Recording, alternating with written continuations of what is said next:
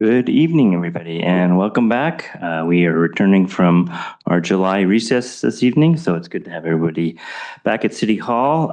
We'll start off with call to order for the August 3rd meeting of the Healdsburg City Council, and a roll call, please. Councilmember Higley. Councilmember Kelly. Here. Councilmember Mitchell. Here. Vice Mayor Edwards. Here. Mayor Herod. Here. All rise for the Pledge of Allegiance. Pledge of Allegiance to the flag of the United States of America, to the republic which stands one nation under God, indivisible, with liberty and justice for all.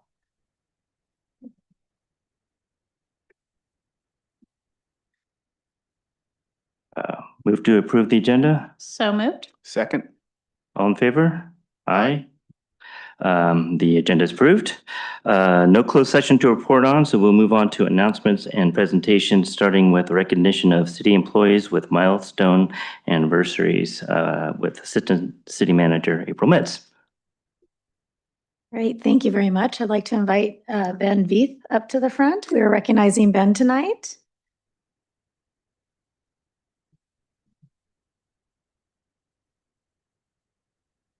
I want to take a brief moment to tell you all about Ben.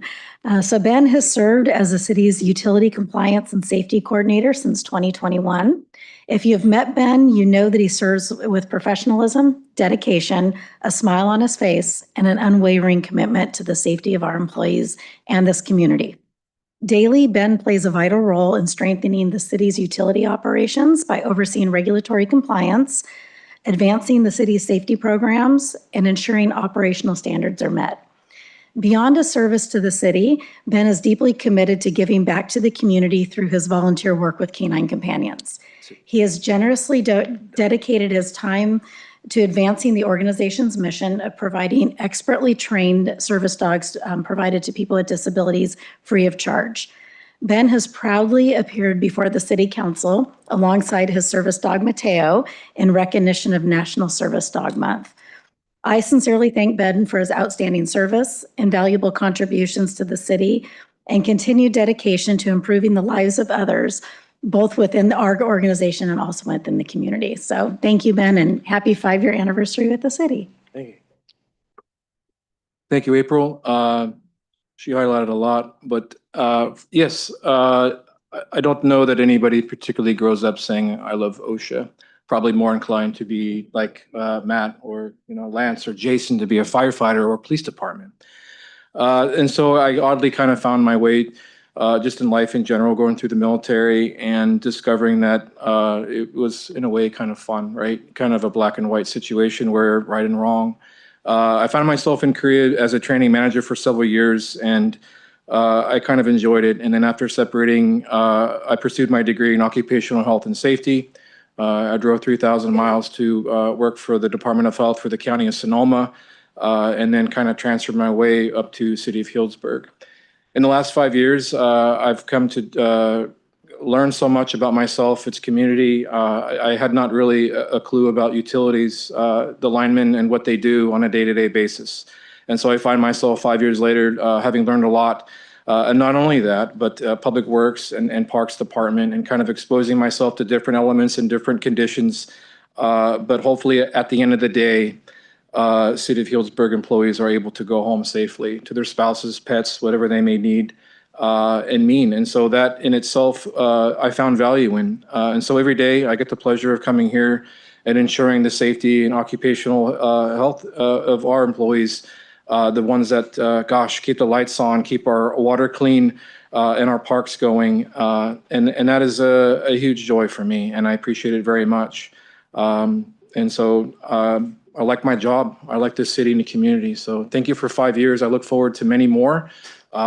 Today I was successfully coordinated 40 people for CPR and first aid. So I like my job, and just wanted to take a moment to thank everybody here, Mayor, City Council, city leaders, and community. Thank you for this honor. I appreciate it very much, and thank you. Thank you. And we appreciate your work very much and your presence with us. So we're glad you're here and we're glad to recognize you. We'd like to have you join us for a photo, and we'll be doing another photo also. So if you stick around, we'll do them both at the same time. I love pictures. All right, good. Thanks, Ben. Okay, moving on to recognition of outgoing Planning Commissioner Phil Lux, Councilmember Evelyn Mitchell. Thank you, Mayor. So a proclamation for the City Council of the City of Healdsburg recognizing Phil Lux for his years of service to the City of Healdsburg. Whereas Phil Lux began his career in public service with the City of Healdsburg as a member of the Central Healdsburg Avenue Plan Committee in 2009, and whereas Phil was appointed by the City Council to serve on the Planning Commission in 2014, and whereas Phil has served the City of Healdsburg for 17 years, and whereas during this time on the Planning Commission, Phil brought a sense of history, community, and continuity to the Commission's deliberations on all matters before the Commission, and whereas Phil made an attendance a priority and rarely missed a meeting during the years he served, and whereas as a Commissioner, Phil has devoted countless hours and effort to reviewing projects, making recommendations, and approving projects that will define Healdsburg's built environment for decades to come. And whereas it goes without saying that Phil's presence, perspective, and institutional knowledge will be missed at Commission meetings. So now, therefore, be it proclaimed that the City Council of the City of Healdsburg hereby recognizes Phil Lux for his years of service to the City of Healdsburg. Thank you, Phil. Thank you, Evelyn. It's unusual for me to be here. David, you're sitting in my seat. But I want to thank the members of the City Council, Planning Commission, and especially the staff who I've worked with all this time.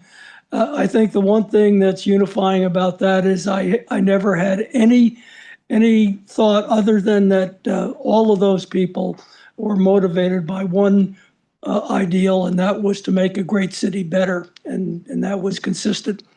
I'd like to make one general comment about those 16 years. The Planning Commission dealt with projects that were roughly over that period in the neighborhood of $1 billion, give or take. And for a city of 11,000 people and 4.5 square miles, that's a lot of development to deal with. And I think the most important aspect of all that development, most of which has been built and some of which is still to come, is that it's occurred without the city losing its soul. We've got most of the businesses in town are still owned by locals.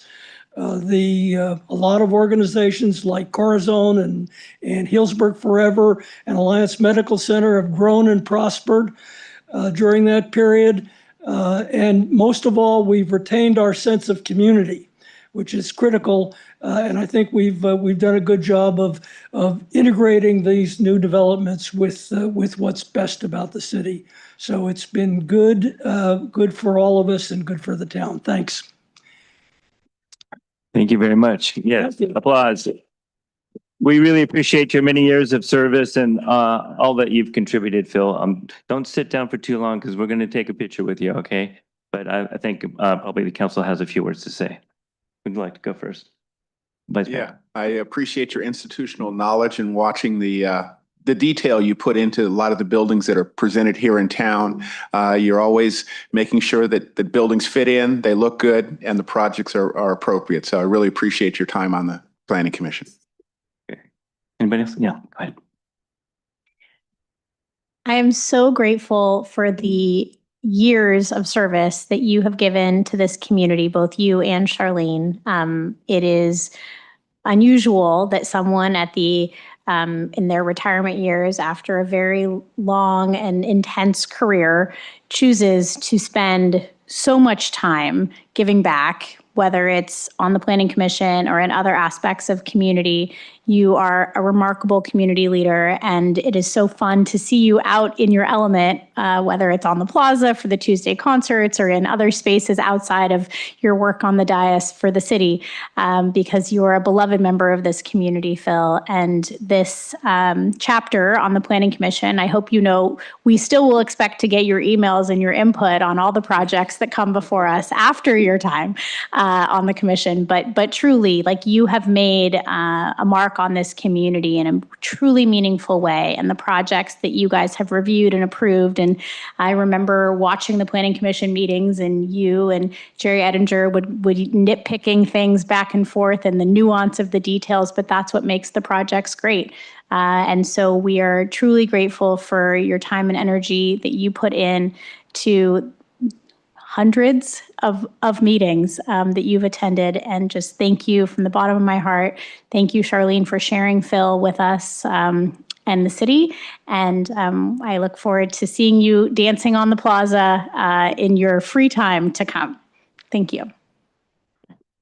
Anybody else? Go ahead.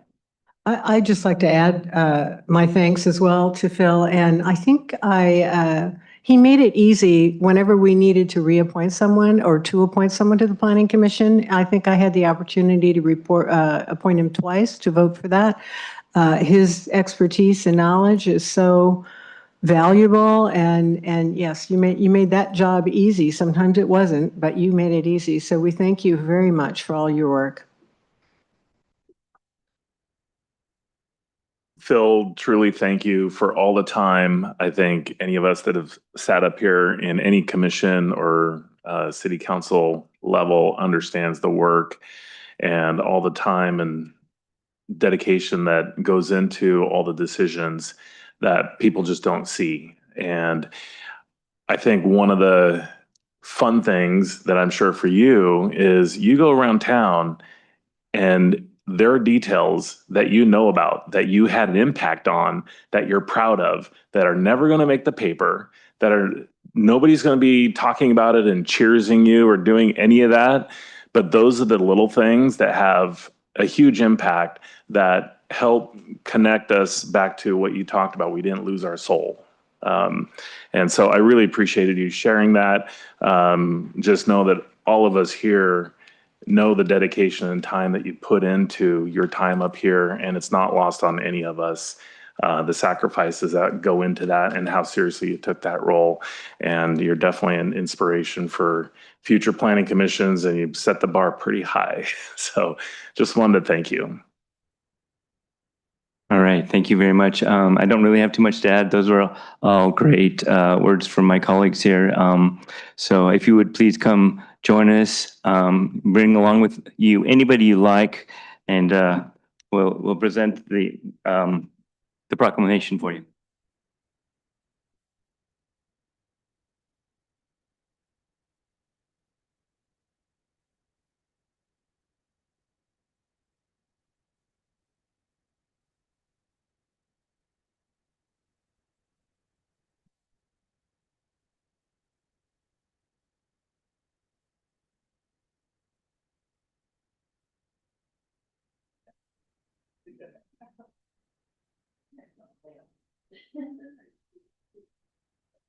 All right, ready?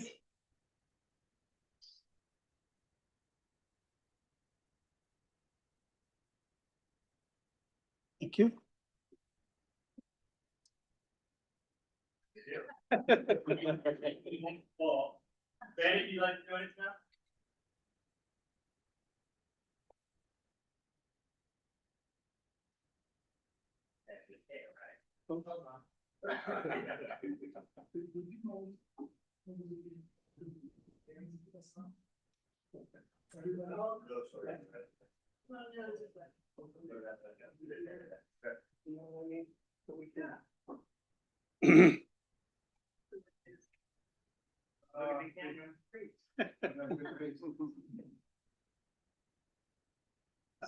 One more.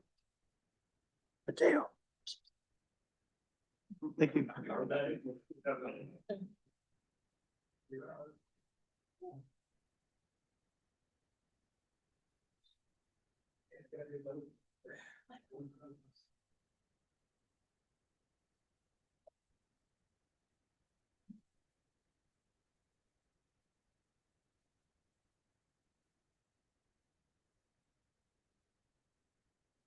Okay, I'd like to move on to city manager reports.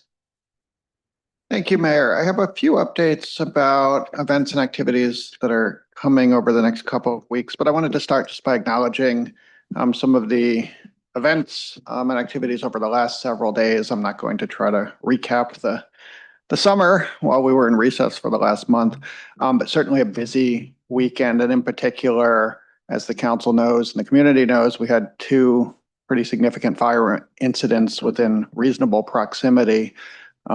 Many of us were actually in an emergency operations center training on Thursday afternoon with a simulated fire response when reports came in about the Woodside fire. As the council knows, and as we shared, we sent an engine company, a Type 3 engine company, to help in the response to that fire. And as soon as we started to get good news about success with the efforts to fight that one, obviously the Phillies fire up north, and our engine company had just come back home, and we ended up sending an engine company again. So I want, of course, to offer my thanks to the fire department for their help in that response. Obviously, those who participated in our response to those two incidents, and also everybody who then comes in and backfills and makes sure we're fully staffed. We're going to talk a lot about fire tonight, and I'm not the subject matter expert to do a lot of that, but I really just want to, of course, say thank you, but also just add a reminder, something that we always share when we put out information about these responses, which is we only do it when we're able to ensure that coverage remains what it needs to be here at home. And that requires backfill and some adjustments and a lot of work by the department. So I thank them all for their help with that. Fortunately, pretty good news about both responses. Hopefully a very busy weekend isn't a sign of a really busy season, but I'm proud of our team for their response this weekend. And then I did want to mention a few things that are coming down the chute as far as events. First off, concurrent with the Tuesday concert tomorrow night, it's also National Night Out. It's always been a little bit of a challenge for us to do National Night Out, which takes place on a Tuesday, because that's already a night out in Healdsburg and everybody's out. So we don't want to plan competing events or activities, but for the last few years, our police department's been setting up at the concerts and just being a part of that and connecting with the community there. So that's gone really well. They have some activities. On the same night that we honor our safety officer, we have some sort of a mechanical bull, which I'm promised will be safe. But there will be some fun activities for the community with the police department tomorrow, and obviously the normal fun with the Tuesday concerts. So I hope people can make that. A heads up that the second meeting of the Community Advisory Committee for our station area planning effort is this Wednesday. So that continues to make good progress and move along. And then a little further out, a couple things to note. There are flyers, I think, somewhere, and I think the council's got them. We have one of our city council goals this year is to hold community conversations in each of the 5 new city council districts. We're not really focusing on the districts themselves, but using that as a way to make sure we get out to 5 different parts of the community. And the first of those is planned for the area around Rivers Bend and Badger Park and those communities out in the southeast part of the city. So we are planning our first conversation for Wednesday, August 19th from 4 to 5. Of course, anybody's welcome, but we're really trying to focus on the neighborhoods that are in that area so that we can spend time talking about the issues of interest to them. We will bring staff that we think are the right staff to cover those issues. River access, Badger Park. There have been some public safety responses out there that we know people are thinking about. Evacuation in that part of town is something that people have been thinking about. So we'll try to have the right subject matter experts in the room. We'll also try to be really brief in our city staff presentations and really just make space for people to share feedback and ask questions. So we're looking forward to that. And again, that's Wednesday, August 19th. And then a little bit further out, but you can mark your calendars. We just set the date for the Foss Creek cleanup this year and Creek Week. That will be September 19th. So we'll have more information coming on that, but wanted to give you a quick heads up. And I think that's all I have, but I'm happy to take any questions. Do you have any questions or comments? Okay, thank you very much. All right, we're going to move on to public comments on items on the consent calendar and non-agenda items. This time is set aside to receive comments from the public on any item of interest to the public within the subject matter jurisdiction of the council other than scheduled agenda items. Pursuant to the Brown Act, however, the City Council cannot consider any issues or take action on any requests during the comment period. So if you have anybody who'd like to make comment, please come forward. Welcome.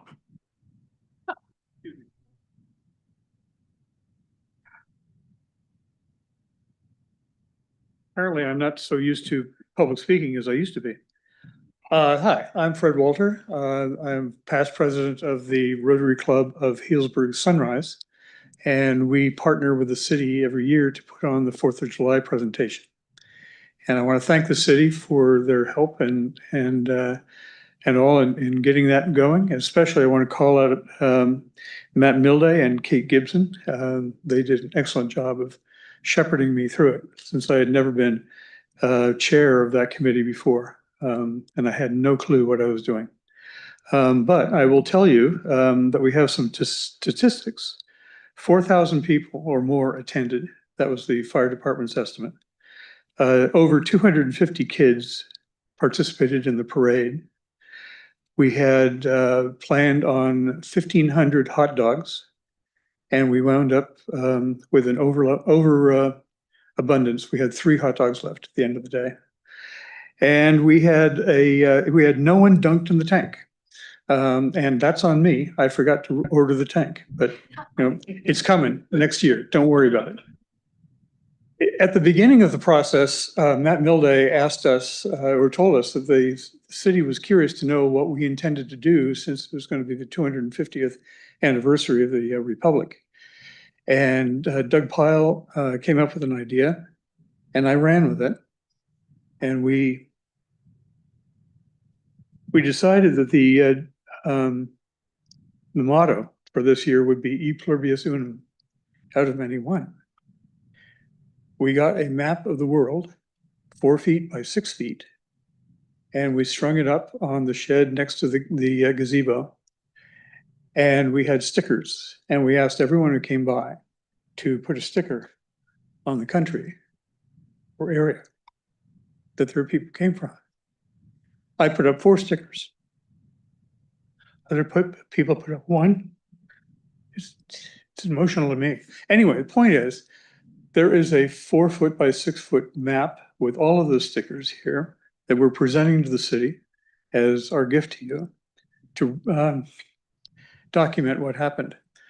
And I'm sorry I don't have it plastered up so you can see it all, but if sometime you want to roll it out and take a look at it, I think you'll be impressed.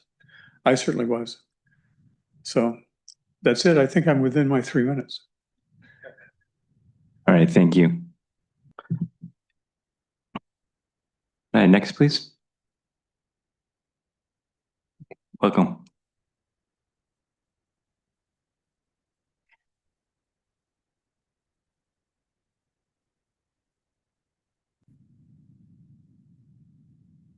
Good evening, Mayor and council members. My name's Patty. We are fortunate to live in a community guided by representative government. Each of you was elected to listen, to lead, and to make decisions that reflect the values and priorities of the people you represent. I want you to know that we see the time, effort, and heart you put into serving this community, and we sincerely thank you for it. Tonight, I hope you also see us. When people hear the word Senior Bistro, they often think it's simply a place where older adults come in to enjoy lunch. But anyone who has spent time there knows it's so much more. The bistro is a heartbeat of the senior center. A meal may bring someone through the door, but while they're there, They discover exercise classes, health and wellness programs, transportation assistance, educational opportunities, volunteer opportunities, and friendships that enrich their lives. For many, the bistro is a gateway to the services that help them remain healthy, independent, and connected.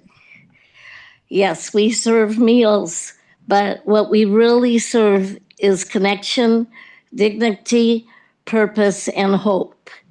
Every day, seniors walk through those doors looking for more than something to eat.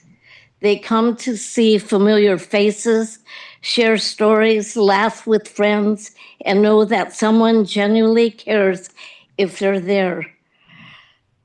For some, it may be the only meaningful conversation that they have all day. A warm meal nourishes the body, but the friendships and sense of belonging, it's food for the soul. This is one of the reasons Healdsburg has been recognized as one of California's friendliest cities. We don't just talk about community, we live it by caring for our neighbors, supporting one another, and making sure everyone has a place where they belong. The Senior Bistro is a beautiful example of that spirit in action every single day. So tonight, I simply ask that our elected representatives, you continue to recognize the extraordinary value of this program.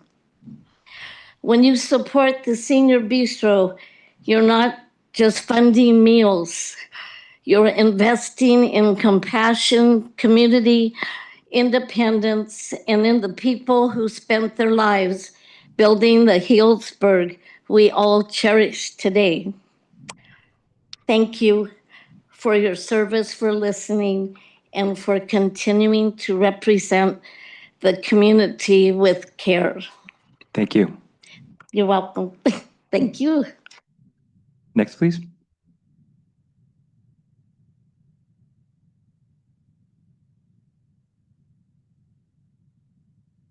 Hi, welcome.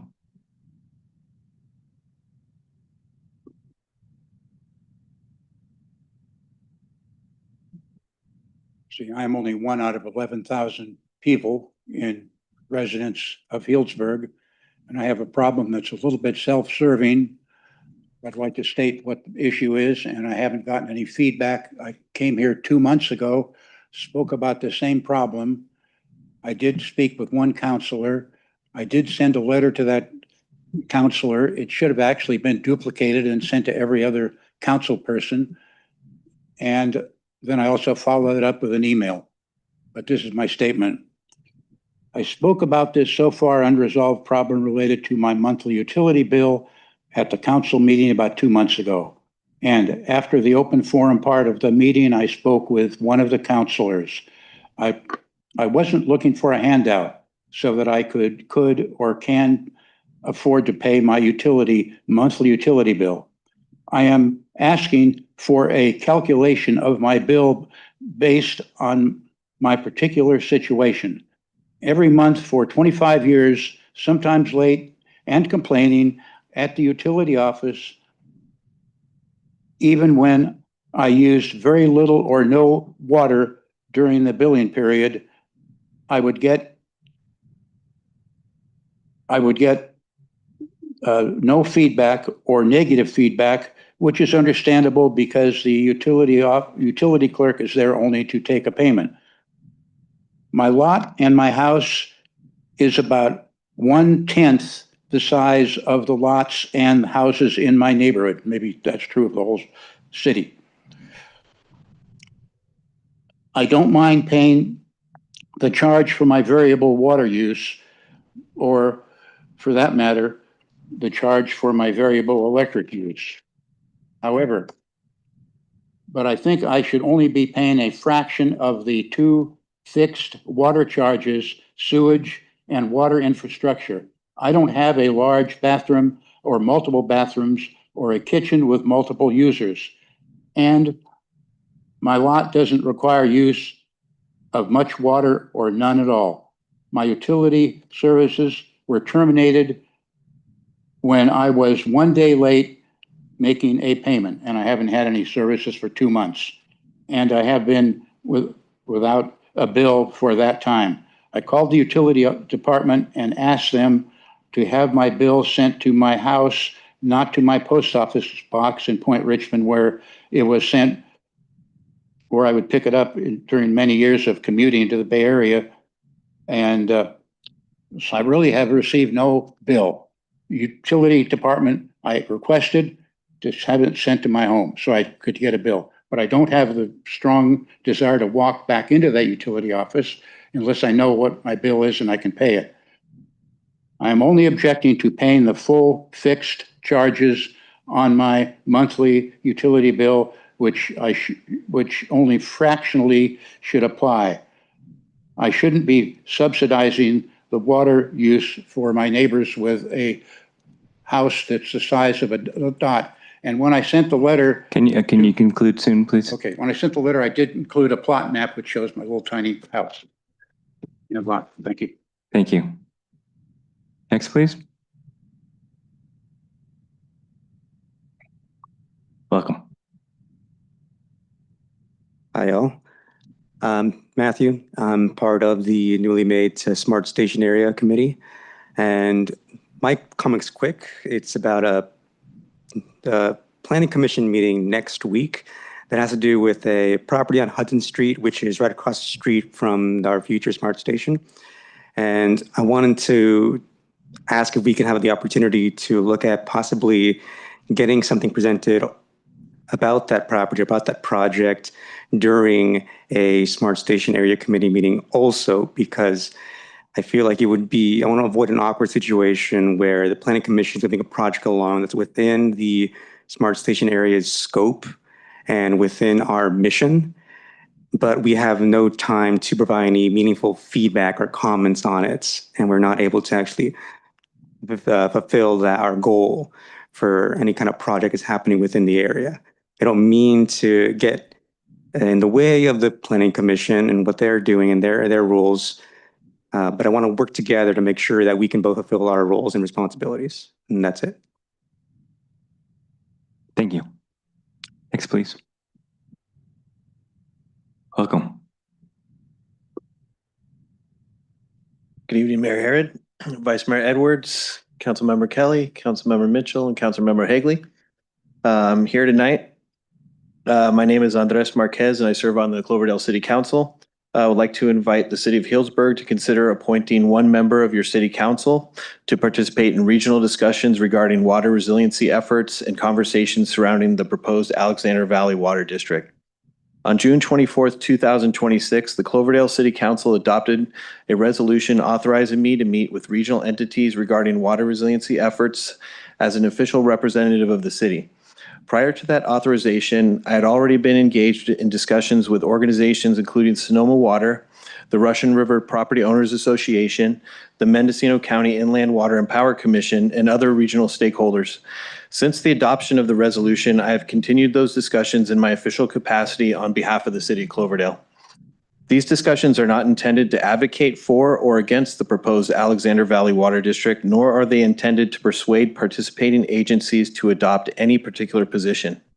Their purpose is to improve communication, exchange information, and better understand the perspectives of neighboring communities as we address the long-term challenges of water resiliency and regional water management.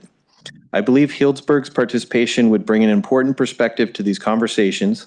Should your council choose to appoint a representative, one of our first steps would be to schedule an introductory meeting to review the discussions to date, share background information, answer questions, and ensure your representative has the information needed to participate fully in future conversations. As these discussions continue, they may identify opportunities for closer regional coordination on water resiliency issues. Whether that remains an informal exchange among neighboring jurisdictions or eventually develops into a more formal collaborative framework similar to the Mendocino County Inland Water and Power Commission is a decision for participating agencies to consider together over time. Having Healdsburg involved from the outset ensures your community's voice and interests are part of those conversations as they evolve. I respectfully ask the council to consider appointing one council member and possibly an alternate to serve as Healdsburg's representative in these regional discussions. Thank you for your time and consideration. I have some printouts for the council as well as city attorney and city manager. This contains my proposal tonight, our adopted resolution, and our comment to the LAFCO board regarding the appeal on Wednesday. Thank you. Anybody else here present would like to speak for public comment? Okay, seeing none, we'll go ahead and close public comment. Thank you, everybody. And we'll move on to the consent calendar. I understand that we have an item that that someone would like to be remove, so we'll need to vote on that. You'd like to go Yeah, ahead and Mayor, I'd grab like that? to Yeah. pull item 6H for discussion. Okay, can we have a roll call vote to remove 6H, please? Councilmember Higley, Yes. Councilmember Kelly, I'm fine to remove it, but I don't think we need a roll call to remove it. I For the think new that's, meeting. it says, I was just reviewing this here. Consent by majority of the council members present will be required in order to remove the item. Oh, we changed it in Yeah. calls and we didn't. This is new. But it's I'm written. glad I had this in the Mayor, agenda. that's on me. I apologize. In Yeah. your updated protocols, you no longer need the vote. I will fix that Okay. going forward. All right. I apologize great. for that. All right, so we'll go ahead and remove it then. Yeah, and so we will vote on the consent calendar for all items besides 6H, and we'll discuss that immediately following. So if I can have a roll call on the remaining items, please.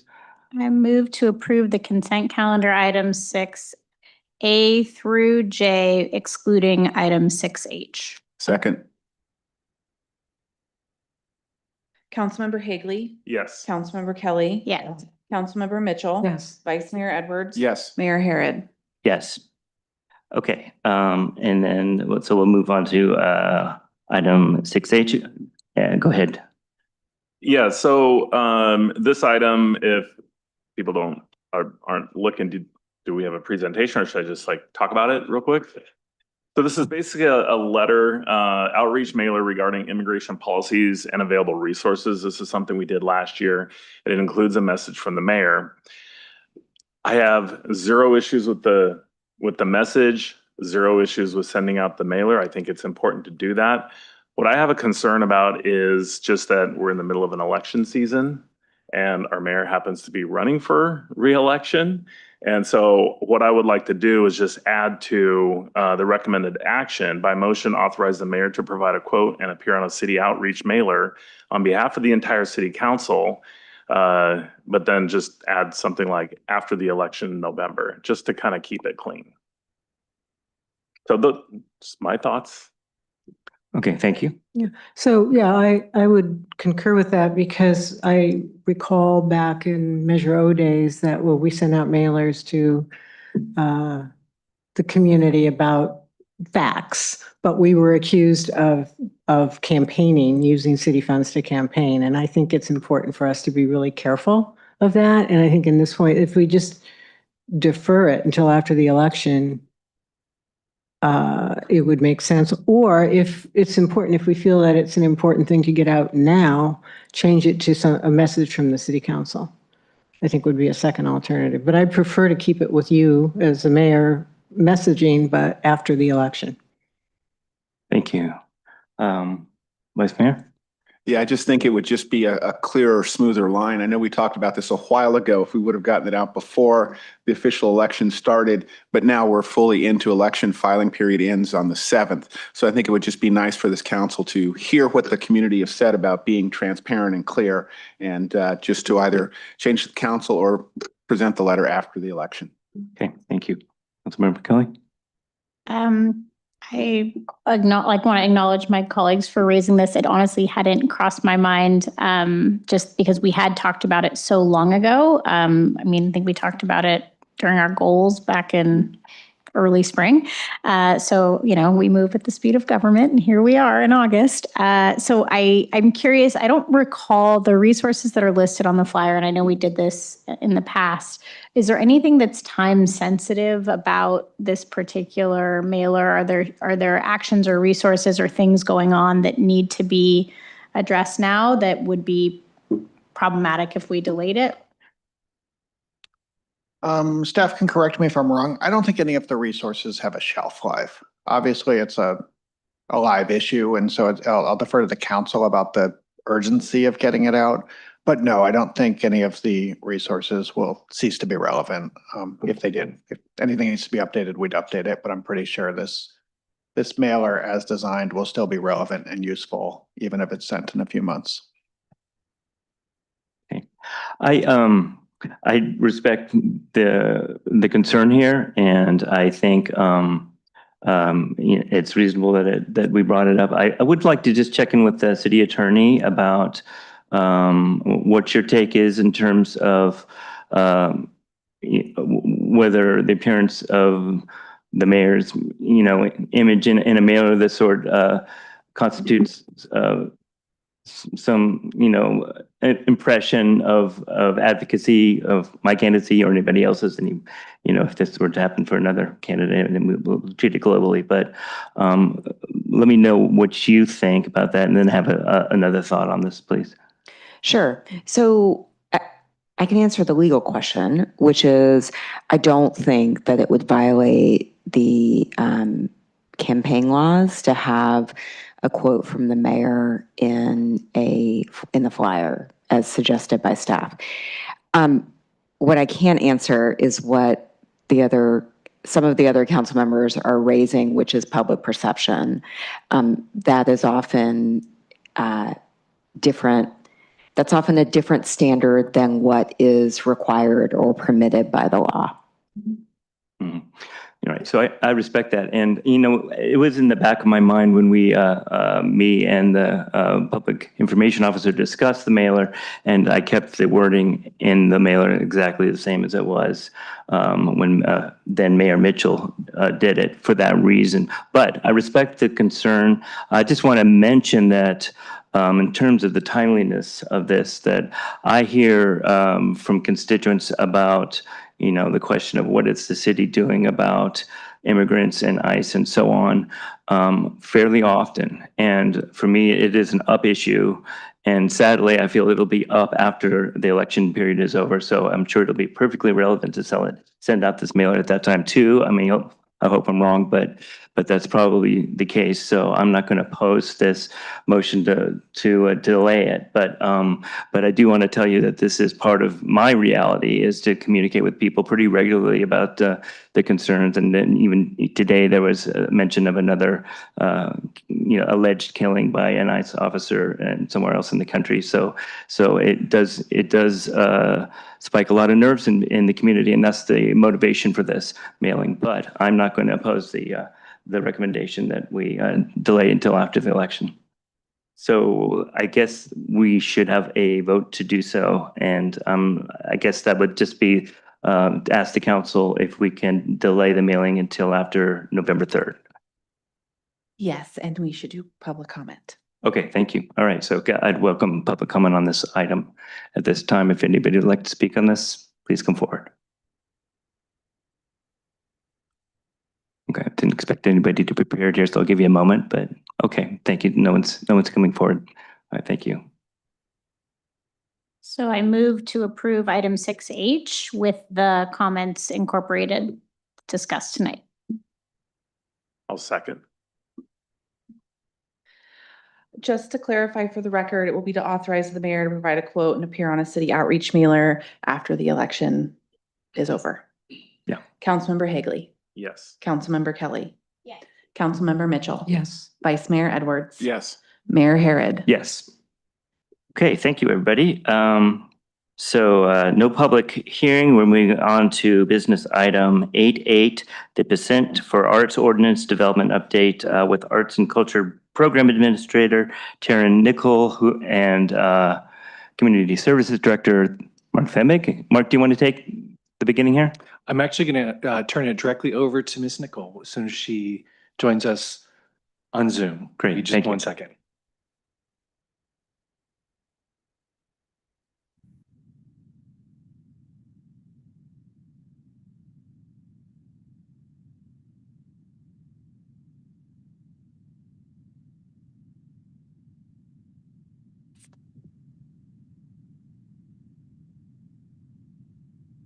Hello, everyone. Can you hear me tonight?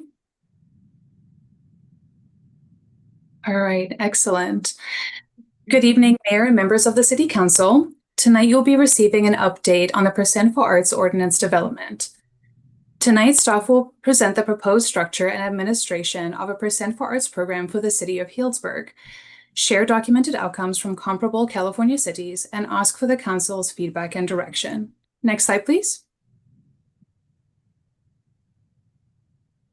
The recommended action for the council this evening is to receive information on the prospective administration and structure of a Percent for Arts program in Healdsburg, to review case studies and outcomes from peer cities, and provide direction to staff. Next slide, please.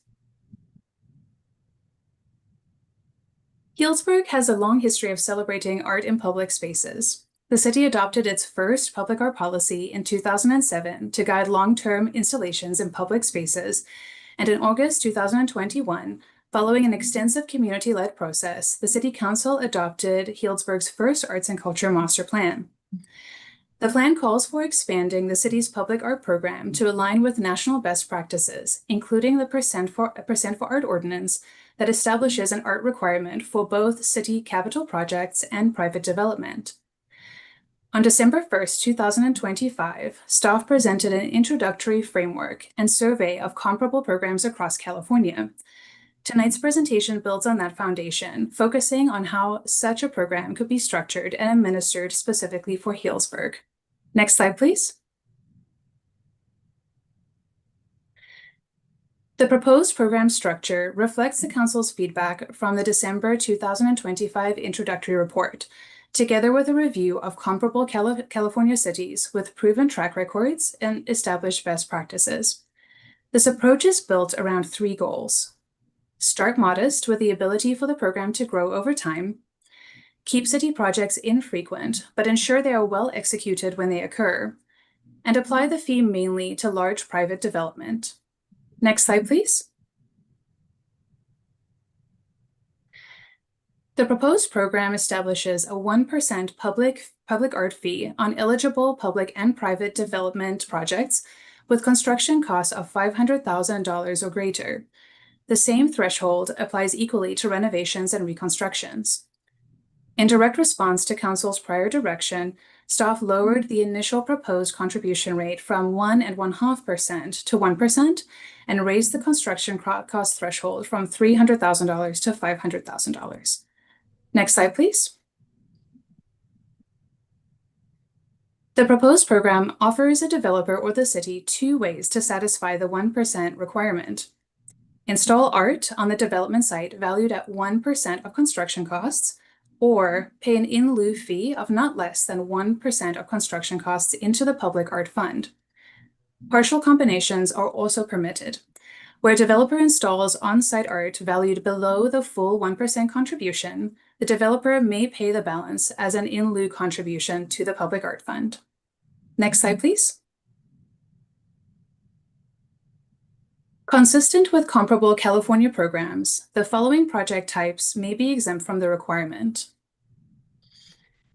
infrastructure and utility work and routine repair, including streets, roads, sidewalks, parking lots, and projects funded through enterprise funds such as sewer, storm drain, water, and underground and overhead utilities, tree planting, where it's not part of a larger project, repair or reconstruction of structures damaged by fire, flood, wind, earthquake, or other calamity, affordable housing construction, remodel, repair, or reconstruction, life safety and accessibility upgrades, such as seismic retrofit, fire sprinkler installation, and ADA compliance, unless these are part of a larger project.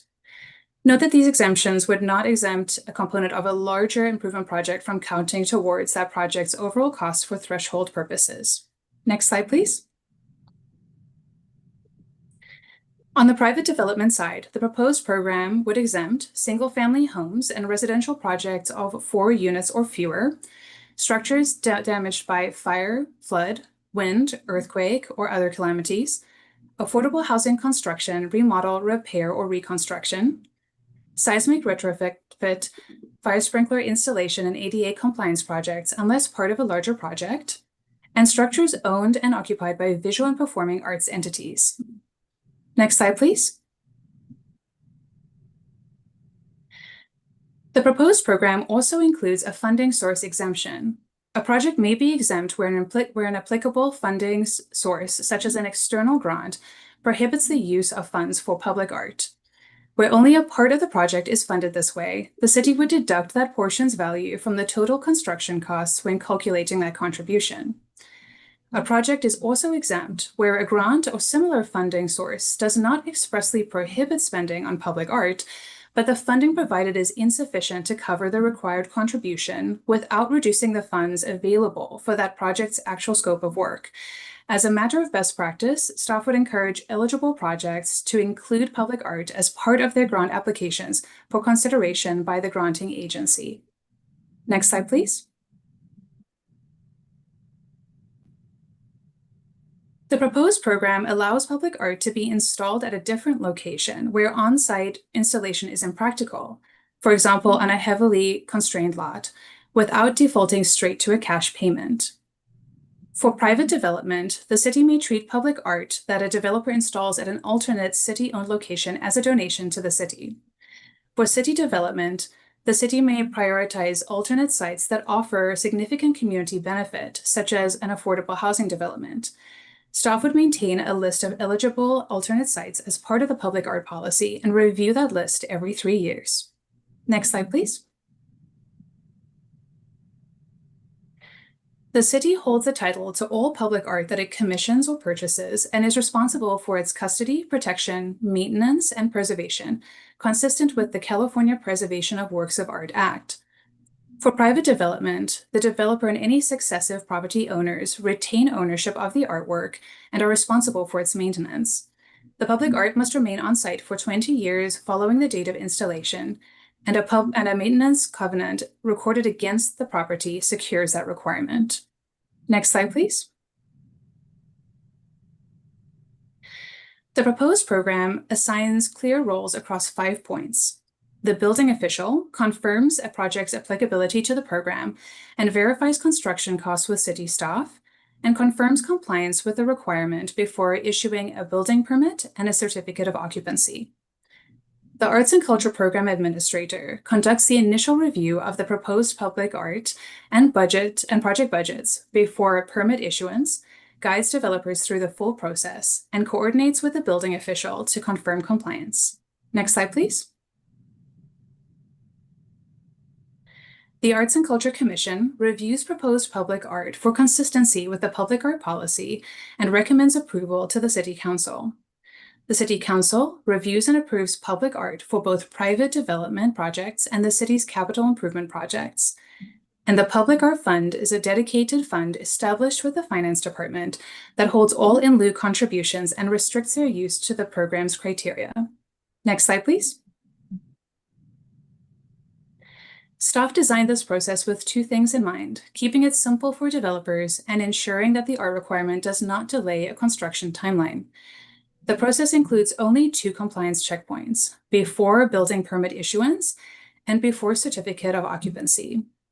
Developers select their own artist and concept for on-site art. The Arts and Culture Commission's review is supportive rather than directive, and the Commission commits to responding to each proposal within 60 days of its submission. Next slide, please. Several additional features are built into the proposed process to support developers. The in lieu fee option is available for developers who prefer not to manage a public art installation directly. Staff can provide a roster of approved arts consultants for developers who want additional support. And alternate site options are available where a development site is not a good fit for on-site art. Lastly, a standardized construction worksheet and public art proposal template keep submissions consistent and transparent. Staff provided sample materials from the cities of Santa Rosa and Emeryville to help illustrate how this process could work in practice, and these were included in the staff report as attachments. Next slide, please.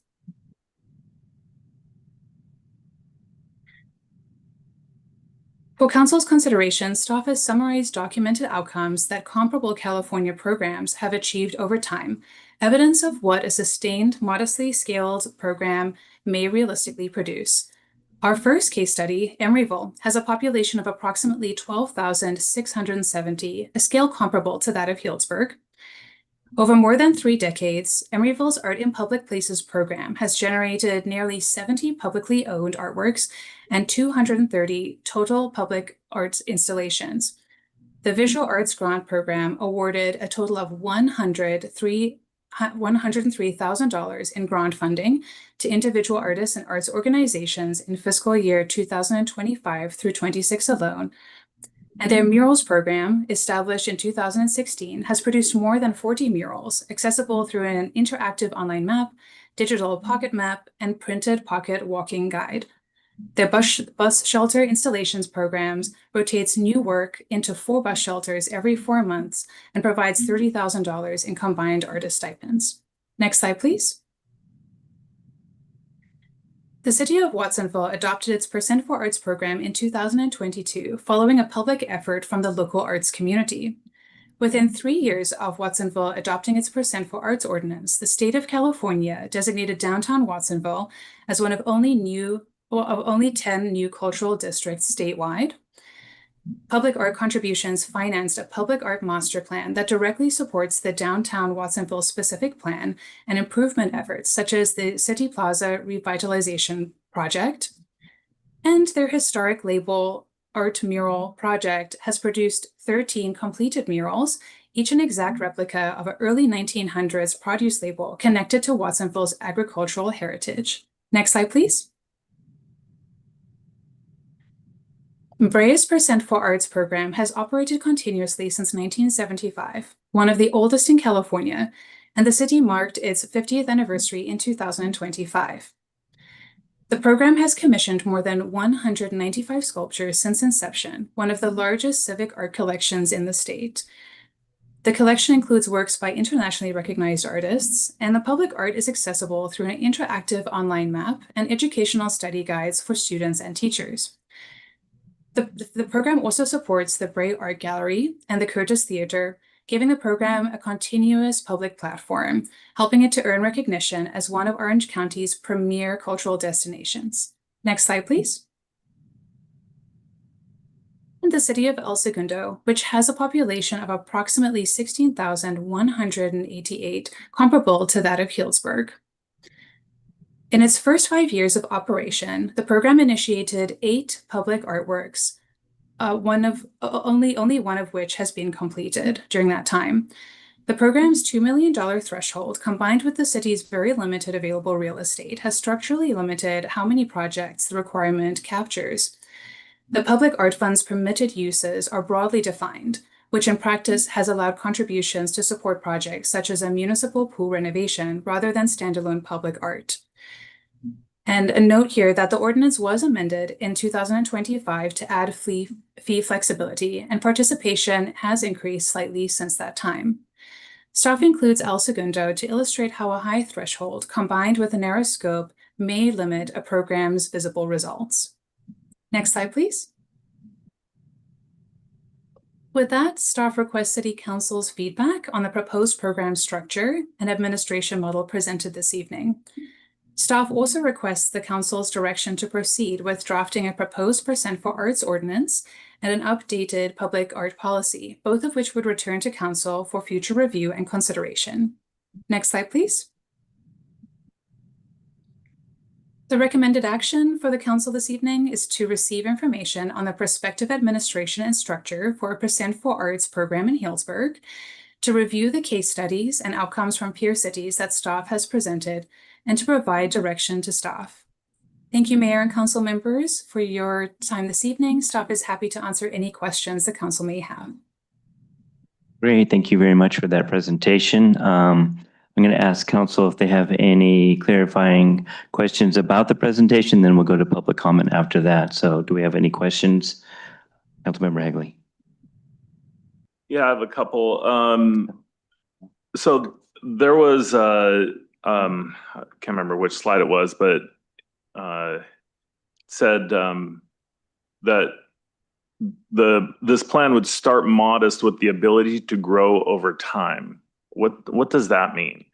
Does that mean the percentage would increase? Could you kind of clarify what you mean by start modest with the ability to grow over time?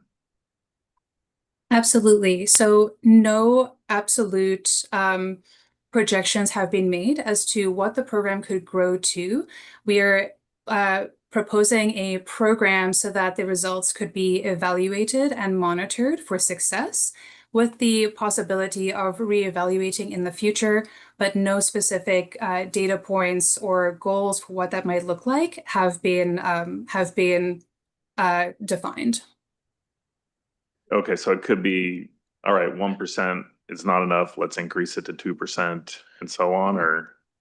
So Mayor, members of council, if I could hop in on this one. I think it's really about growing the overall arts and culture and public art program is kind of what the reference is. We've did some work at a staff level of talking about the future, and Healdsburg's a relatively built out community. We have some pockets of future development that could come forward, but in terms of growing, it's growing the program itself. So as a large development comes in, what are the opportunities for those revenues should this program be implemented to add to our existing, as well as look at the future? I mean, is the program working? Does it need to be modified? I don't think it's directly inferring raising the fee. Okay, thank you. Why are structures owned and occupied by visual and performing arts entities exempt? Typically, those entities would be exempted because they are already providing a significant benefit in terms of arts and culture to the community. So the entirety of their operation is devoted to making public art or to making art publicly accessible for the community. And so would that be like nonprofit entities, or could it include for-profit entities as well? It could be the Raven Theater, it could be True West, which are nonprofits. The galleries bring art in some form. You're welcome to, if you're not purchasing any, they certainly add to the artistic value. So I think that's one of the questions that we'd want to be sure to clarify in the actual development of the ordinance. Okay, and then what happens if the Arts and Culture Commission or Council don't approve a work of art?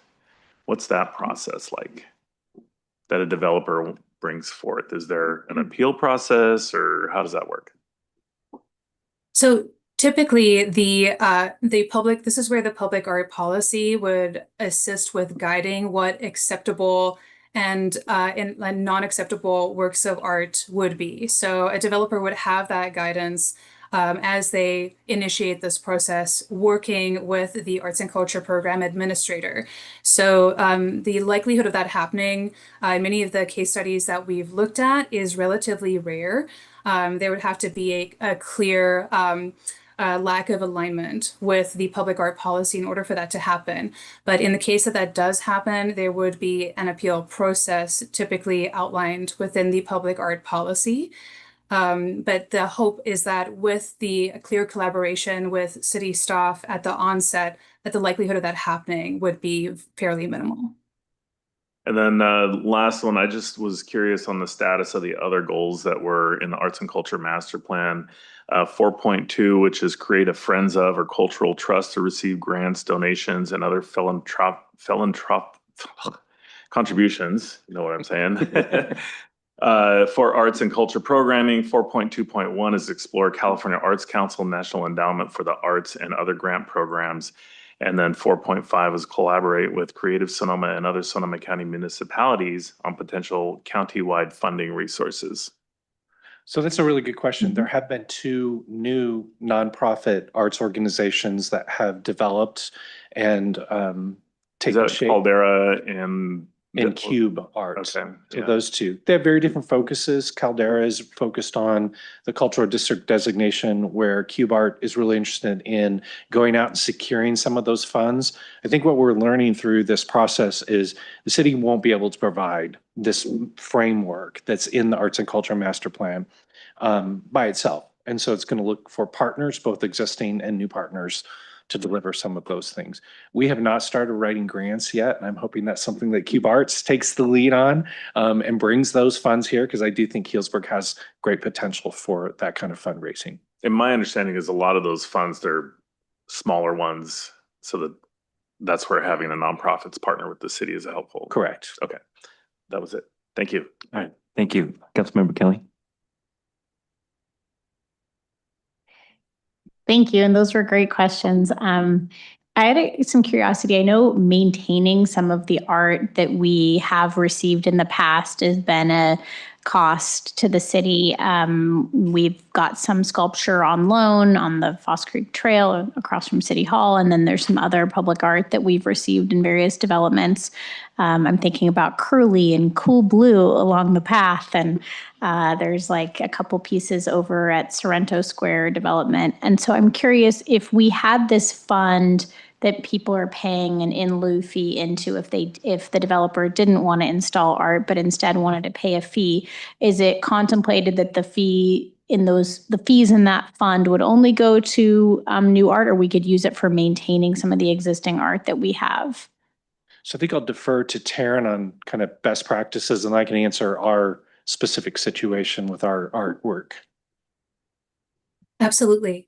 In terms of the permitted uses for the public art fund, we can certainly look at different examples of what this could possibly look like. But many cities do incorporate a certain percentage of the public art fund that is required annually to be spent on maintaining the current public art collection. So that percentage often sits in the realm of maybe around 5% of the overall value of the public art fund that is that's set to one side for maintenance of public art.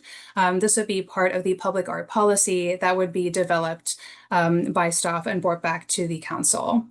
But certainly that is something that does occur in many cities, is a requirement for the maintenance of public art that is acquired by the city.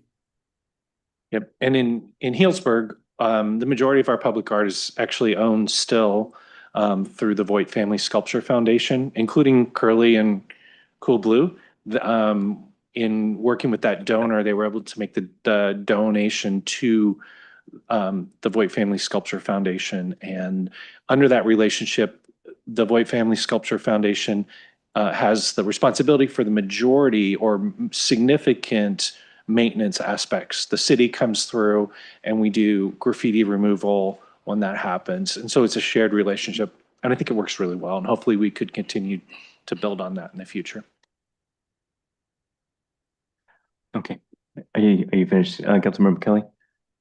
Okay, Councilmember Mitchell, would like to go next? Thank you. Yeah. So thank you for the presentation too. I appreciate all the work that's gone into it and the fact that you have taken a lot of our comments from before and integrated it into this new plan. I do have a few questions.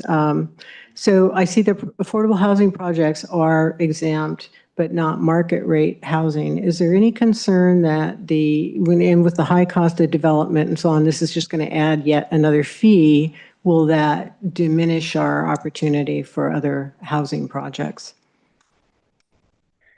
That's definitely an excellent question. And Director Themig, let me know if you'd like to pitch in on this one. But what we've seen, generally speaking, is that the majority of the Percent for Arts programs in the state of California are on average anywhere from 20 to 40 years old. So we're really looking at those cities as an indicator of whether or not having a Percent for Arts program yields a fee or an implication of the fee that's damaging to development or for housing projects in the long run. And what we look at as well is the presumption that if it was damaging to other cities or if it was problematic, then those ordinances would probably be repealed. We've not seen that be the case, and definitely development in any of the peer cities that we've looked at and housing projects has not decreased since the adoption of ordinances such as a percent for arts program. Do you have anything to add, Director Themig? We do also include a threshold before single-family homes before it become eligible, 4 or 5 units. Is that correct, Taryn? I think It's 4 units 4. and under are exempt. Thank you. Yeah, thank you. And then also, I'm curious about how this might have applied to recent projects that have happened in Healdsburg and ones that may be happening, like the Foley Pavilion. The cost to build was 11 point something million, 1% would have been 100 and something. I don't think we're spending that much on that project. So, what kind of impact on the city would this have? Yeah, so that's a really good question, and let's kind of look at the largest projects, the Montage Resort, Sajo Hills. Theoretically, if this percent for arts ordinance were in place at the time, that would be negotiated as part of the overall development agreement. That's a $260 million project. That's a lot. And so there would be some kind of negotiation. Mill District would be similar to that. As you look at the Foley Family Community Pavilion, we're looking at a $50,000 project for the art installation there, and it would have been somewhere in the range of that $100,000. Provided that the funding was available and could be used for that purpose. And I think that's an important tool. One of the discussions we've had at staff level is like, if we're applying for grant funding, if grant funding allows us to submit a request for art, then we'll include that in the grant. If it doesn't, then obviously that project wouldn't apply. Our percent for arts wouldn't apply to that project. So part of it will go through the process and see how that plays out. Yeah, thank you. Then there's some other, things that are coming up that I'm not sure how this would impact them, like Lorefish Summersall Park, Badger Park upgrades, and the Magical Bridge. I don't do all of those. Yeah. Would they fall into this 1%? So we're working currently on integrating art into the Lorefish Summersall Park project. Because of the context of that Native American focus, some of the focus on art, we're working through that process right now. So I think you'll see artistic design, artistic implementation in that project in and of itself. That project will likely move forward before this ordinance is adopted, or potentially could. For Badger Park, the grant funding, we did not specifically note public art in the grant funding, and Ag and Open Space District is they have a pretty hard line about what their proceeds will fund. And so that project would not likely be eligible for percent for arts. Having said that, Magical Bridge is very interested in integrating art into their design and using local artists for that. So I think you'll see some mix of those two, some art component in them, but not specifically related to percent for arts. Thank you. Then on to more to the administrative side of it. You talk about just like, I think 2 points for the developers to try to streamline the process. Over the years, we've been really working hard to streamline the process and the development for developers. So do we have enough staff? Is it going to put some burden on it? And how would a project not pass muster? I'm not quite sure how that whole thing would work, if you could help me with that. Sure. It'll start with the one stop. So projects that come forward always start with the one stop. And it's at that point, we would engage the potential developer in what that requirement may or may not be. Happens very similarly with the park dedication requirement or the Quimby requirement. And then I'll use that as an example. And so if a project is eligible for park dedication, that conversation continues to happen as that project evolves, typically with me. In this case, I'm not the art expert, and so hopefully that is our arts and culture program administrator who would continue that dialogue. Again, we have a lot of projects, but they tend to be smaller projects or individual projects that don't necessarily meet the threshold of what the ordinance would require. So I don't think the impact would be insurmountable for staff to administer. Thank you. Then I wanted to also comment on the maintenance question. I think that's really an important one. You know me and maintenance, deferred maintenance concepts. But I think that I would really want to see some money or a specific comment about putting some of the funds aside for maintenance, because the project, we know it's going to happen and we're going to need to take care of them. And I hate to see the city having to put out a lot of extra money for that as well. Also, I don't recall, is there like a sunset clause in here where we will review where we are, like say in 5 years, what projects have been done, how much money have we gotten, what kind of success rate have we had with this? I think that would be an important component as well. And I think, let me just double check here. Yeah. Oh, and the alternative site list. I think that's a really critical and creative way to be able to help people with finding places for their projects. So would the city be responsible, the Arts and Culture Commission responsible for developing that site? How would that work? We would work with the commission to identify those sites. So in the actual locations of where that art could go. Yes. Okay. So staff working with the commission. Okay, thank you. That's all I have. Vice Mayor, please. Yeah, I wanted to follow up on the Magical Bridge playground, particularly because when I look at the Magical Bridge, that's art. I don't know how you cannot describe that as art. So is there a waiver for a project like that? Is there a process that it comes to council for an appeal? How is it if somebody says, hey, this is an art project? What is the process of how we would deal with that? Ms. Nicole, you have a thought on that? There are differing approaches to that, and staff could definitely come back with more information.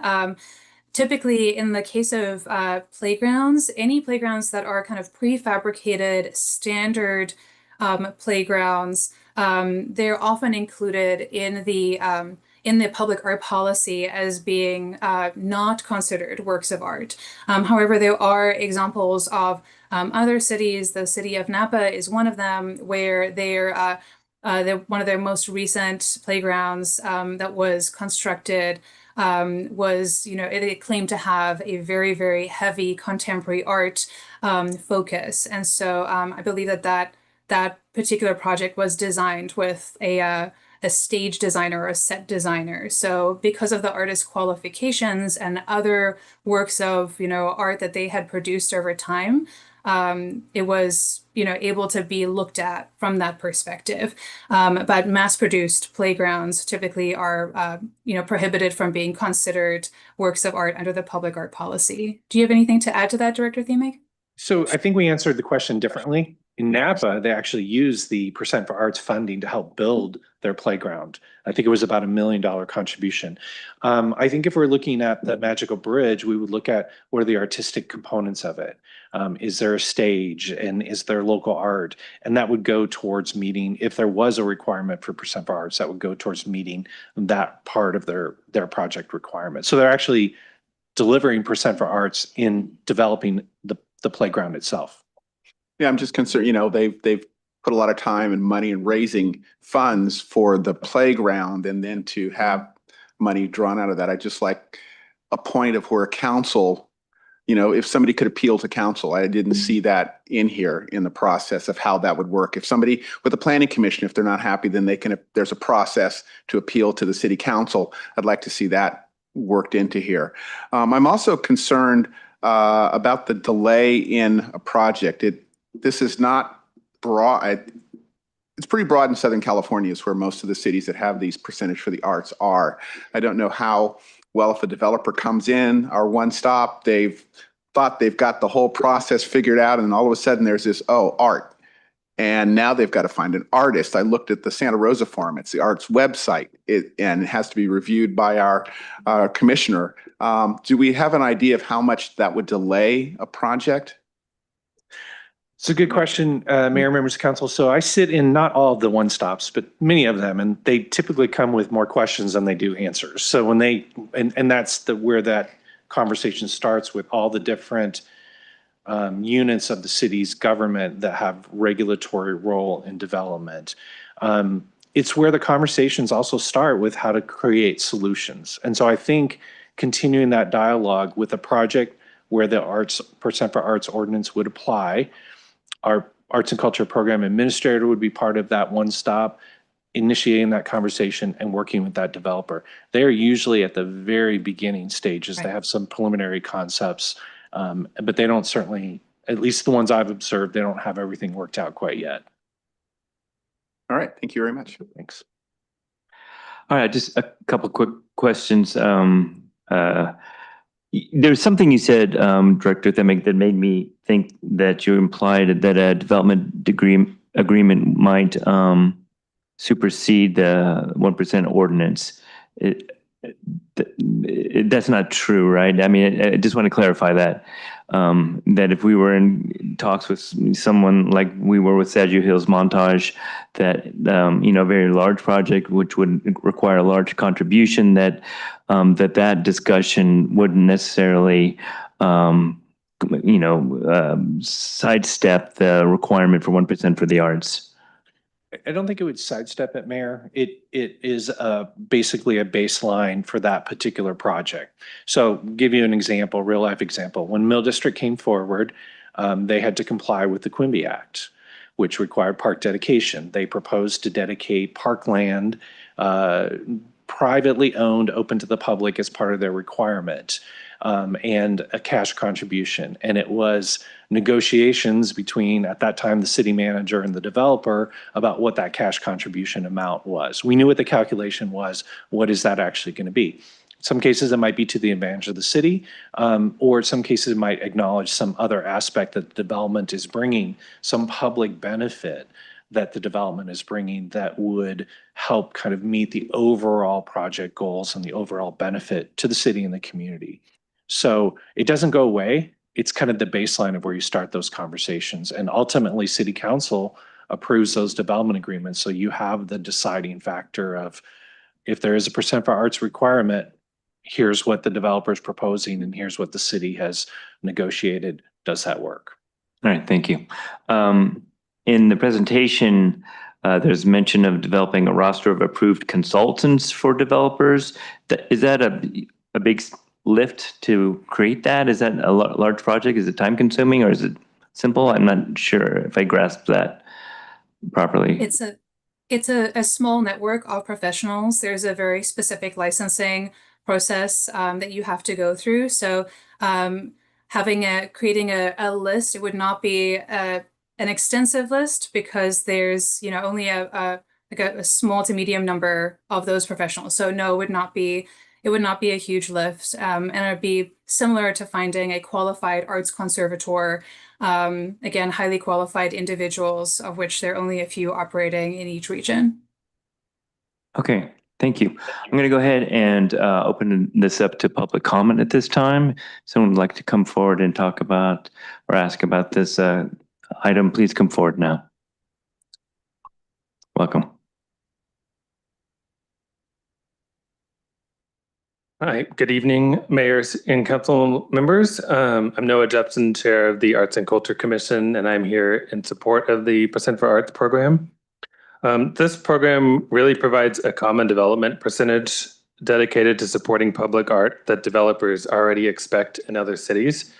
So in a way, we are kind of formalizing this, this common development practice and bringing it to Healdsburg. And kind of as mentioned in the Arts and Culture Master Plan, this can be a key infrastructure project that supports existing and new public art programs throughout the city. The commission and the staff spent time looking at how other California cities structure these programs, from what's worked, what hasn't worked, and we really wanted to tailor that to Healdsburg, knowing that we aren't just doing a cookie cutter from another large city and applying it to Healdsburg. So when we initially started and proposed the 1.5% rate, that was kind of the starting place. But with your recommendation on moving it to 1%, that still is a great, meaningful amount for the city of Healdsburg. I feel that going any lower than that kind of jeopardizes the program. could have it on paper, but really not have any meat behind it. So I personally am in support of the 1% as proposed.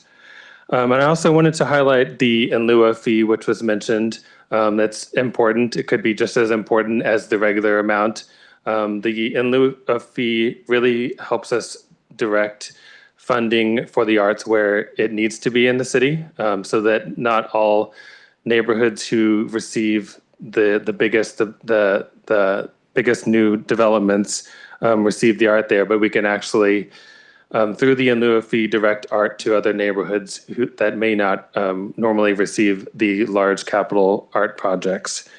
And so it does, in a way, make this program more equitable. Doesn't just add art to Healdsburg, but it gives us a tool to spread the art across the whole city, including the areas that would otherwise be left out entirely. So I would encourage the council to give the staff direction to move forward on drafting this ordinance and the companion public art policy. Thank you. Thank you. Welcome.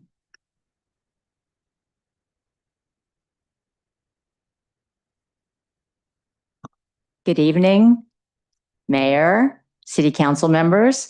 My name is Michiko Conklin, and as you may know, I am an Arts and Culture Commissioner. And I am also a member of the Arts for All Public Art Grant Committee. As you'll recall, we recently awarded 3 grants to 3 very deserving artists in the community. And just as an illustration of the need for money for the arts here, which would be generated through this public art fund when some of the developers pay the in lieu fee. This year, the Arts for All Public Art Program generated 23 applicants. The total ask for those applicants was around $300,000, and we were only able to award 3 grants for $20,000. So there's a huge gap in terms of what the need actually is here.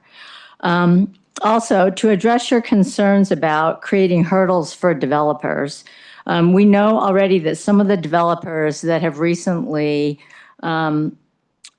started projects in the city, they actually asked about our Percent for Art program and were surprised that we didn't have one because it's so prevalent in the industry everywhere, as you saw from those examples. So again, I ask you to very seriously consider approving this policy. And thank you so much for your time and consideration. Thank you. Do we have anybody else that'd like to speak on this item? Okay, we'll close public comment and bring it back to council. So the item is to provide feedback, and just to clarify for the folks at home, you will come back with an ordinance at a later date for us to formally approve, right? So assuming we go in that direction, but that's the process where we're at now. So I'd like to go ahead and Vice Mayor Edwards, do you want to go first? Yeah, in this day and time, we're talking about affordability, and I am concerned of anything that adds to the cost of housing. I mean, we really are trying to get low-income housing. This doesn't apply to, but we're looking at market rate. There's not a lot of market rate. The study just came out on what it takes to income to afford to rent places in here, and that was market rate. That was a market rate study. And so this would be really affecting those market rate projects. I noticed that Santa Rosa has it just for commercial projects, if I understand how I was reading that correctly. And to me, that does make a little more sense, because in a commercial project, you're looking at the operation to create money, whereas I hope that people who are building housing have a little compassion. And 1% may not sound like a lot, but that might make the difference in what a rent is each month. So those are real concerns I have when it comes down to housing. Again, the clarity on if this is a normal process that developers are used to, is that commercial? Is that residential? And then in my research, again, it came up as mainly commercial is where that is. And I think I might be wrong, but there's a different mindset when you're building a commercial venture as opposed to a housing venture. I'd hope that there's a different mindset. So those are some real concerns I have, that this council has been trying to get market rate housing, trying to do that. And I don't want any impediments to someone doing that. And I haven't heard, it was nice to hear that developers are used to this, but I'm just a little leery on that aspect of it. Councilmember Mitchell. Yeah, thank you. Yeah, just a couple things. Can I ask a question still? Yeah. We talk about the in lieu monies. Do we have from the other cities that have these? Do we know how much kind of in lieu money they have? Is that a real thing, or is it significant? Where does that stand? Staff can certainly come back with those balances. All of them are public. So to my last understanding, I think that the city of El Segundo, their public art fund balance is at $4 million. And that's, after operating since 2019. But I can come back with those amounts for the council. Okay, thank you. I think that would be certainly an important component going forward. If the need for the money for like the grants that we're trying to make of the 300,000 that Michiko was talking about, that where is that money going to come from, right? So I also just want to say, I definitely support the public art concept, and I think that it really contributes to the city of Healdsburg. So I am in favor of this. I appreciate all of the changes that have been made and the exemptions that are there. I think I'd like to suggest that we also have sort of another exemption where the city could have a special exemption for a project that, who knows, coming down the pike that we might want to be able to exempt it from.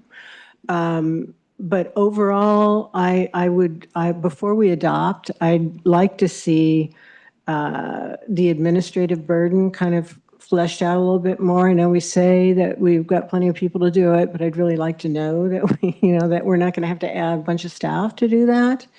And the long-term maintenance obligations, I think, are really critical to get in here, as well as a review clause to see how we're doing, to see should we continue, do we need to make changes. I think those, before we adopt something, I'd like to see that in them.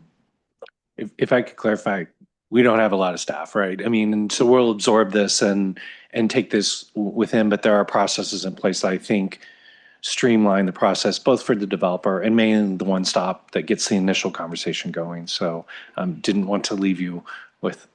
I understand. And that's the beauty of the Healdsburg city staff. They manage to do these things, and we keep adding more to their list of things to do. So I don't want that to be, because that could be a problem down the road if someone is trying to get a permit and they can't, get through the process. So that's a concern, I think, which Vice Mayor was talking about as well. So. Yep.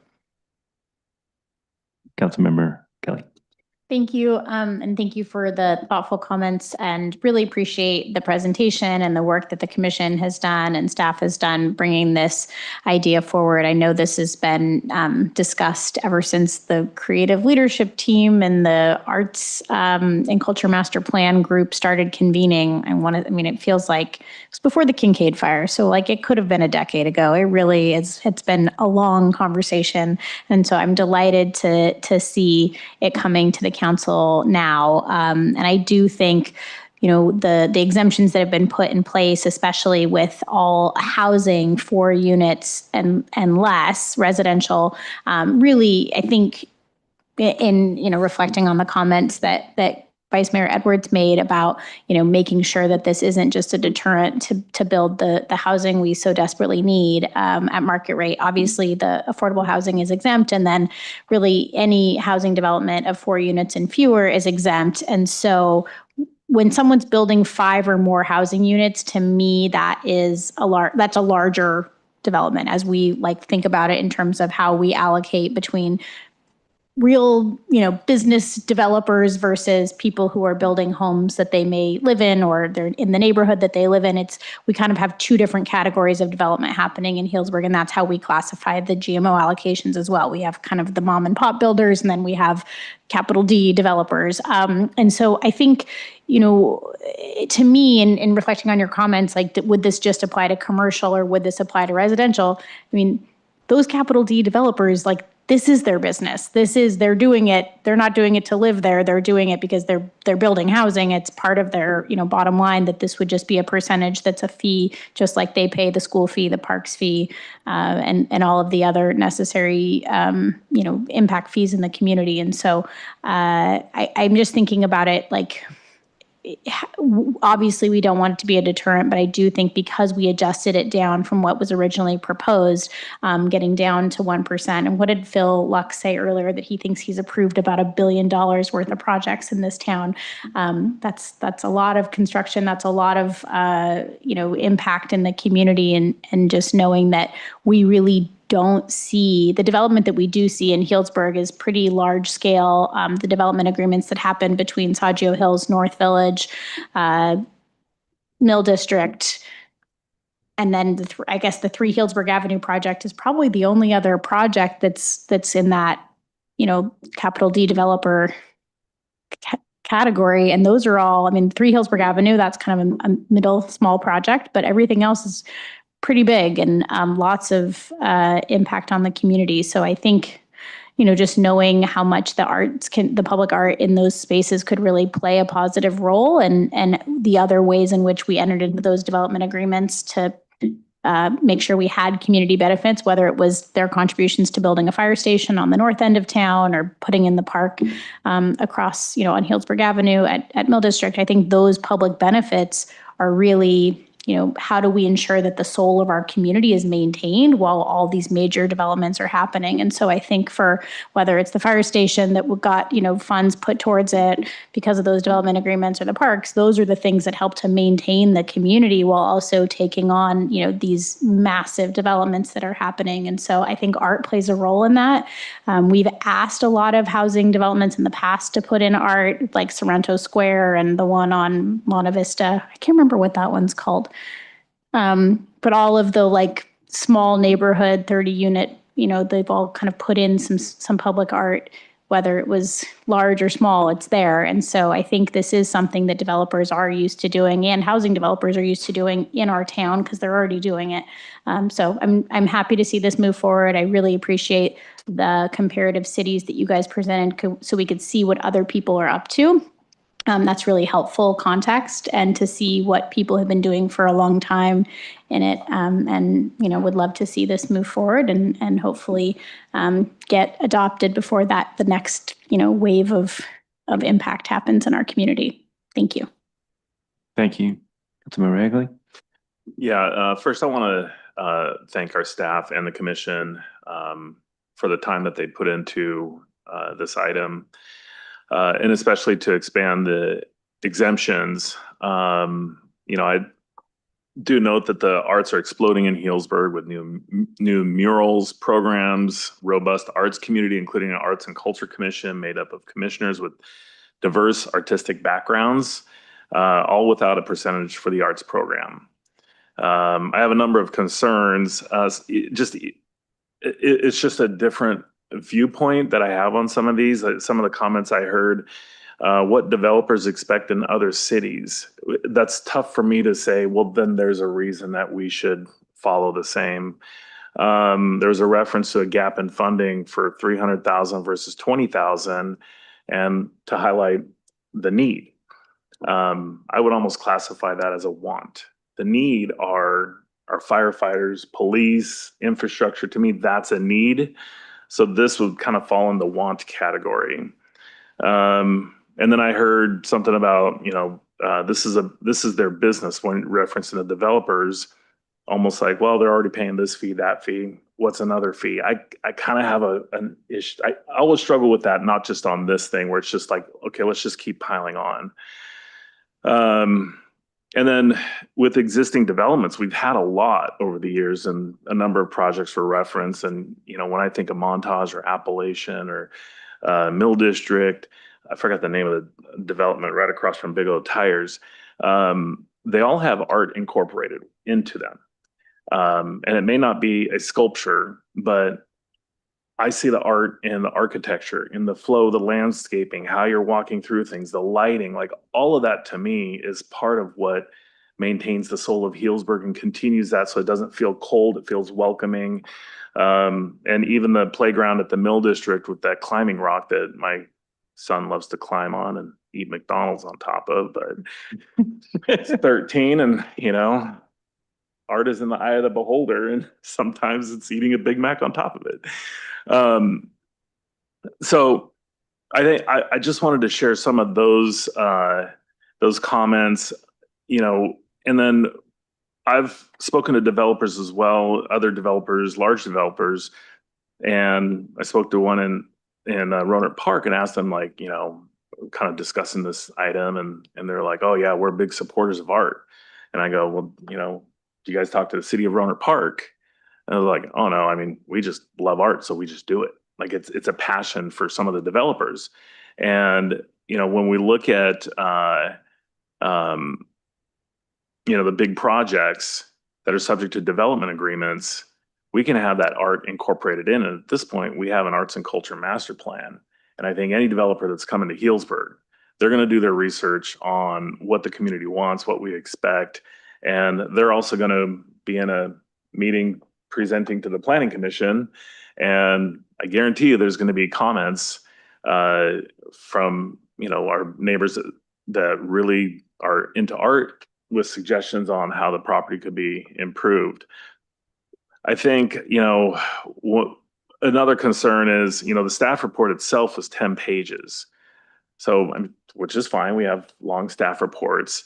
But then I think of the actual red tape and bureaucracy that will get added once this is implemented. And that's another concern. You talked about staff capacity and this would kind of get absorbed. So that's always a concern for myself, for me. And then I really have an issue with adding any cost to a public project that we're already doing. That's a cost that the entire community bears if we're going to start adding any kind of fee that's on top of, the actual construction costs, which we're trying to do, be stewards of the city's funds, our community's funds, and then, let's just throw another fee on top. So my position is, really advocating for the art during the application process. Like I mentioned with the developers coming to the Planning Commission when they're doing the discussions on the different projects. We have big projects that are subject to development agreements that can have art thoughtfully integrated without this program. And I feel funding for the arts should be funded through nonprofits, grants, a Friends of or cultural trust, or funded by the city, should compete through the annual budget process within the context of the community services budget, just like recreation programs, event funding, and every other worthwhile program the city supports that enhances the quality of life we all enjoy as residents.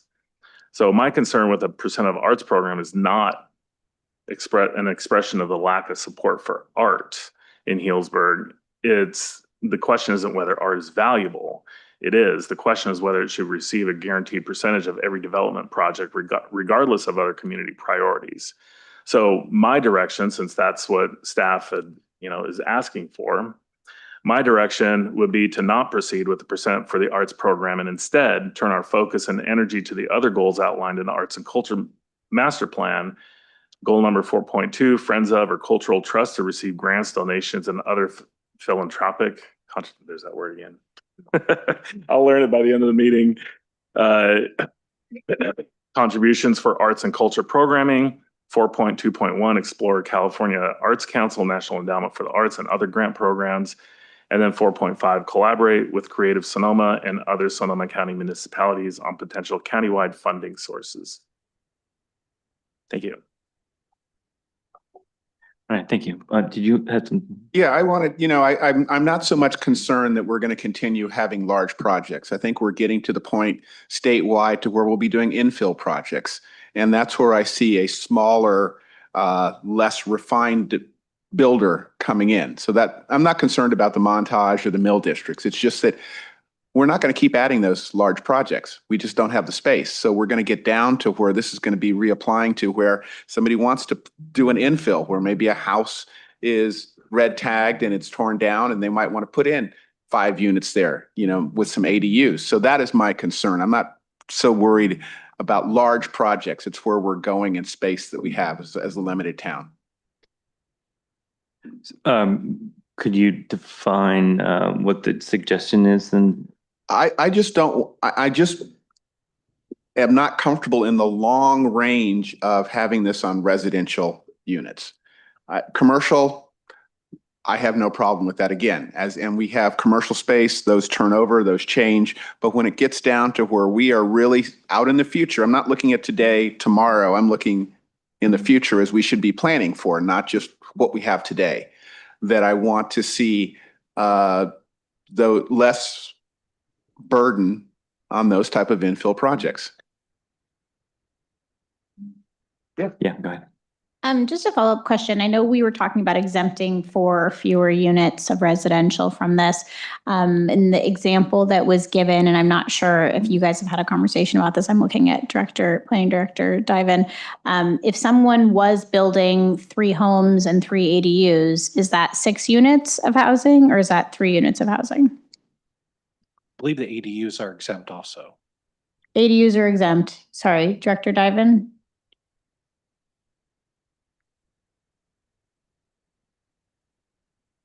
Good evening. It's a great question. My assumption is that they'd be exempt, but in the preparation of the ordinance, you would have that decision as to whether explicitly exempt them or not. You could treat them like affordable housing and have an outright exemption. So. For an exemption for ADUs. Got it. Yep. Okay. And I Yeah. think the framework includes the exemption for ADUs already. Right.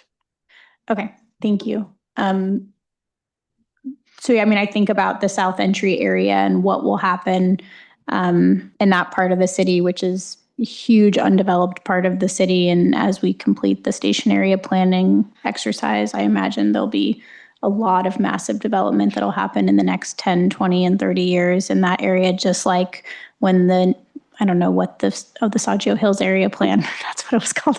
I was like, what do we call that plan? The Saggio plan. I think it was, 15 years ago, probably that plan was adopted somewhere in there. And then here we are now, finally building the affordable housing in that area. So I think, when you do these major land use plans that we're doing right now, we're probably doing, is it the largest one the city's had besides the general plan that we're underway? I imagine there'll be a lot of development that may come from that, down the road. And so that to me is where I see this, playing out in some of those larger scale developments. But I totally hear what you're saying in terms of, how do we make sure that this doesn't impede, those small infill development projects. And I think figuring out, I thought the sweet spot in our last conversation was, we're exempting 4 or fewer. So this only applies to 5 or more housing units.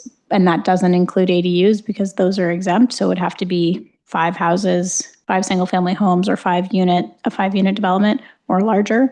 But again, I think it's if someone wanted to incorporate art on site, then they're not paying a fee. They're just saying that this is, that's the goal, right? Is that people are installing art as part of that development project, just like they've been doing voluntarily so far.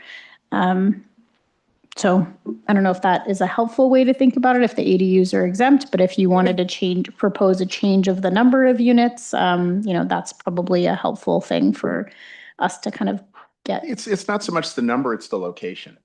When we're talking large new developments is fine, but when it comes to infill, I'm just thinking that when I see something as an infill, I'm not picturing sculpture or something out in front of that project.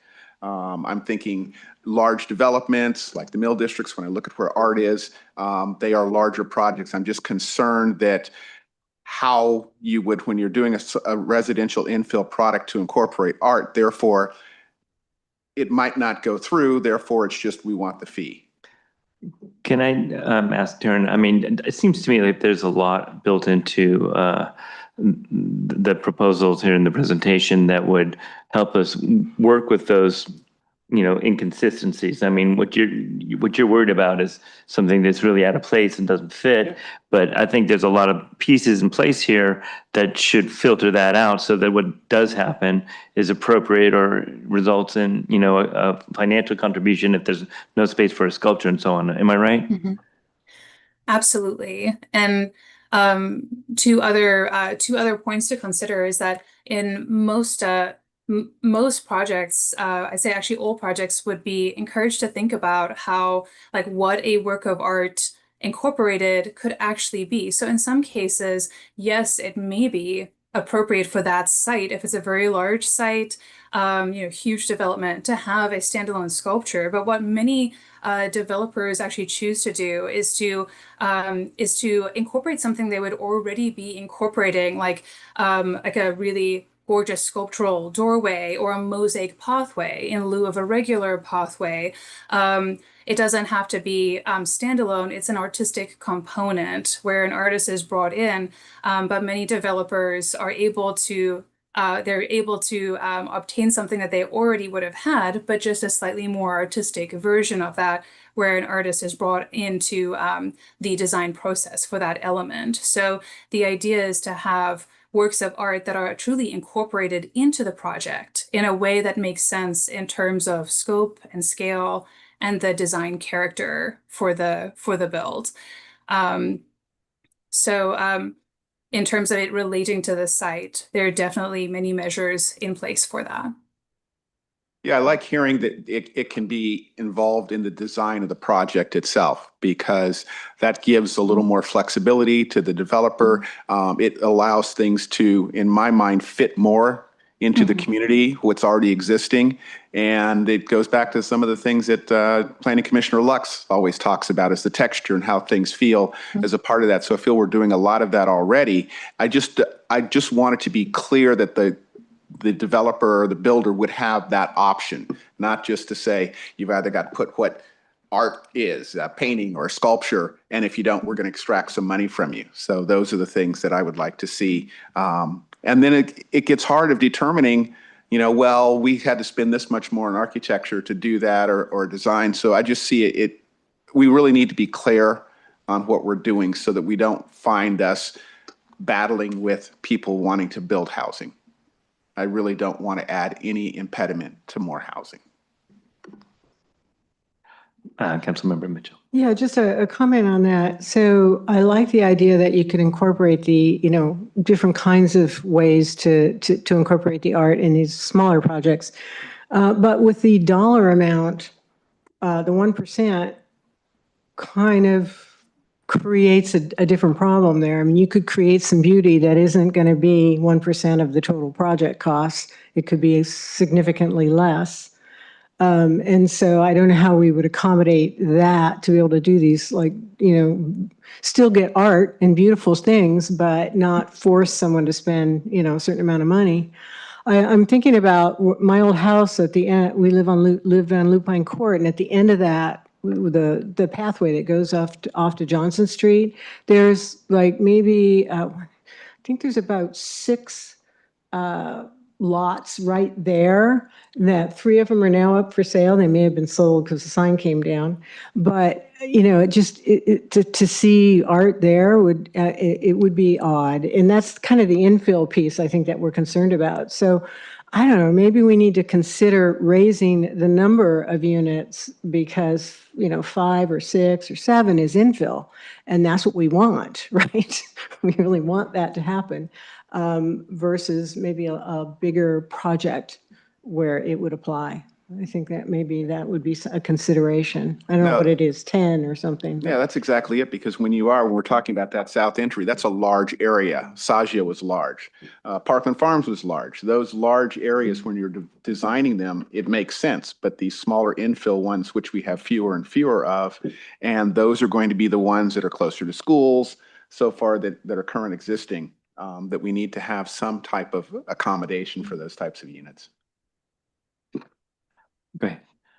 So I guess this is part of my concern. We're trying to guess the future, right? Oh, what about there's 3, and we're trying to create policy and craft all these minutia points. seems like this discussion, the appropriate place is at the planning commission. You know, when somebody's submitting a project, you know, we have an arts and culture master plan, we want art incorporated. I mean, planning commissioner says, I want this included, you know, when they're giving opinions about the paint color or whatever. To me, that seems like the appropriate place to be having this discussion, because we could go blue in the face trying to like guess the future on some of these things. And I feel like, you know, when we're talking about the bigger projects, they're subject to a development agreement. There's going to be language in there. I mean, it's pretty clear this council supports art. And that I would expect that would be part of it, because say they didn't include it and it came to this council, there would be more than one comment saying, where's the artistic element, or I want to see this, or something like that. So I think that's where I'm coming from. We're kind of trying to micromanage this process. We're adding layers and layers of reviews and fees and everything else when, you know, I've heard, Councilmember Kelly's heard from developers, that other people have heard from developers, like art is part of, you know, what helps their project, that enhances their project. We heard it when we were doing the downtown capacity study, when they were talking about, you know, I think the discussion was around parking. You know, like, well, some may want to offer parking because they want to be able to sell the units, because it's helps market the units.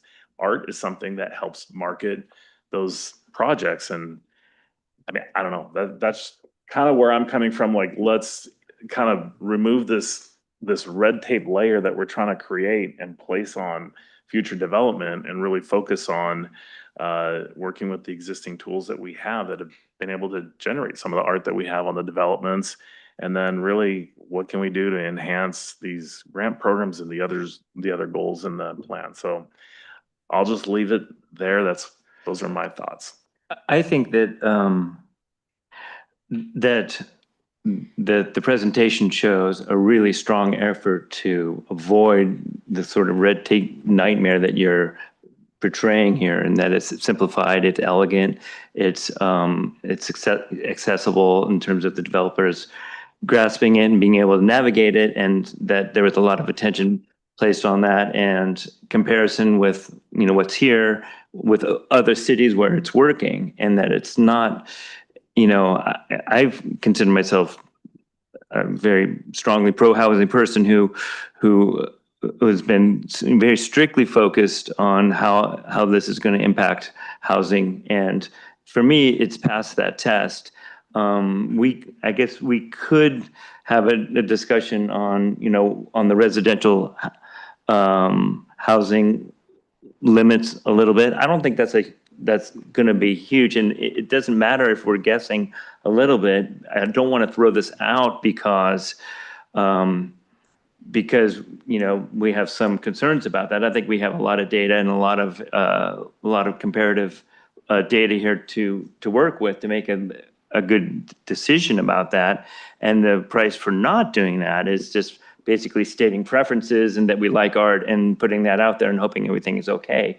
Where instead we have an opportunity here to really provide something foundational in terms of, you know, how, you know, development in the future supports the community in a very basic way, not just by beautifying. I think that we got to recognize that, you know, public art is a very strong sort of structural component to, you know, a growing arts consciousness in Healdsburg that is very important economically for us in terms of diversifying what we do as a community to raise money, to raise sales tax. It's not just, you know, just for fun or, you know, so we feel good. This is really something important that we need to support, and that we, you know, by having an ordinance like this, we're doing something, you know, that's very directive and also uncontroversial. This is something that we see in lots of other communities. It's not a really strict, overbearing imposition in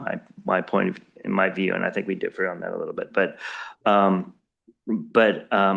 for that reason, I think this is a very modest and proposal. I think I think we backed off on a lot of different points here to make sure that it's digestible for developers, but also still provides a funding stream for future art that's really going to be super beneficial for something that I think the community is deeply in favor of. Not only that, I think there's a sense in this community that when there is development, certainly on a larger scale, and that's not as controversial maybe with this group, but that there needs to be an offset to development that benefits the community. So I think there's I think there's really going to be some strong favor for that in terms of the proposal of the ordinance in a general sort of way. So I think it's thoughtful. I think there's a couple things here that are been put forward that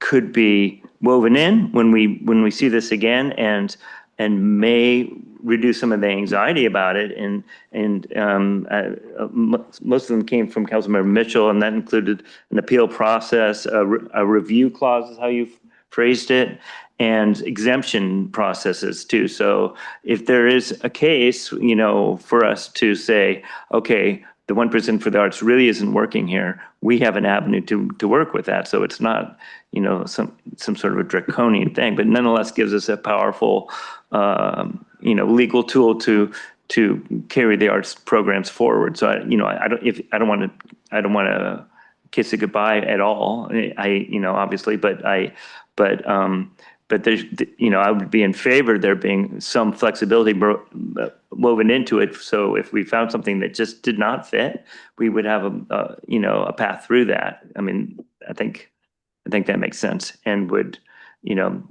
just there's bound to be an exception, 1 in 20, where we have to wonder if the ordinance is a perfect fit for that project. And so I'd like to be able to adjust according to that. So those are my thoughts on that. I'm not in favor of focusing just commercial, not residential. I think I would reject that personally.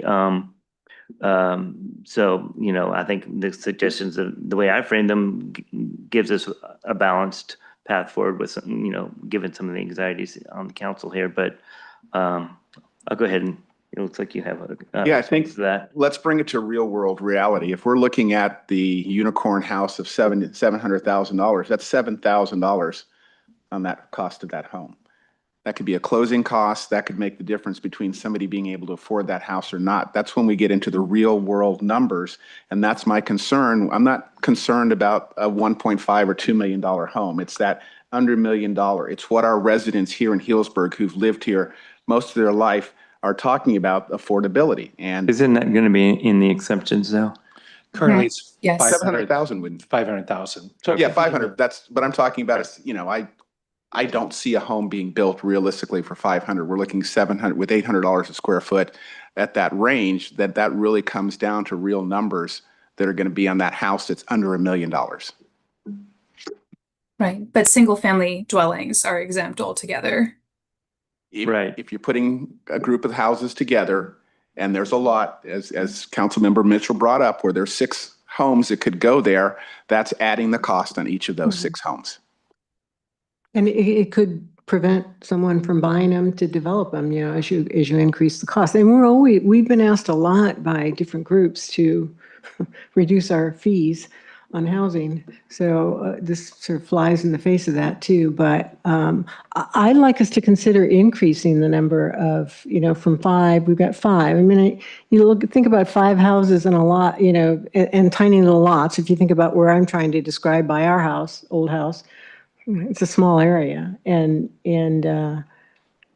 so I think there's a lot of infill places kind of like that around town that we could be impacting those over and over again. So maybe a higher, I don't want to micromanage, but I don't think that is. I think that's more of a bigger picture look of if we increase the number of houses that are exempt, like 10 and above.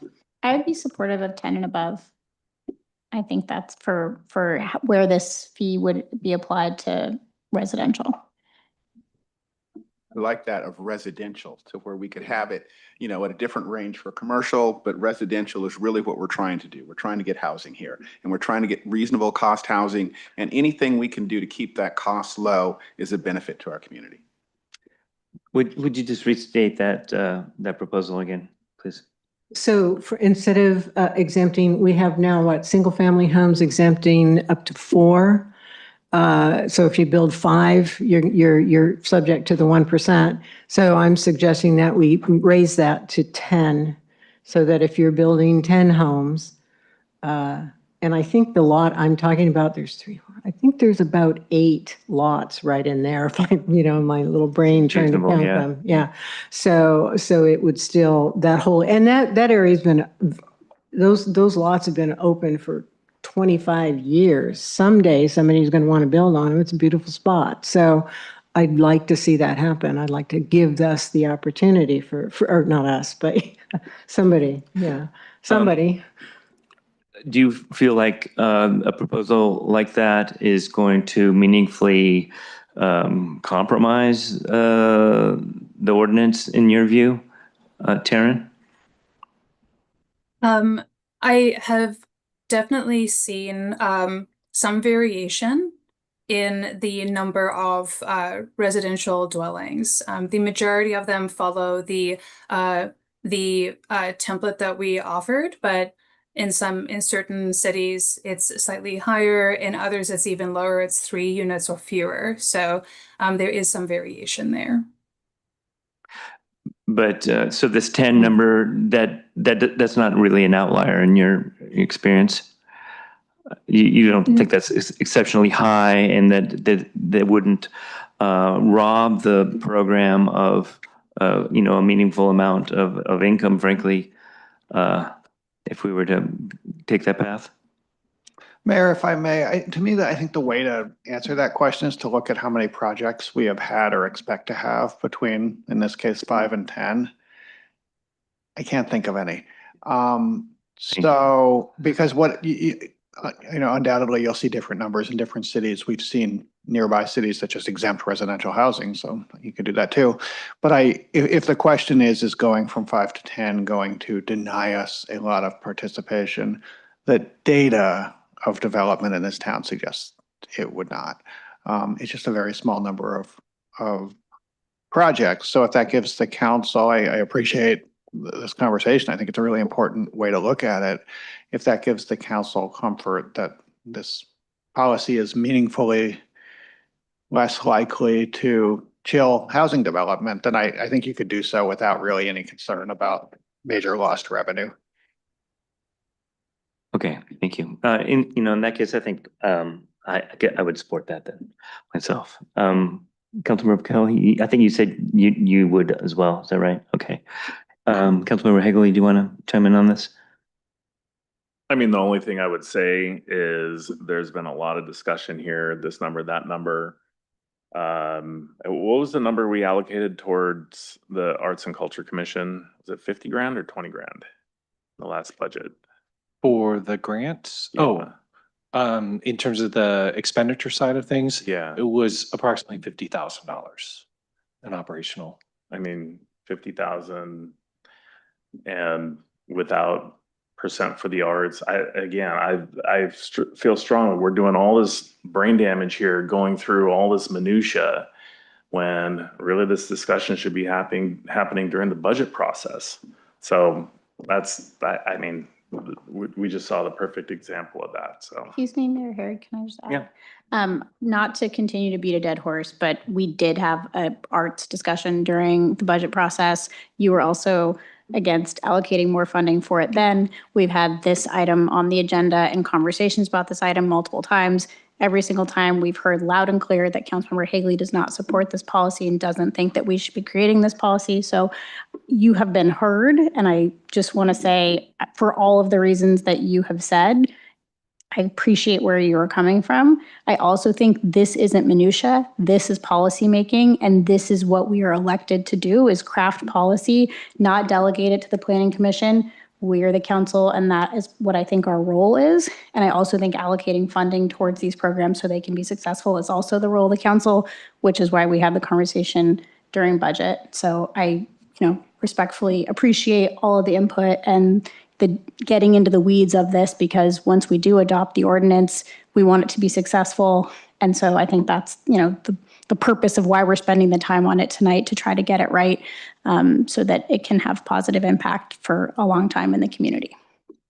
Okay, yeah, thank you. I appreciate that. I am, do we feel like you have enough information, feedback to work with and bring back? One of the items was to report in on the in lieu question that Councilmember Mitchell had, and I guess if you could bring that to council before we see this item, and then include it in the agenda packet when it does come back to us, so it's part of that's still on the table. You're willing to do that for us, right? Okay. Yep. And then if I could, Mayor, I think the direction that we have tonight is for the council members to proceed with continued work on developing the plan with a number of modifications that we talked about, raising the number of residential units up to 10, incorporating maintenance as an eligible cost, a review timeline in 5 years, an appeal process, ensuring that the administrative process is streamlined. Again, we'll go through these notes a little bit better than my scratches right now. And so I think we have that direction to continue. That matches my notes. Is there anything else that needs to be added at this point? No? Okay, go ahead. Yes, I have not supported this. I've had my concerns going way back. But I also feel I was elected to share my opinion. I don't think I need to share it the first time and then sit quiet. I'm assuming when this comes back, I could still opine and contribute based on what's before that, and I will continue to do so. I feel like I make very good points. I've heard the same comments from members of the community that really do not support 1% for the art program. And so while some may want to silence critics, I will continue to share my feedback from the dais. I was elected to do that, and we can continue to disagree, and that's fine. I'm in the minority on this, and that's fine. We can move forward, but I will be engaged when this comes back. Thank you. In my view, the door is open, so thank you for that. Okay. Okay, I think we're set then, unless I see any other heads nodding. All right, thank you very much. All right, it's after 8 o'clock. We're going to take a 10-minute recess before we come back to the standards of coverage, which is also going to be a long one. So thank you, everybody.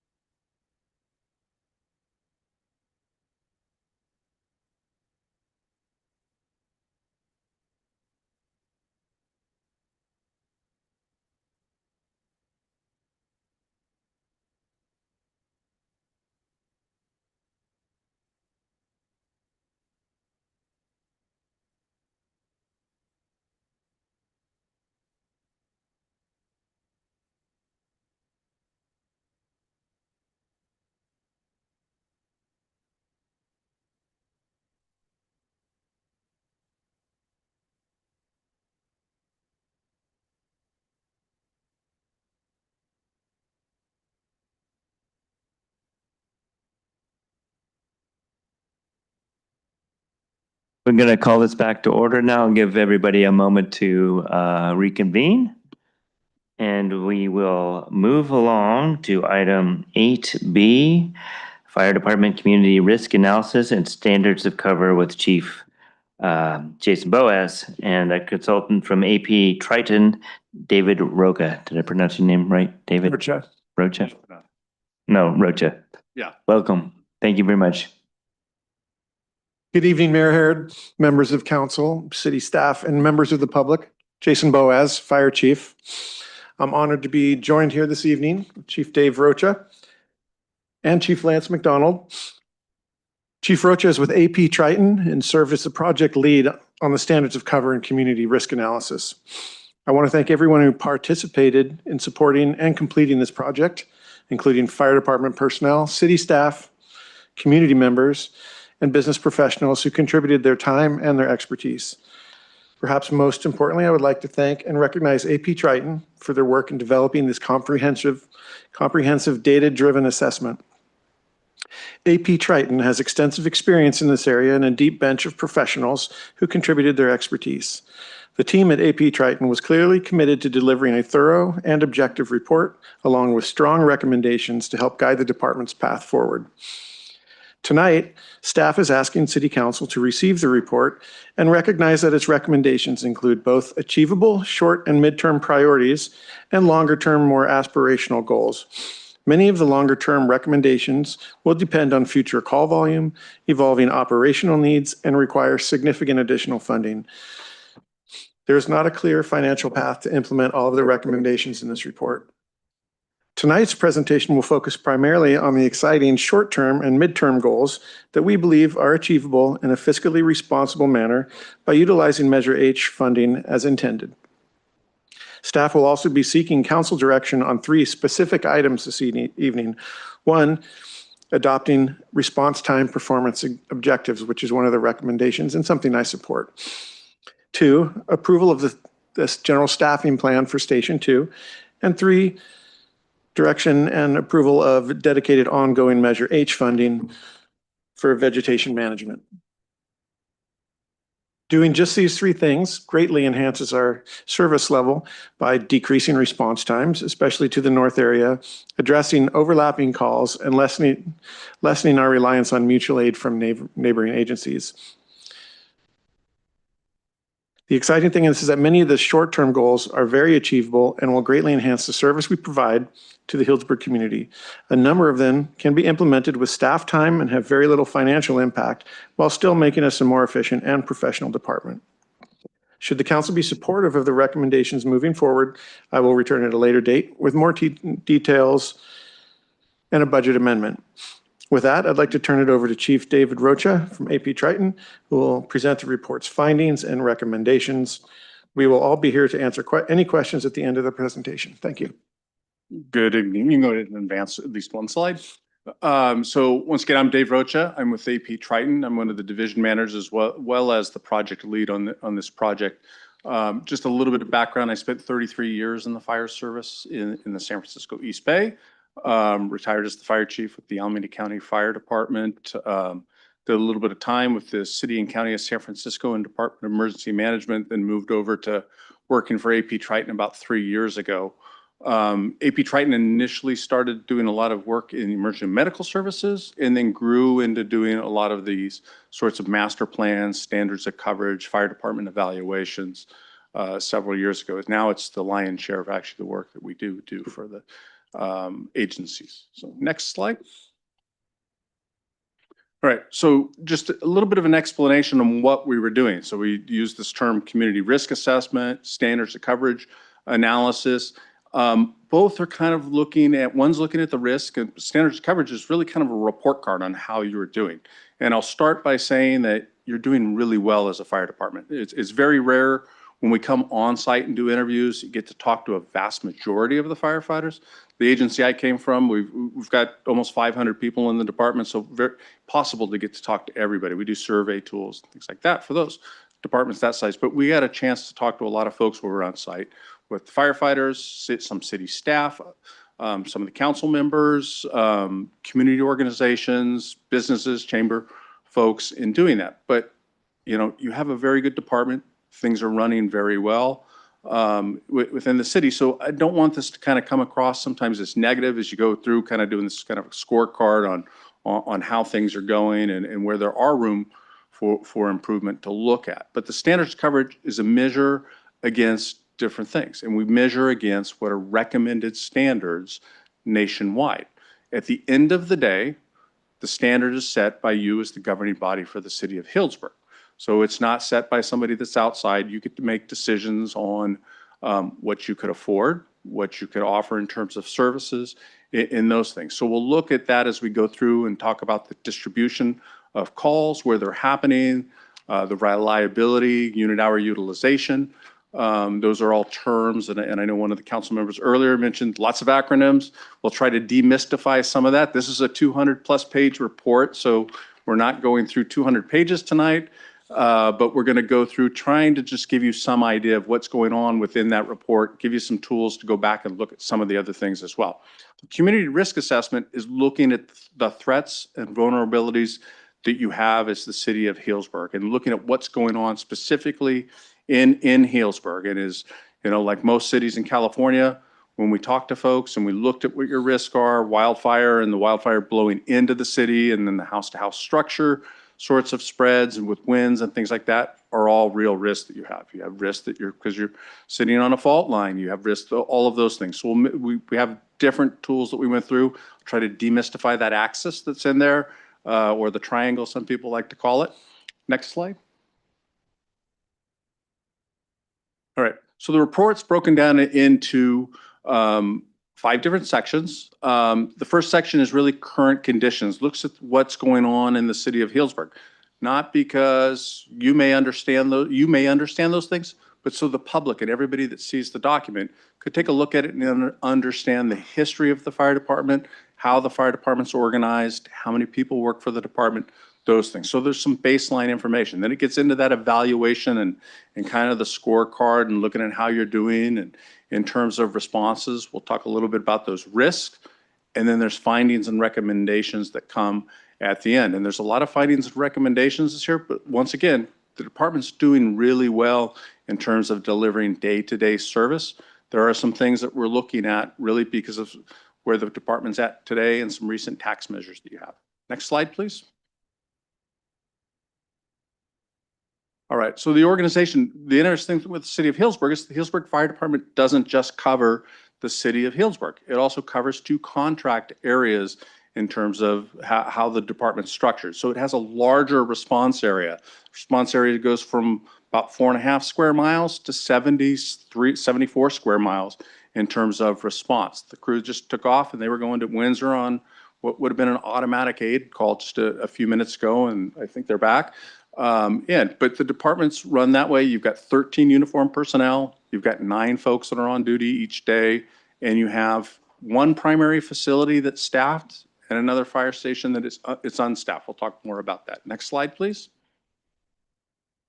So in terms of your firefighters, you have 9 firefighters that are on a 3-platoon system, which is very common. 4896 shift rotations become in the last decade or so very, very popular shift schedule for the firefighters to work. But you have 3 firefighters minimum per day. That's kind of a key thing to look at that as we start talking about critical tasks and things that firefighters need to do when they arrive at a fire. But you've got three a day. You have chief officers, the chief officers that are available during normal business hours.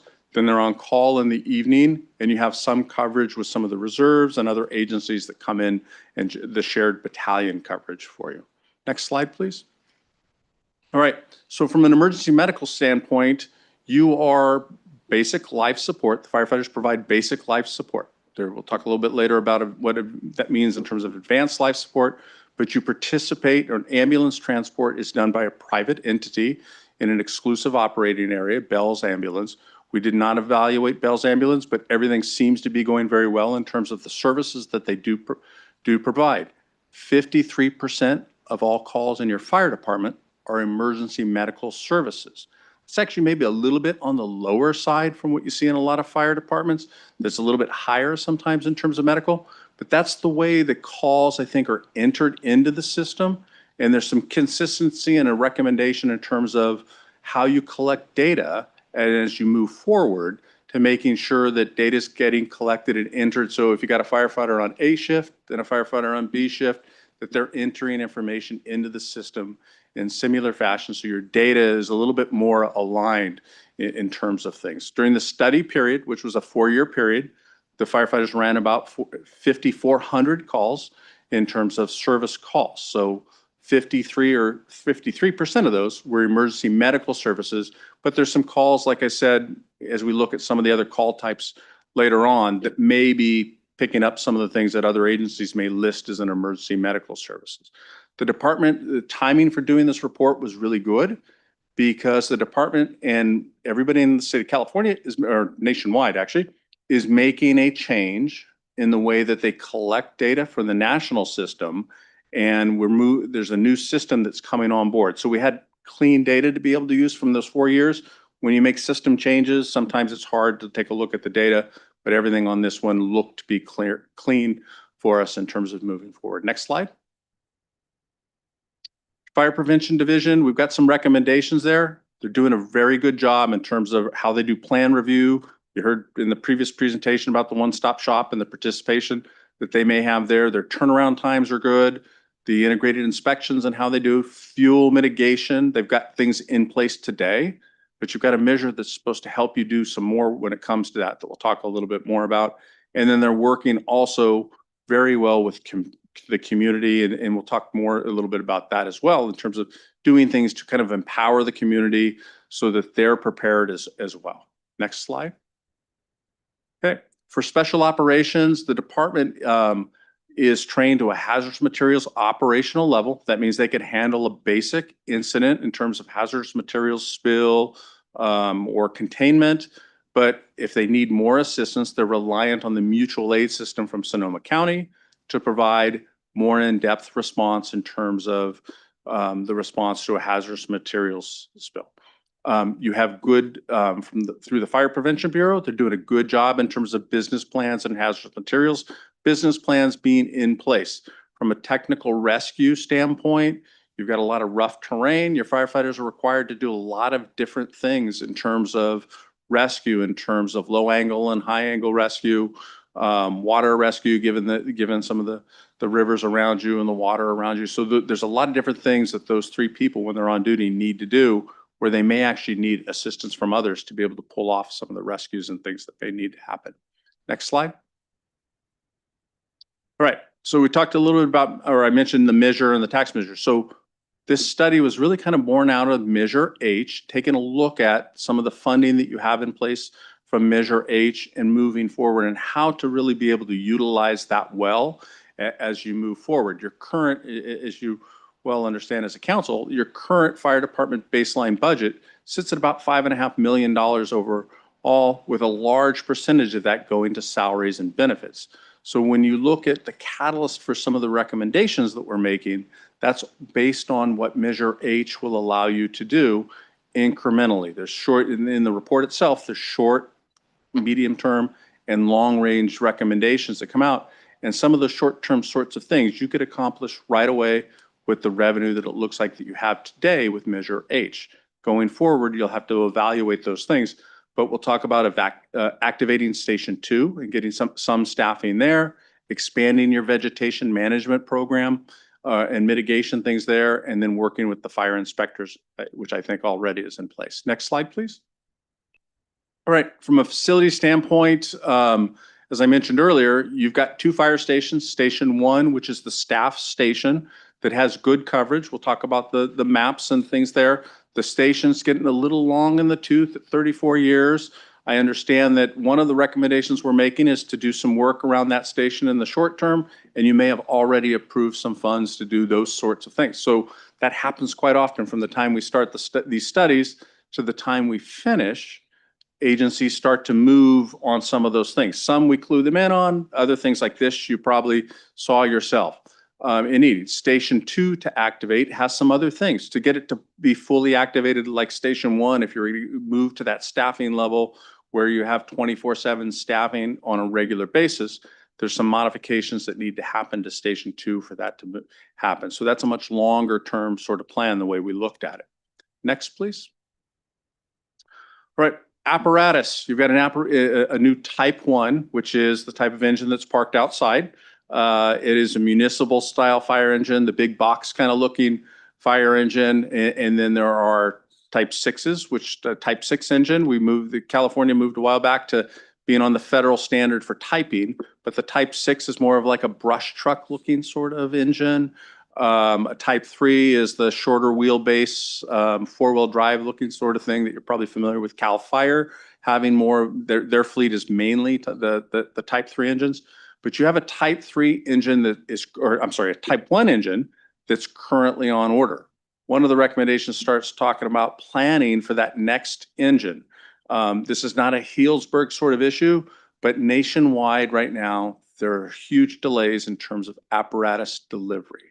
Overall, it's taking years. What you used to be able to get in maybe a 9 to 12 month period is now taking a couple of years or more to receive. So there's been consolidations with manufacturers and things over the years that it's caused problems, but you really need to start planning those things out. The other thing you want to look at when you're buying engines, they're very expensive. So as you kind of spread them out a little bit, you don't want to be in a position where you're buying all of your fleet at one time, because when the fleet comes due to be replaced, it's going to be at the same time. So if you when you go to replace, you want to have those things spread out. And an engine today is probably $1.5 million. And that's changed. They were $600,000 about 6 years ago. So the price on them's gone up pretty substantially. But you have other expensive equipment in terms of AEDs, the Lucas compression devices. These are all capital sorts of equipment that you have that are on the fire engines that need to be replaced as well. When you look at the extrication tools, the jaws of life, that's an expensive piece of tool. Next slide, please. Right, training, we took a look at your training. You know, in a lot of departments, you talk about a training division. You have a captain that's on shift that coordinates training for the Healdsburg Fire Department. Things are going well. That's a lot to ask a captain on shift to be doing. When you take a look at that, it's other duties that they're kind of juggling things. So, you know, the crews are accomplishing the hours that they need and moving in a positive direction in terms of training and those things. But that's something we'll look at as we move in terms of looking at some of the professional development and staffing behind that, and making sure that you have somebody that could track that. There's an administrative recommendation that we make that would help with trying to kind of tracking your overall training opportunities and hours and things like that. And you participate as well with the larger county in terms of training drills. So next slide, please.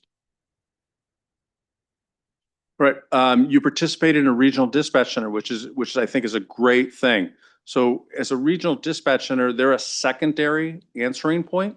All calls to 911 have to pass through a law enforcement agency as the primary answering point. So a secondary answering point in terms of answering the calls for fire and EMS is Redcom.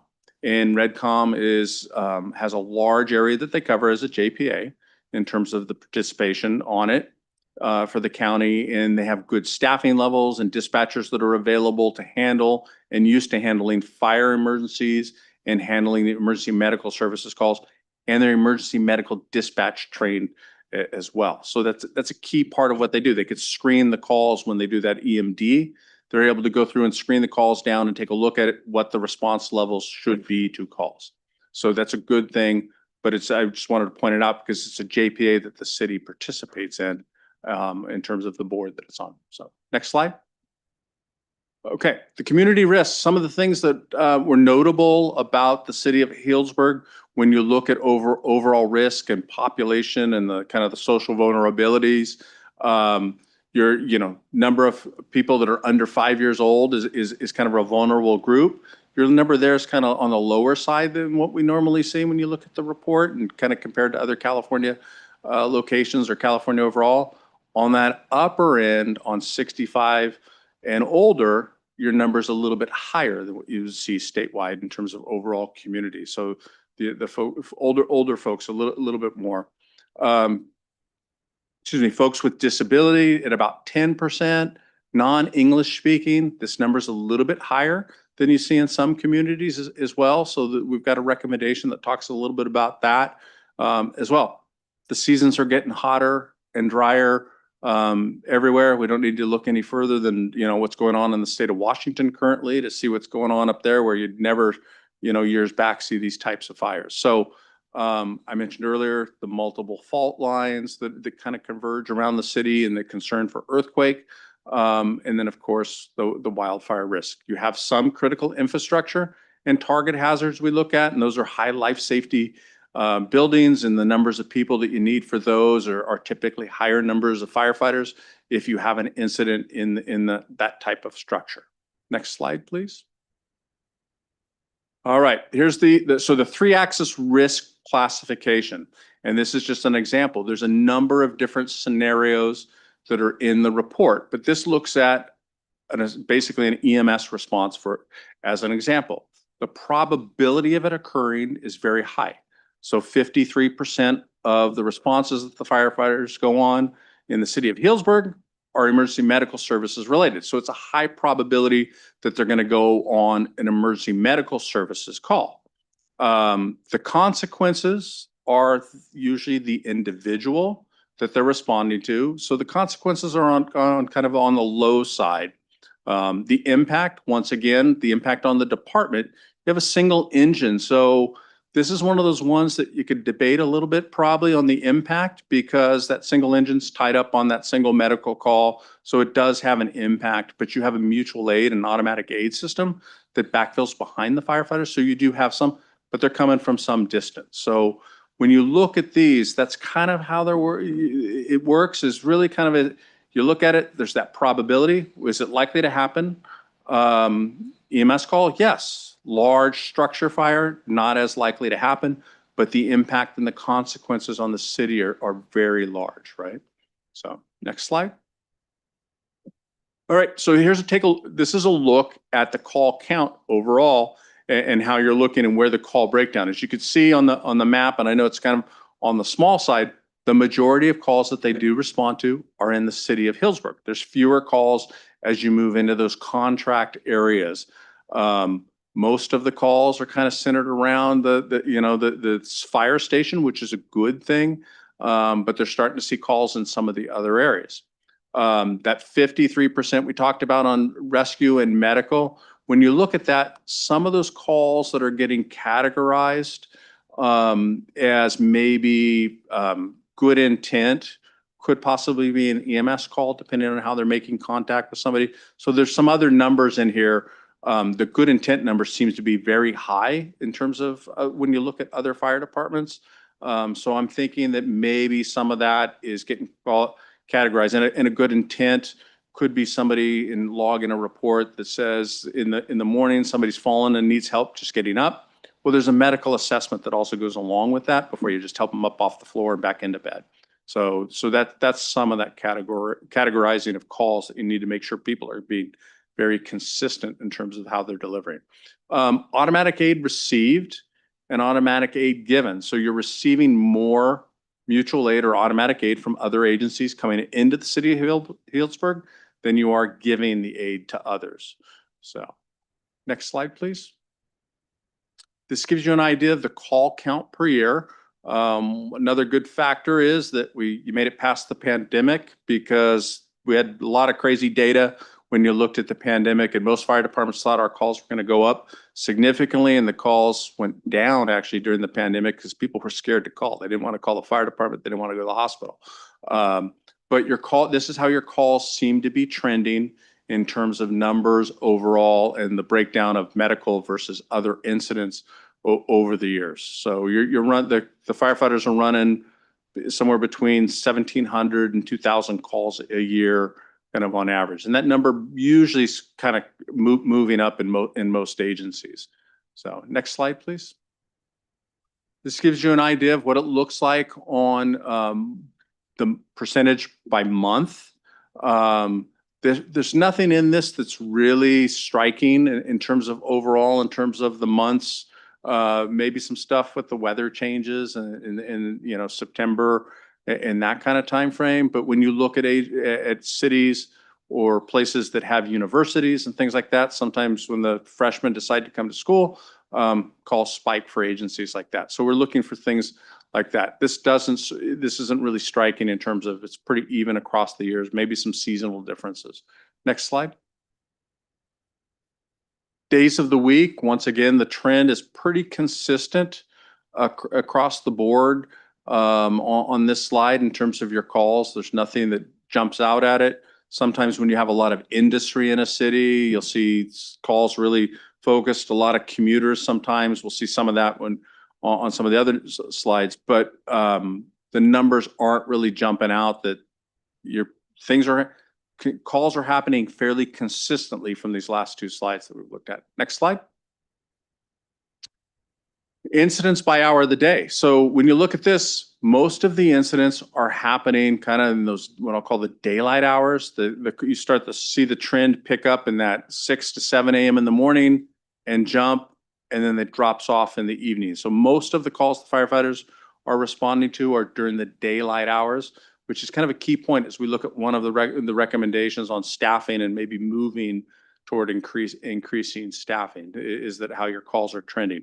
And this is fairly consistent among fire agencies. Next slide, please. This is just another way to look at your incident volume, different type of chart, but it's showing these kind of the same things at days of the week on the same slide that you got the hours of the day, the higher number of incidents happening, in that midday between 10 o'clock and 2 o'clock in the afternoon, 3 o'clock in the afternoon. That's where most of the calls are occurring in there. So next slide, please. Right. So one of the agencies that rates cities is the Insurance Services Office. So when we look at that, there's a 1.5 mile travel for engines that they want, up to a 5 mile travel distance. So when you look at your current station location, it's shown on both of these maps, but you've got coverage, that fairly good coverage, except for in the north part of the city, and there's a little bit down in the south part of the city that doesn't look like it has a lot of roadways today in terms of coverage. But the north part of the city, where Station 2 is located, is that area that's currently kind of is uncovered in terms of distance. If you add Station 2 in, then the coverage numbers go up in terms of things. And on the slide to the right, you've got where it's a lot. You've got a lot more coverage when you should increase that distance. So next slide. Time of day. So this is a travel. This is looking at travel, and there's a 4-minute map and there's an 8-minute travel map. So one of the things we'll talk a little bit about in terms of travel time is from the time the engine is rolling to the time the engine is on scene. It's not the full response time. I'll talk a little bit more about the response times in a bit. This is strictly travel time. So that's the time the engine's moving, the wheels start rolling at the fire station, to the time they pull up in front of the address itself. So once again, you've got pretty good coverage from Station 1, but you've got some open areas in terms of your time and the distance that they can get in the 4 to 6 minute range, and then in the 6 to 8 minute range itself. Next slide. All right. This is an interesting slide because when you talk about unit hour utilization, usually you're looking at different units. Your firefighters, because they cross staff, all are on kind of the same kind of units counted in here, except for there's a few numbers in there. The 3600 number, 3600, 3601, 3621, I think are all command staff or chief officers sorts of staff or administrative staff. So those don't really cover. But when you look at the engine and you look at the quint or the truck, those numbers, you kind of have to roll them up. So when we say your desired, you really want to have your desired under 10%. Even when you roll them up, you're at about 7.8%. So you're doing okay, but it does cause some delays on the firefighters getting out of the fire station, what's called turnout time. And that's the time from the tone going off in the building to the time those wheels are rolling on the fire engine. That's turnout time. So when a firefighter has to, instead of getting on the Type 1 engine, get on the Type 3 engine, or get on the Type 6 engine, or get on the quint or truck instead of getting on that primary engine, it does take a little bit longer for them to do that. The other number that was a little bit striking is the chance of another incident occurring before the first one's completed is almost 20%. So that's kind of a high number, but I think that's reflective of you have a single engine responding, covering the entire city and providing aid into the neighboring fire departments as well. So next slide, please. Right, critical tasking. So one of the things when you look at a structure fire, and this is a moderate risk fire, is a single family residence type fire. You need about 16 to 17 firefighters to arrive at that fire to do all of the different tasks that are required once they arrive. Some of these tasks occur simultaneously or can happen kind of concurrently. You could shut the water supply, the engine stops at the hydrant, firefighter gets off, they make the connection to the hydrant as the engine pulls forward, they catch up to the engine crew behind it. But you still really only got 2 firefighters that are available to do things because now you've got another firefighter that's operating the pump or that pump operation. So they're tied up at the pump, and then you've got 2 firefighters. There's an OSHA rule, 2 in, 2 out. So you need another 2 to show up behind them in order for them to be able to go interior or into an immediately dangerous to life and health environment in terms of response. So that's one of the limiting factors that you have, your department has. But when you look at the 16 to 17, you're going to need somebody that's in front or out at to be in command and in charge. That's usually a chief officer. You're not filling scene safety. You don't have somebody for really with your 3 people to do search and rescue, which is usually a 3 or 4 person assignment. Ventilation, which is firefighters getting usually on the roof or maybe positive pressure blowing a fan into a building, but onto the roof, you usually need 3 firefighters to be on the roof to do this. So you're reliant on those agencies that are around you to assist you in terms of your responses to these types of calls as they go up. And then the rapid intervention is to rescue in case you have a mayday and you have firefighters and you need to make the rescue on them. So next slide, please. All right, this is a tough slide to read, I know, but it's got a lot of information built into it. On the far left talks about where some of the standards come from. Some of these standards have been updated. But the ones in red are the ones that we're really kind of talking about when it comes to a fire department. The ones in yellow are how that call is received by the dispatch center and how the calls are processed in terms of how they're doing there. The ones in red are the turnout time. The tone goes off in the fire station and the firefighters get on the rig to respond out. You're doing that in about 2 minutes and 18 seconds or faster, which is not bad. It is higher than the NFPA standards in terms of that, but I have yet really to find a fire department that's meeting that NFPA standard when it comes to actual turnout times and getting out of the fire station. So there's things that you could do in terms of trying to increase that. Sometimes it has to do with station design. Sometimes it just has to do with making sure that the firefighters are aware and they're conscious of what's going on. And I think this report does that in some cases.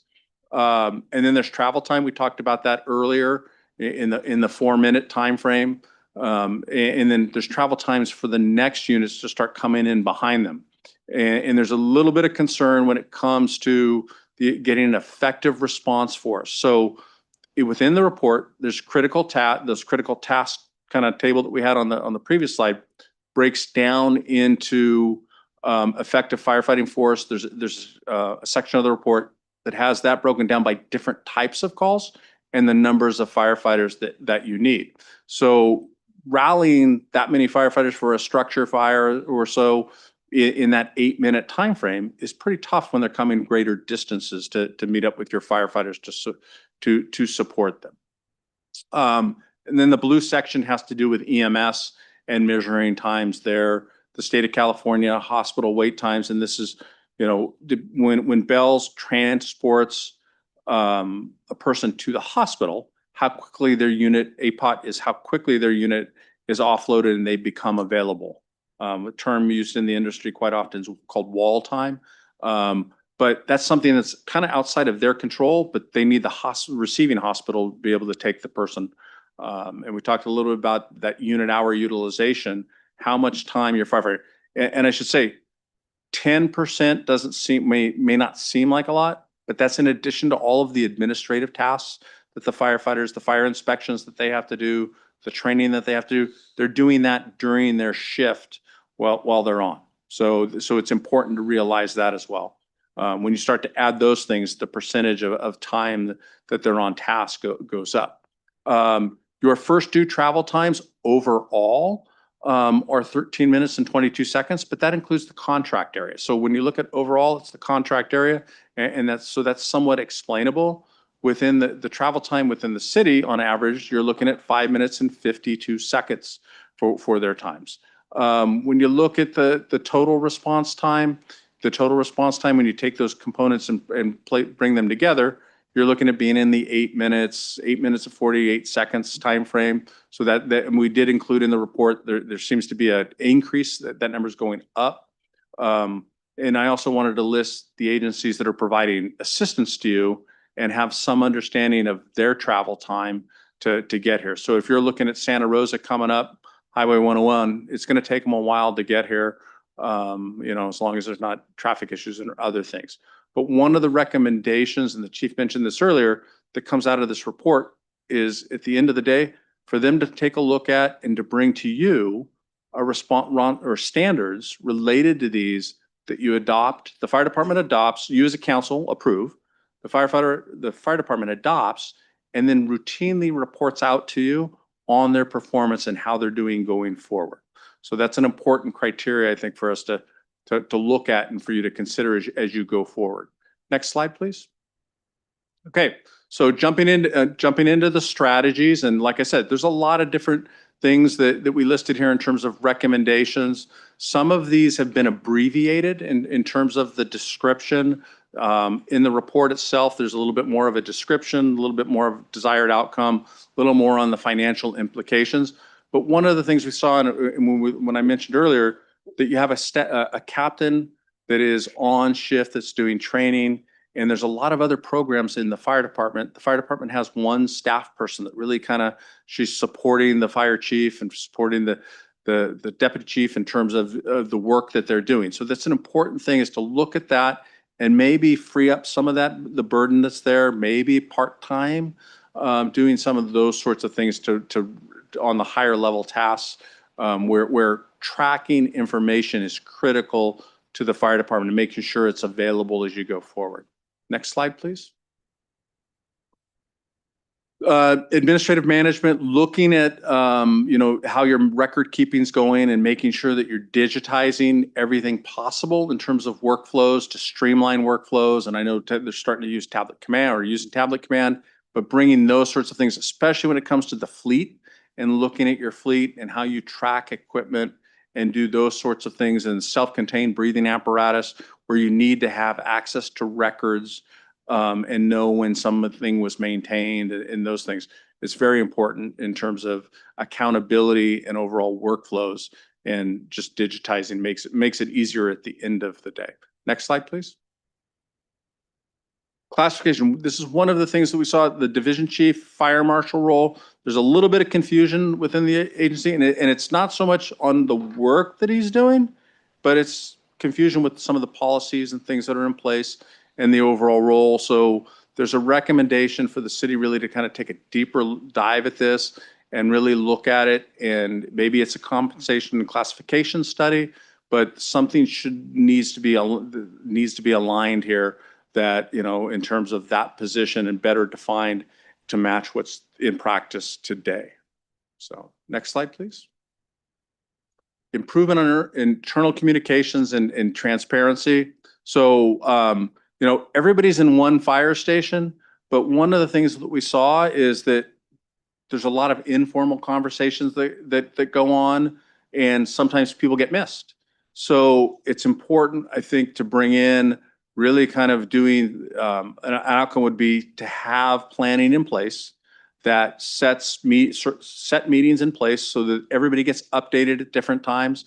And it will, I think, at the end of the day, increase transparency overall. Nobody gets missed in the message, because like I said, everybody's in one building. So I think it's sometimes taken for granted that the information flows.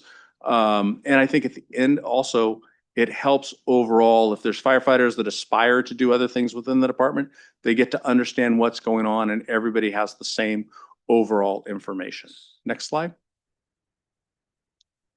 Talked about response times. This is just really about going back and adopting times related to turnout times, travel times, what you want to see your total response times be, what you would like to see your effective response force times be.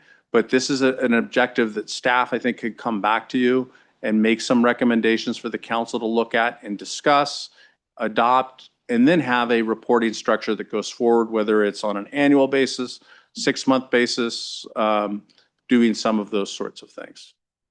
Next slide, please. Minimum daily staffing. So this is really where, when we're looking at Measure H, where we kind of got trying to get creative and taking a look at what you had available, when the calls are occurring. And the recommendation here is to really start to look at staffing and bringing on staffing in an incremental manner. And that would be staffing during the day, is the recommendation, to bring on 2 people running out of Station 2 and to staff during the day to be able to respond to those calls. As you move forward and Measure H money possibly grows, take that staffing from like a 5-day-a-week, 40-hour sort of staffing model or a other type of staffing model, then move it to 7 days a week on the same, towards maybe go from an 8-hour day to a 12-hour day with the 2 shifts, to then move toward a 24-hour coverage. There's a lot more that comes with that 24-hour coverage, because Station 2 needs to be prepared for you to be able to provide those levels of service as well. So that's why it's a much more costly thing to look at. Measure H growth is also in question. So will Measure H grow enough for you to get to that 24/7 coverage as well? It becomes a question, because as you can see on the slide, it's an expensive proposition in terms of staffing. In terms of that, back to that earlier slide, 61% of the budget today is on salary and benefits. So we understand that, but you've also got the call volume and those things. And I think Measure H gives you the ability to at least start to move in the right direction, address that almost 20% concurrent call issue that you've got as well. So and this is just a concept. It's something that the city would need to take up with between the fire department and the firefighters to work on staffing models that would fit. This is much more of a concept sort of thing. Next slide, please. Critical apparatus. I mentioned this when we're talking about the apparatus slide. Ensuring that you have reliable engines is now something that you really need to plan. No longer can you go out and buy an engine right away. In some exigent circumstances, you may be able to buy something that's already built, that's a showpiece sort of thing for demonstrations. But today it's taking several years, and the amount of money that it costs for an engine or a truck company has increased substantially. So the planning here really needs to be looking forward. And I know in talking to the chief, like I said earlier, there's one on order, and they're already talking about that next one that's going to fill behind it as well when it comes to the Type 1 primary response unit. So next slide. Safety and infrastructure upgrades. I mentioned this when we're talking a little bit about buildings. There are some things to happen. I've been in fire stations that look a lot worse. And I was talking to the chief earlier about a place I was last week. And had I been there probably the week before coming out to do your site visit, probably would have told you everything looked really great. But that place has a lot of needs. Your needs, I think, are needs that can be addressed in terms of the living conditions and just updating to Station 1 what's happening there. Some of the things to look at longer term are related to Station 2, are more expensive sorts of things for you that you'll have to approach in the long term, but to take a look at those things as well. So next slide. You know, this is a problem that many agencies have in terms of reserves or volunteer sustainability. We're seeing volunteerism drop off pretty significantly in the fire service. And I think there's a lot of reasons for that. People are now, instead of volunteering, kind of that second job. Now they're working a second job. They're doing those sorts of things to kind of make ends meet and do that. So you're not seeing as many folks in terms of volunteering. So this is another thing that the fire, that reserve force that used to come in when the engine went on a call to be able to cover the next call isn't always available, and your numbers have dropped off pretty significantly. But we're seeing that, I think, everywhere in terms of volunteerism in the fire service. This is not a question, but developing, I think, a strategy to kind of stabilize that workforce, looking at what you're doing going forward. And there's many different ways you could do that, working with the community college locally, and looking at what they have, and fire people that are interested in the fire service. That's usually where a lot of the reserves come from in agencies, but looking at that sort of thing and building that. But those folks that are really early in their career and their aspirations you can't let them really, they need to be supervised as well. So next slide. Improving your ISO rating. So you had a really good ISO rating. You're as a Class 2 fire department. Class 1 is what departments aspire to be. There were some shortcomings when it came to things on the water supply that you could work through to get that. But if you could get your rating up, that does in some cases affect insurance ratings overall for a city. So that's something to look at as well. Now, insurance industry does a lot of different analysis, but that's something to aspire to do to get those extra credits. So the water supply sorts of things that were in your last ISO report are things that you actually probably could work on to bring that number up. And like I said, that is something from an economic development side standpoint in terms of development happening in the city and insurance rates and things that people do actually look at sometimes. So next slide. Adoption of a community risk reduction plan. This is something that there's a lot of components already in the city that are in place. This is kind of your fire prevention office and fire prevention division under the fire marshal, but developing and bringing in all of the different things that you need to do to maintain those records and have that capacity to really have a community risk reduction program in place are critical. And this is once again back to that idea of having some extra staffing, administrative support that could support the fire marshal and others in the office to get some of these things done would be something that we look at as a possibility in the future for you in terms of being able to get work done and bring that plan together so you have a real solid plan that meets the NFPA 1300 standards and the Vision 2020 standards. So next slide, please. Vegetation management. So this is, once again, looking at Measure H. There's, I think, a Measure H commitment in terms of the way the citizens voted on it, that it would parts of it, large parts of it, would be used toward vegetation management. It's not to supplant what you already do, and you have a good program that's in place. It's meant to expand on that. So looking at that and making a commitment as you go forward on using those Measure H funds to do vegetation management in and around the city is a critical part or critical recommendation for you. And we're looking at about 10% maybe commitment on that. So next slide, please. Records management. This is maybe in some ways a double recommendation because it appeared earlier, I believe, as well. But looking at being very proactive in terms of the way you're using technology and the data-driven information on your risk overall, and looking at the things that you're doing to analyze trends and what you're doing, and as well improving how you handle the permits and inspections and things that are going forward, and looking at those sorts of risks that you have. Next slide. All right, so about 24% of your community is bilingual. So focusing some attention on expanding Spanish language programming and other outreach programs specifically for seniors, because you have a high number of seniors as well in the community, and doing programming that focuses on communication with them and making them more self-prepared or prepared on their own, and understanding what responses happen or when they should be using 911 and where there are other services available for them. Next slide. All right, implementation of a quality management program, really monitoring and taking a look at your records management system that's in place and having somebody things, just making sure the accuracy of information going into it is correct.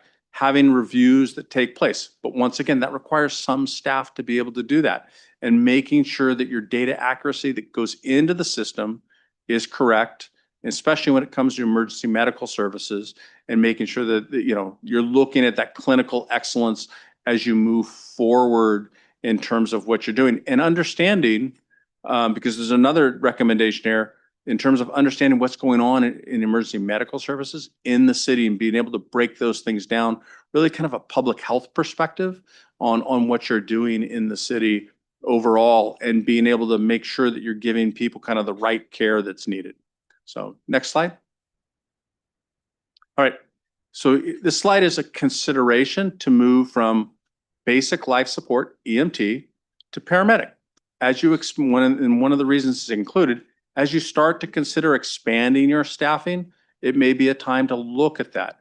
There's a lot of things that goes into providing advanced life support services, but when you have an aging population in your city, that time between from the fire department arriving to the ambulance, who has a much larger service area. I think Bell's ambulance service area is about 700 square miles in EOA2.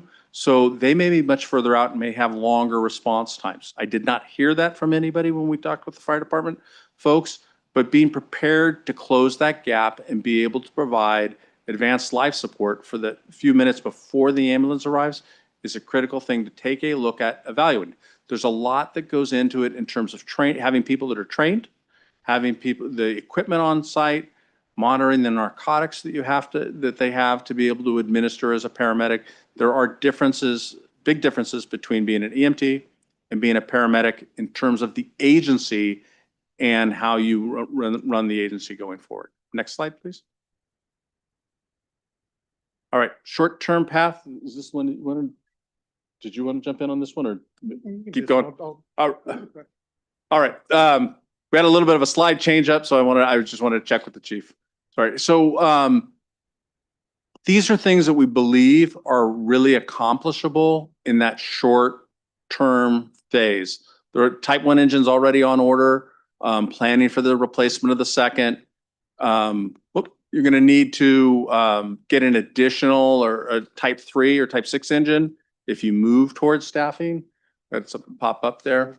The bolstering of staffing during the day, bringing on some sort of two-person squad, which you're seeing actually in other places in Sonoma County. Agencies are doing this, where you bring on this kind of two-person squad of some level of supervisor, captain, maybe a lieutenant, new rank, firefighter, to have coverage during those higher peak times. And they're available to respond to other incidents during that time as well. You know, the community risk reduction plan, doing the things to become 1300 NFPA 1300 compatible in alignment, is something that we see as something that's you can do, and establishing that kind of stable recurring budget to move forward on the, you know, if you commit a certain percentage of Measure H to fuel mitigation, continuing that as you go forward. And then prioritizing living quarters, which I think, like I said, I've heard from the chief that you guys have already moved to do some upgrades at Station 1, and some of the deferred maintenance address some of those issues. So that's a great thing. So next slide. All right, well, thank you, Chief Rocha and Council. I know that's a lot of information and the report is even longer. I want to reassure you that a lot of these recommendations, we're not starting from scratch. A lot of them, we're already doing a lot of the things in them. It's a matter of streamlining them, having information systems talk to each other a little better, and just generally making our operation more efficient. So it's not like we're starting from scratch from a lot of these things. So the main takeaway from all this is it's not as complicated as it looks. What we're proposing is to use some Measure H revenue to staff Station 2 and activate it on the north end to decrease response times and deal with the overlapping call issue. But as far as the fiscal impact, we put this slide in here. I wanted to show you kind of where we're at right now. And what I'd like you to focus on first is that it's broken into two categories: the existing commitments and the proposed investments. So if you look at direct salary and benefits and the top line there, that's the fire inspector position that you may recall we already brought on and is being filled right now. And then in the fiscal year 26-27, that 810,000 is the money that was allocated in the current 26-27 budget for renovations, for the phase one renovations of Station 1, which is essentially the living quarters, the bunk rooms, bathrooms, kitchen and day room. We're talking about proposed investments, the direct salary and benefits, the 408,000, 430,000 would be the two FTEs that I would propose we add to staff Station 2 during the day, which would be a captain and a firefighter. And then you see the capital expense in 26-27, that is for an additional piece of equipment for Station 2. We haven't determined exactly what that's going to be yet, so that price is kind of a guess. It could be more, it could be less, depending on what we decide to put up there. And then the 160,000 in both years would be the 10% commitment to vegetation management. So you can see what we have, the 26-27, the total commitment is 2,355,000. Some of that, you know, the Measure H revenue has been compiling this whole time without us spending all of it. So there's some one-time costs in there, and then 27-28, that 1,123,000 would be recurring year-over-year costs that cover everything from vehicle replacement to the proposed staffing levels. So if you can advance to the next slide, we'll kind of wrap it up with this. So in summary tonight, what I'm looking for is just your general receiving of this plan, and of course asking any questions that you have that we can clarify for you, and then provide direction on adopting the response time performance objectives. This is something as chief I'm supportive of. We've always generally just used NFPA standards. It's a little challenging for our department because we do have areas that are rural, we have areas that are suburban, and we have areas that are urban. And so it's really, I would probably come back with 3 different response time standards because it's very different when you're responding to a rural area in our response area, or if we're going from our station down to the plaza. So that's something I think it would be good to move forward with. It's not a big cost to it, it's just staff time. And it would, as the chief mentioned, give us some solid metrics from which we can kind of evaluate our performance moving forward. And then I would like to know if council is generally supportive of the staffing plan for Station 2, which would be the patrol model that we're talking about, daytime staffing Monday through Friday, 8 to 5 with a captain and a firefighter. This is a model that other agencies are going to, including Sonoma County Fire District, I think Santa Rosa Fire. That second unit would help not only response times for medical calls to the north area, but they could also respond in and assist the engine company in the downtown station with more personnel, as the chief talked about, the 2 in, 2 out rule, but also just lessen our reliance on mutual aid and automatic aid. And then I would also like to know if council is supportive of the 10% allocation of Measure H revenue for vegetation management, which I think is in line with the goals of the Measure H sales tax to begin with.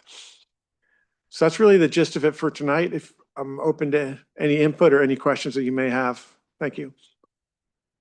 Well, thank you very, very much. That was a lot of material, but you handled it really gracefully and succinctly, and I think we could all take it in carefully, and so I appreciate that very much. You know, my first thing I want to comment on is that this really gives our fire department a really great report card, and so we are all knew that, but we're proud of this department. It's really great to see verification of all the work they've been doing, and it's nice to see also a blueprint for really thoughtful improvement. So, so thank you for that. If I don't have any disagreement, I think I'd like to go ahead and move straight to public comment, and then we'll bring it back. Because I think probably our suggestions and our questions will go pretty hand in hand anyway. So if no one disagrees, then I would like to open this up to public comment. If there's anybody here who'd like to come forward and speak on this issue, welcome.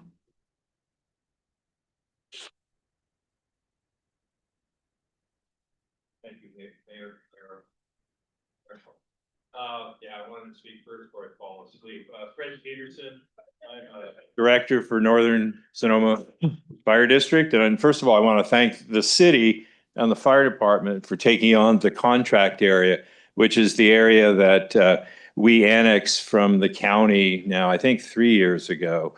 And our commitment to the areas we annexed. I'm here with Director Abercrombie, who's a Fitch Mountain resident. As the annexations happened and we went from 250 square miles roughly to about 450, was to provide a better level of service to the areas that we annex. And so for Fitch Mountain, they pay a bit more because of the weirdness of the property tax. So one of the things that we did as a fire district is we fund additional ambulance during peak times, which actually helps Healdsburg more than us. But it's, again, I guess my point to be here tonight is this was a great report, very voluminous, very dense, certainly. But I would like to throw out there that we can, working together, actually provide a higher level of service to all of the residents. And whether it's the Station 2 staffing, in terms of engines or whatever. The other thing I have is resource sharing and cost efficiency. There's so many potential ways to do that working together regionally. Training and joint exercise. It's a shame. I think we used to train more together, have our mutual aid drills and such. And in the last few years, whether it's COVID or such, things have kind of tapered off a bit. And then in terms of the biggest thing, and it was brought in the report, and we all know it, those of us connected to fire service and delivery, is EMS. There are less fires, thankfully. In our district, we've lost way more homes to wildfires than actual just structure fires because there are fewer and fewer structure fires, and that's a good thing. EMS, and as our population ages, including yours truly, that's going to cause a greater demand for service. And there are ways to deal with this that are more cost effective, in my view, than paramedic engines. And one of the things we see is we don't have enough. We're not San Francisco.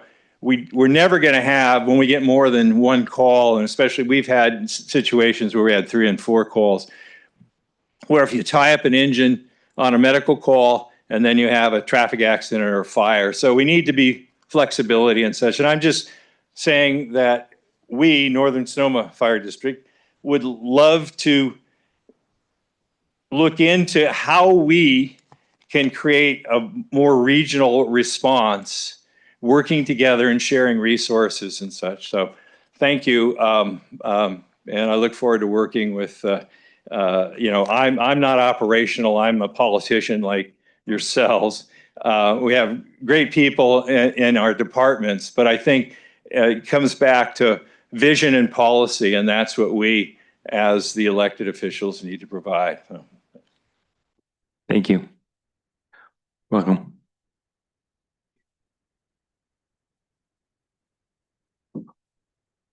Fred took the wind out of my sails here.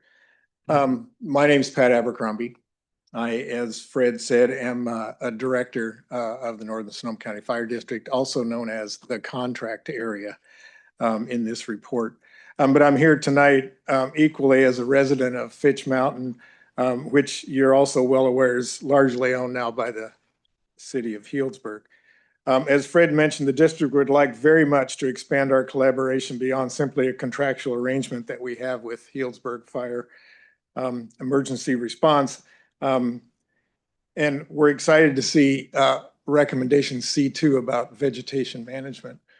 You probably know that Northern Sonoma County Fire has had the most rockin' fuels crew in the county, if not wider, for a number of years now. And as a result of Measure H, we're now working throughout the county, not just in the district.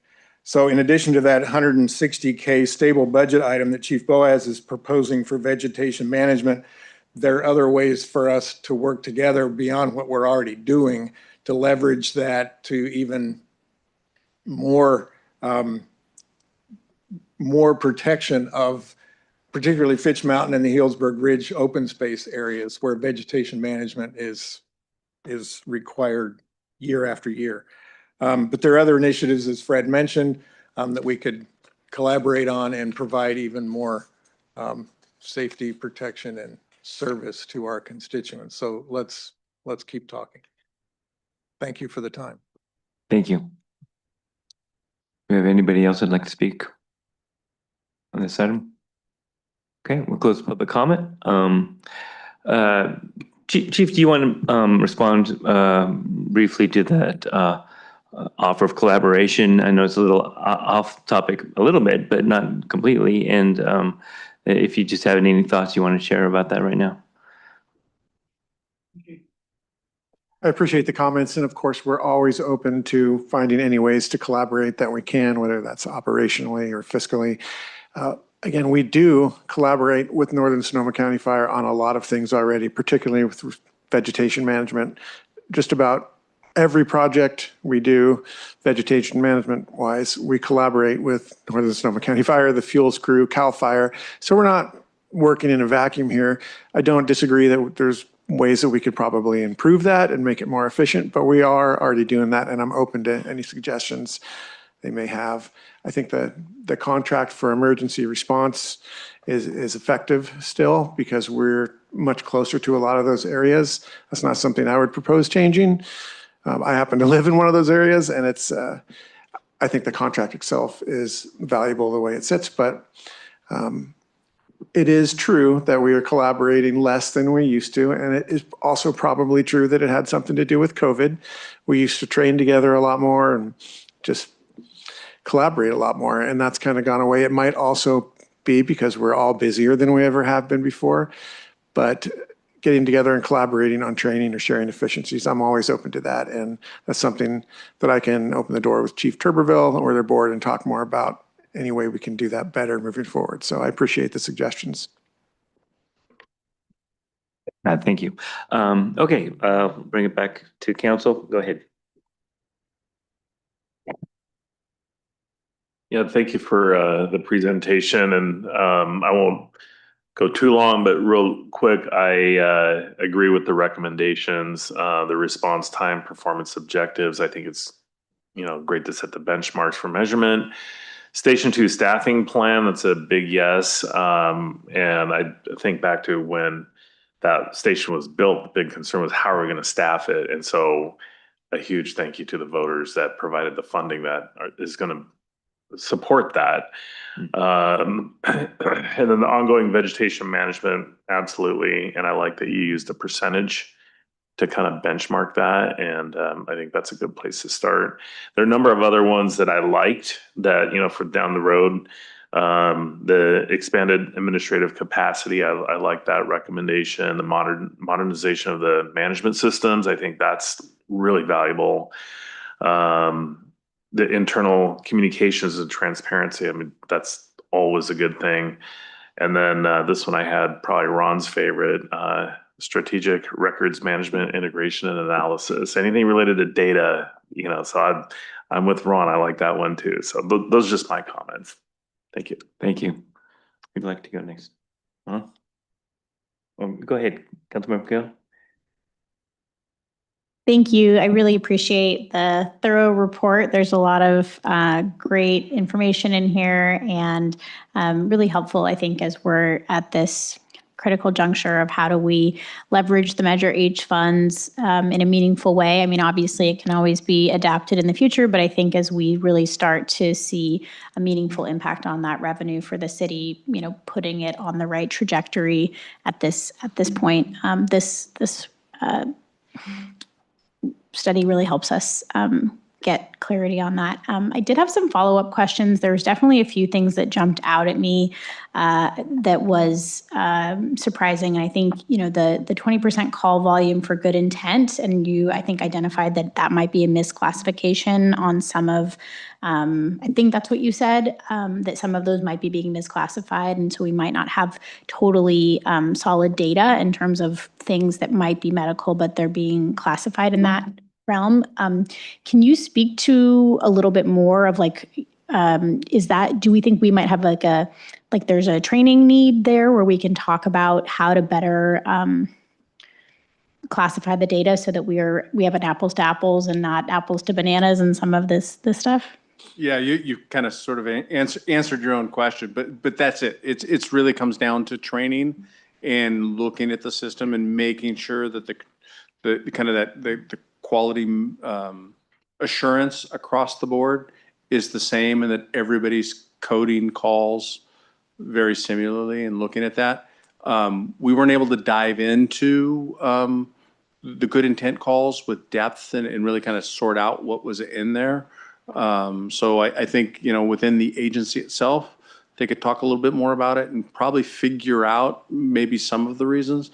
And then through training, make sure that everybody's trying to be as consistent as possible. So we have 20% of our calls are good intent. What's like a normal number?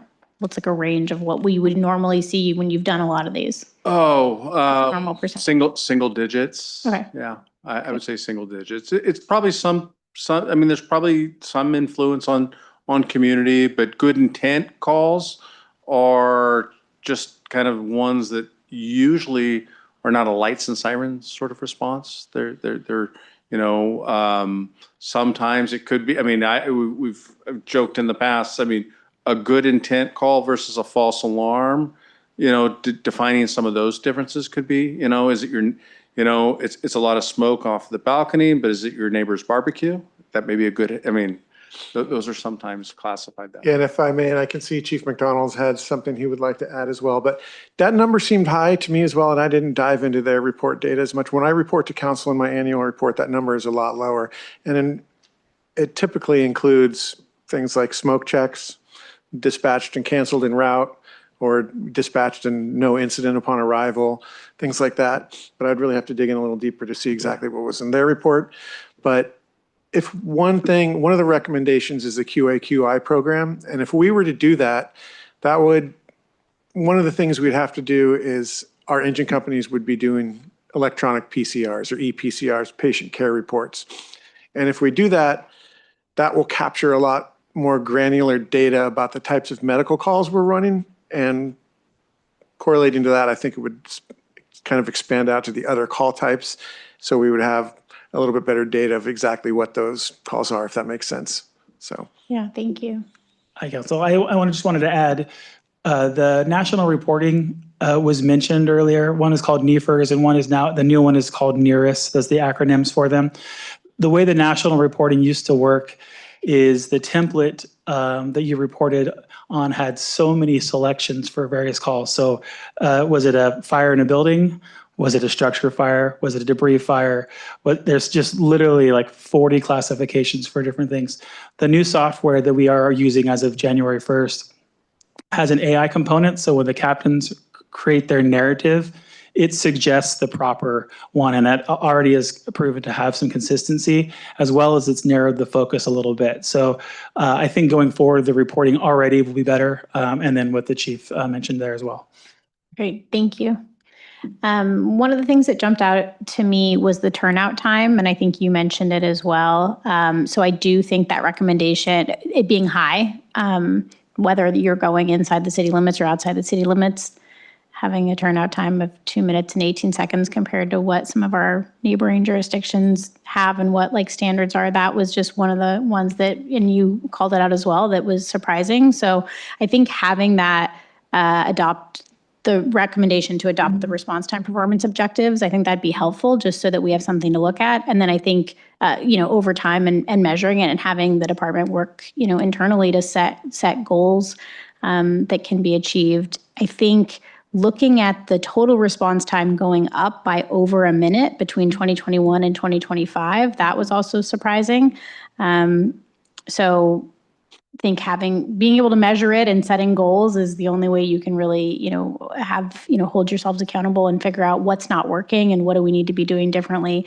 I think as we're doing station redesign and hopefully doing some major capital improvement in our aging station, that we're thinking about performance objectives too.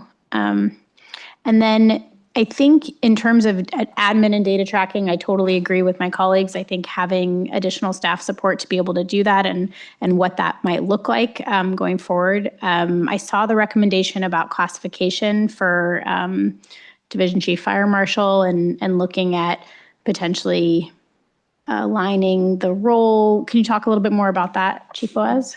Sure. Well, historically, the position that Chief McDonald had as a division chief fire marshals, as overseeing the fire prevention division. Over the years, that role has morphed into more operations. He does a lot of operation stuff with me, responding to calls, covering his fire chief. So his scope of work is not just fire prevention anymore. It comes over into operations a lot more. And I feel like that's not captured in the job description or necessarily the rank. I think it's more of a deputy chief type rank of operations. But that's something that we can bring back to council after we do a little bit deeper dive into it. But the city is currently doing a class and comp study, and I know that they've spoken with myself, Chief McDonald, and other staff members, and that's something we're actively looking at. If there is a cost included in that, I think that would be an acceptable thing to use Measure H revenue for. So does that answer your question? Yes, I did know if you meant if there was a cost associated with doing the class and comp study, but I do find it slightly ironic that this study is recommending another study, but that is apparently how it works. But I would like to say that if we do have an existing, framework that is seemingly, a leadership structure within the department that's needed and based on what the current practice is, I think making sure that that the title and the role is aligned makes a lot of sense, and for succession planning as well, which I think was called out in the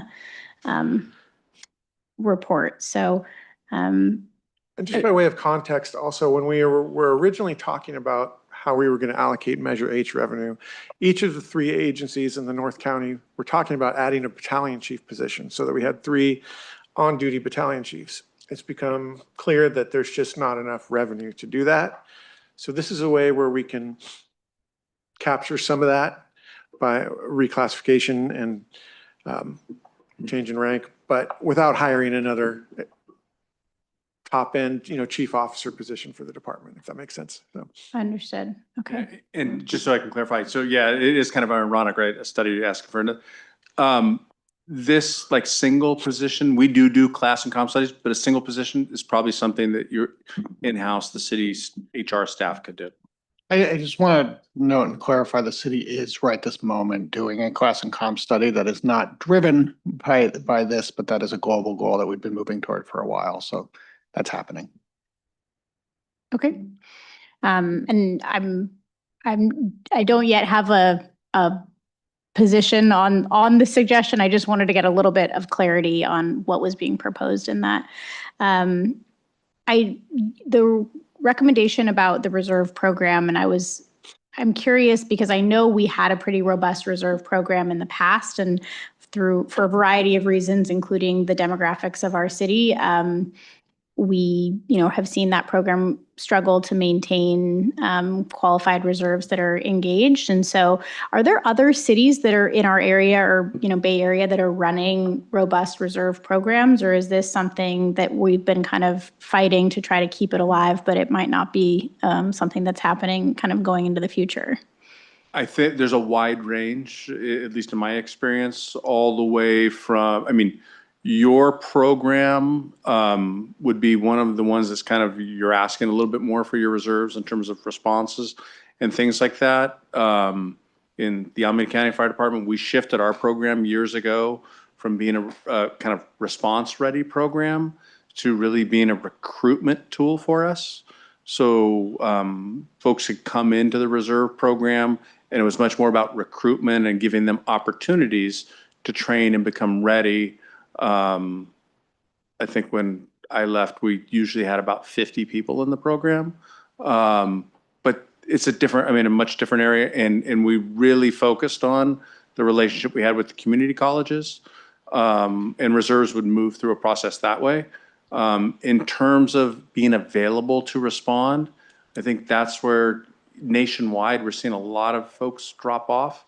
And I think that's just, the reality of society and folks that they're looking for a second job, they're getting paid probably, right? I think that's the reality.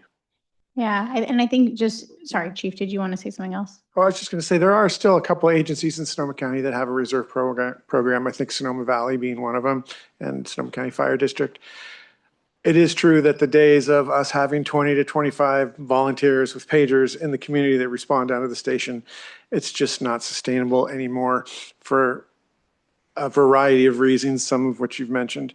So we have kind of formed a group in the fire department where we can look at that and try to recommend what we can do moving forward. And the way I see it kind of taking shape is having it shift more into kind of an apprentice or internship or whatever you want to call it, program where there's less people, but maybe assigned to shifts. And that's something we're kind of working through right now, because one thing is clear is the way we've done it for the last 30 years is no longer a sustainable model in the environment we are now, especially with Measure H, where all the people that want to get jobs professionally are getting hired. So it's gotten to the point where it's just not, we bring somebody on, we put them through 6 months of training and spend an enormous amount of money outfitting them. And then 3 months later, they get hired somewhere else. So we're trying to figure out what model is going to work best for us moving forward. Yeah, I mean, you just articulated completely the thought that I had of like the time and money and expense that we have that we're putting into training our reserves, and then basically, providing that training for our neighboring agencies or beyond to hire those folks, and great job opportunities that are out there, but also like, is that the best use of our limited time and resources to be training those folks without being able to retain them? And right. And it's not just us. I think it's a problem all over Northern California.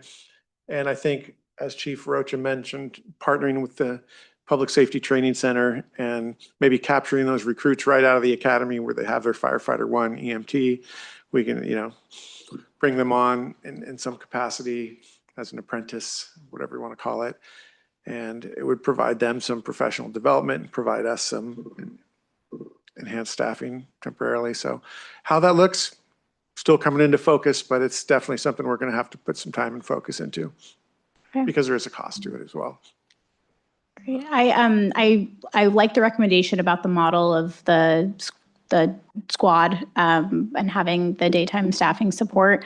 I'm curious though, I saw with the map that you provided in the slides, looking at the response area and like looking at the north part of the city, because we're looking at and thinking about this kind of down the road at, development in other parts of the city potentially. How much of our call volume is coming in on like the north end of town? Obviously with the addition of Enzo Village and the North Village, I'm guessing there's more than there was when those buildings weren't built. And obviously the nature of who's living in a senior living community and that type of facility. But do we have the type of volume density in the north part of town that necessitates having it staffed at that station? Or have you also contemplated adding the staffing squad at at Station 1 potentially?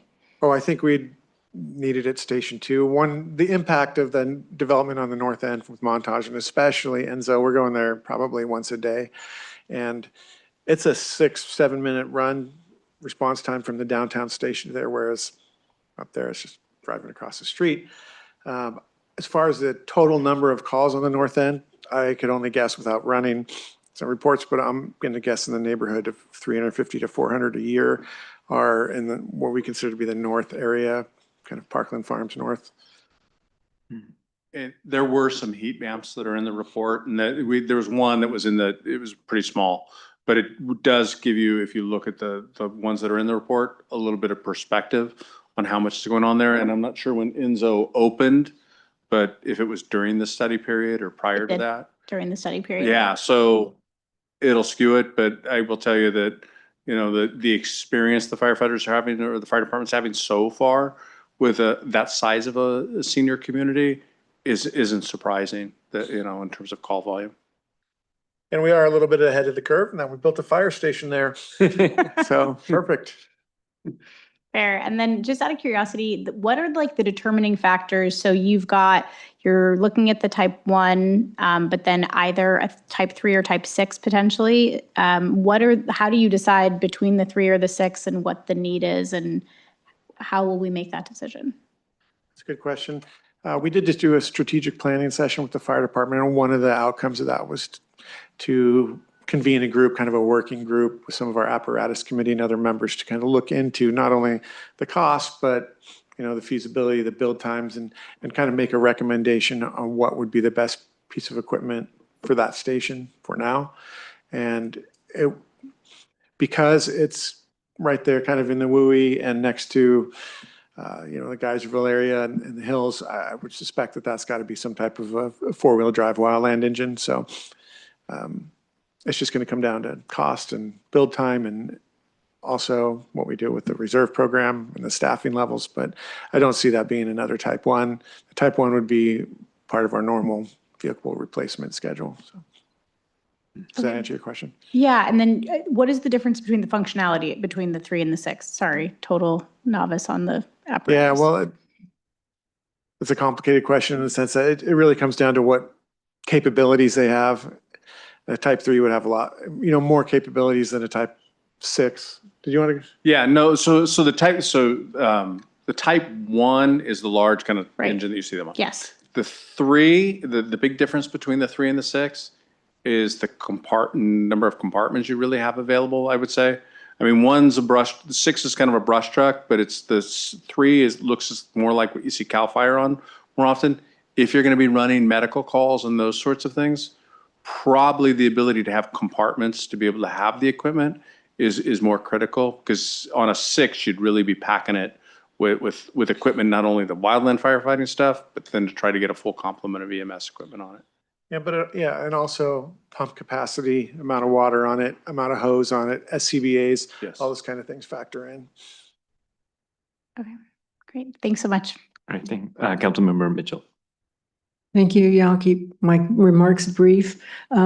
First, I want to say, as far as reading the report, which was very thorough and great, is that we've got an A+ fire department. It seemed like a wonderful report card, and I'm really grateful and thankful for that. And it gives us an opportunity to really be thoughtful about how we're going to spend Measure H money, which I know it's a nice position to be in, right, at this point. But so having said that, yeah, I do support the response time objectives. I think that's really important, and as well as you do. It'll give us a way to really clearly measure how we're doing and make adjustments as needed. I also definitely support the investment in the wildfire prevention. I guess my only question on that would be, is 10% enough? We're looking at estimate, what, 160,000 a year?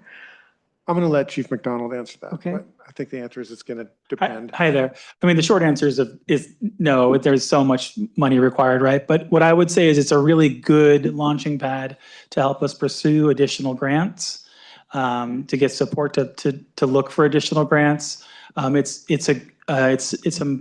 We've been reliant on the Coastal Conservancy grant to get much of the work done. And then as that grant finished, we transitioned into working with our partners, CAL FIRE predominantly lately. And we're still going to leverage those relationships. But that 10% seems to be in great alignment with how the measure was put in place. They didn't have a percentage, but that was kind of like, we're going to do all of these things and this, and that seems to be an alignment for that. So I think it's a good launching point. I also agree that doing it as a percentage is a good way to measure it. I think it's a responsible approach as a start, to help us to look for other funds outside of Measure H. I'd also just add, we're seeking feedback and we appreciate the feedback. Generally, we don't budget based on these percentage markers, which is to say, next time you do the budget, I'm assuming there's, rough support for this number. We're going to try to hit the number as we always do with our standards. And then we'll make a decision based on how many funds are available. There will be years when we have one-time costs that probably really stress that number, and it's hard to hit it, right? We're talking about buying. Yep. I'm already afraid to find out what this new piece of apparatus will cost. And there will be years when we don't need to do that. And hopefully, to your point, Councilmember Mitchell, there'll be years where we do more. And it's going to flex a little bit. So it's not something, I guess my point is, it's not a number that we're locking in and holding ourselves to, but rather it'll be a standard that we can check against. Thank you. Yeah, that makes sense. Thank you. And being right near a controlled burn area, I appreciate that a lot, I could say. And then regarding the Station 2 staffing, I certainly appreciate the analysis and understand why that's important. I guess my only concern is that we don't let the costs get out of line. I know there's potential changes in the pension costs and so on. And so with the staffing being the most expensive piece of any operation, it seems like I want to make sure that we keep that in our sights, I guess is what I'm saying. But otherwise, yes, I do support that as well. Thank you. I appreciate that. And I echo those concerns. I mean, I think the plan we're putting forward is fairly conservative, and I think it'll stay within Measure H, at least for the foreseeable future. It's a small but significant step, I think, for gaining a lot of value to the how we respond to our community for not as much cost. So, but I can appreciate that. The last thing we want to do is bring on personnel that then a couple of years down the road are exceeding our revenue to fund those positions. So we're very conscious of that, but thank you for the comments. Yeah, I appreciate that. Yeah, and we are really lucky to have Measure H in many different ways, but certainly with the change in our community and with Enzo Village and all of the northern area. So it's going to give us that opportunity. So I think that's really important. I appreciate that. Yeah, and I think everybody on the north end is going to be ecstatic to see firefighters and fire engines there every day and responding out of there, because I do get a lot of questions from the public, like what's going on with Station 2? When are we going to staff it? So not only will it provide value, but I think it'll make the area a little more vibrant, have an active fire station there. So I'm looking forward to it. Yeah, thank you. Vice Mayor Edwards. Yeah, thank you for reducing that 230 some pages down to an hour, which took me the whole weekend to go through. Had some detailed questions because I wanted to give you, that I did go through this and really dove into it. And you mentioned low income vulnerability of low income residents. What is that increased vulnerability with those lower income residents? So I'm not the risk person from the report, so Okay. With the detailed part, but when you have lower income communities, there are other risks that come into it just because they don't have health care.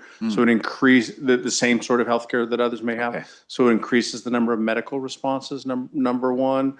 There are some risks that come up with other things they may be doing related to heating and cooling and those sorts of things that create fire risk and things like that. So these are probably things we're going to need to looking with the reduction in healthcare going forward, really kind of be aware of this in the upcoming year of the burden that's going to, not the burden, but the increased load of response. Since people won't be able to go to the doctor, they'll wait till they're really sick and then put that burden on our fire department. So nice to be aware of that going forward. You talked about senior outreach. Are there things we could be doing? I know that we had 2 years ago, there were community meetings around for fire prevention. Are those something that we are doing or should be doing, like at our senior center, or since we're getting more senior housing coming in, are we meeting with those organizations and kind of giving them guidelines to help you rather than them just putting more responsibility on you? Thank you for that question. Yeah, we absolutely are doing that. We meet at the senior center at least annually for a kind of emergency all hands. Right. But over the past year, I think we've done upwards of 8 various community meetings, maybe 9 community meetings, Rivers Bend area, the Fitch Mountain Villa Commons area. A lot of those are in partnership with COPE. And so we do, preparedness for all emergencies. We meet with those. We participate in the community events down at the plaza to try to be as visible as possible. Bringing on the second inspector is also, as he gets up and running, that's also a huge opportunity because it's in the past traditionally just been me out doing most of the outreach. Now having 2 inspectors who are very qualified, very knowledgeable, are able to help support that. So yeah, absolutely. Okay, great. And then kind of on a concerning point, we were talking about the reliability of Measure H. I know there's a lot of sales tax issues coming on. I don't know if residents are going to get fatigued because it's there until the voters don't want it. And how concerned are you that this might decrease? How do we protect ourselves when we are doing these expansions that we don't get caught up to where we get a level of service and then it kind of drops off the cliff? Yeah, I'll answer a couple parts of that. to the first half of that question, it doesn't have a term. I think you're right. It's these famous words that we see in a lot of tax measures until repealed by the voters. I'll just say I've never, kiss of death probably. I've never seen that happen. So we'll see. We'll see. But I think in terms of is the measure going anywhere, I think that's a real low risk. And if something were to change, we'll pivot. I think it's on all of us to prove the value of that measure, and we intend to do so. I think the more challenging part of that question, it's a sales tax and it's volatile. We deal with this with our budgeting all the time. You know, cities, property tax, sales tax, and for us, hotel, TOT tax are kind of the three big legs of the stool. And two of those are volatile. They're cyclical. And you can see years when they will drop, right? Property tax almost never drops. Sales tax absolutely will. And I think it's incumbent on us to budget it with that in mind, that we give ourselves a little bit of cushion to have good years and bad years without having to adjust our staffing. I want nothing to do with having to flex staffing up and down. And that means we need to be really thoughtful and manage reserves, and be a little bit conservative and recognize there will be good years where there's more money than we thought, maybe by 10%. And that doesn't mean we need to spend it all in that day. And there will be years where we do a little worse, and we can do that. We do that all the time with a lot of our funds because we're a city that's dependent on volatile sources, but it's worth noting this is one. And we're going to have to be a little bit cautious in how we budget because there will be some bad years. Yeah, it's sounding like we should, when we're doing our budget workshop, to have a Measure H component of that to see where we are checking in and going forward with that, since we're adding another volatile source of revenue. Yeah, and we'll do that because it's already a distinct fund, right? We spent a little bit of time on this in our last budget, and it was kind of easy, right? Because we hadn't filled out all of the expenditure yet. So, as the chief mentioned, we're able to put a lot of one-time money in this last budget into getting ahead of some of those station enhancements. We're not going to be typically putting $800,000 into capital because we'll fill it up with more staffing. But yes, you'll see a fund, and we'll look at it independently. It's also just worth noting that while they'll probably move generally in unison, it's a countywide sales tax and we get a fixed percentage of that. So it's not directly a representation of how sales tax in Healdsburg is going, right? It's the county. And maybe that makes it a little bit smoother in that it's a big geography, but it's also just different. So you'll see our sales tax moving one way, and then you'll see Measure H moving a little bit differently. Yeah, I was just concerned is a lot of cities are adding an additional sales tax, so I didn't know how that's going to affect the projections for this going forward, but it'll be nice to keep track of that. Another question was, you were talking about insurance costs, the ISO. Is that insurance burdened by residents, or is that insurance burden on the city? ISO historically, it was something that would impact commercial insurance rates. Insurance companies over the last decade have kind of moved away from ISO. And I hope I kind of said that when I was presenting. They've moved to having their own unique ratings and things that they do more so than using ISO. But it is something that people look at in terms of a basic sort of planning. The other thing I'll add is as insurance becomes more challenging for homeowners to get in the state of California, as Chief Rocha was mentioning, they look at all the factors. And so a higher ISO rating can sometimes impact whether a homeowner can obtain insurance or not. So that's where we used to say we could possibly give reduced rates and save you some money and that kind of a thing. But as the wildfires have become, obviously a greater issue, the ISO rating, an improved ISO could have the potential to help people obtain insurance. So it's one of many factors, I would say. Okay, so it's something we're doing that we are aware that having a better ISO could possibly, but it's the only thing that the city really can do. Yeah, that correct. And I would just say it's a moving target with the California insurance, obviously. So this is just one of the many ways we think we can try to make it so homeowners can obtain insurance and keep it.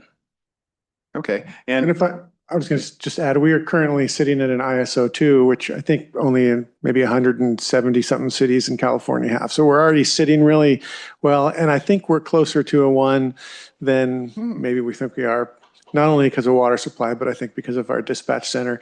And if we enhance staffing and training at Station 2, I think we may be able to get to a 1, which could potentially impact, especially commercial insurance rates. So I think it's a goal worth shooting for. I mean, we're supposed to be audited every, I think, 3 years, but I don't think it's happened in 5 or more. So. Okay. And I do agree with the 3 areas you recommended. And the only part of this that kind of was the down part when I was reading this, and being on council, I know we've supported our police department, our fire department. But on page 206, the rating of city government, I'm just wondering, I know you didn't do, it was, how do you feel about if you supported? And that was in the survey section. And I know that it doesn't give specifics, but I really would like to know if we could do a better job and where we could, this is rating the fire department, but I thought that was a little ranking of government, and I'd like to be able to do a better job in supporting and let our firefighters know that they're well supported. And that was out of the community survey. I think we got about 74, 75 responses to the community survey. Yeah, city government, we rated between a 5 and a 9. I mean, I'd like to know that we could do a better job on that. Yeah. So, but yeah, so I mean, that's just, I mean, that was a survey tool, and I think we could get, I mean, there is the raw data that's behind it, or information that we certainly can provide to the fire chief. Yeah, it'd be nice to know that, so we could, if there were any comments that went along with it, sometimes they rate it and there's no comment. Yeah, something that we could, in other words, instead of everything you're doing, maybe there's something that we could do to support and do better job at that. Thank you. Okay. Do we have any last comments? I thank you all for some really great questions and input, and I just want to check with you to see if you feel like you've received the input that you need, and I too am in agreement with the suggestions that you put forward here, and that seems to be the consensus on the council. Thank you. I'm very clear on that. Basis here, but yeah, do you feel complete with the input you need from council? I do feel complete, and I appreciate all of your time and your thoughtful questions, and you're reading a 240-something page report. Yeah. And well, I'll bring back to you some of the recommendations that are put forth in the plan. So in closing, I just want to echo what Councilmember Hegley said. A big thank you to the voters who recognized the importance of Measure H. And, the world seems like it's burning all around us right now. So the importance of this is not lost. And it's rare opportunity that a city department has, an opportunity to make investments like, what we have in front of us in this plan. And so it's a very welcome one, especially in light of the importance of the work that you guys do.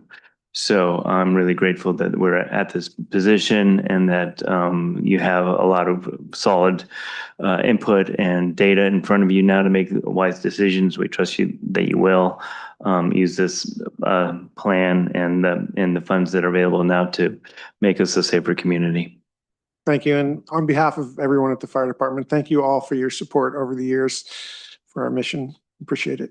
Yeah. Okay.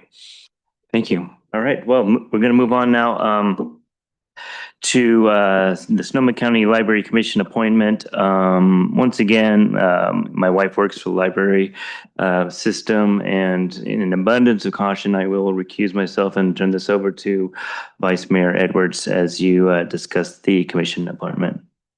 All right, item 8C, Sonoma County Library Commission appointments.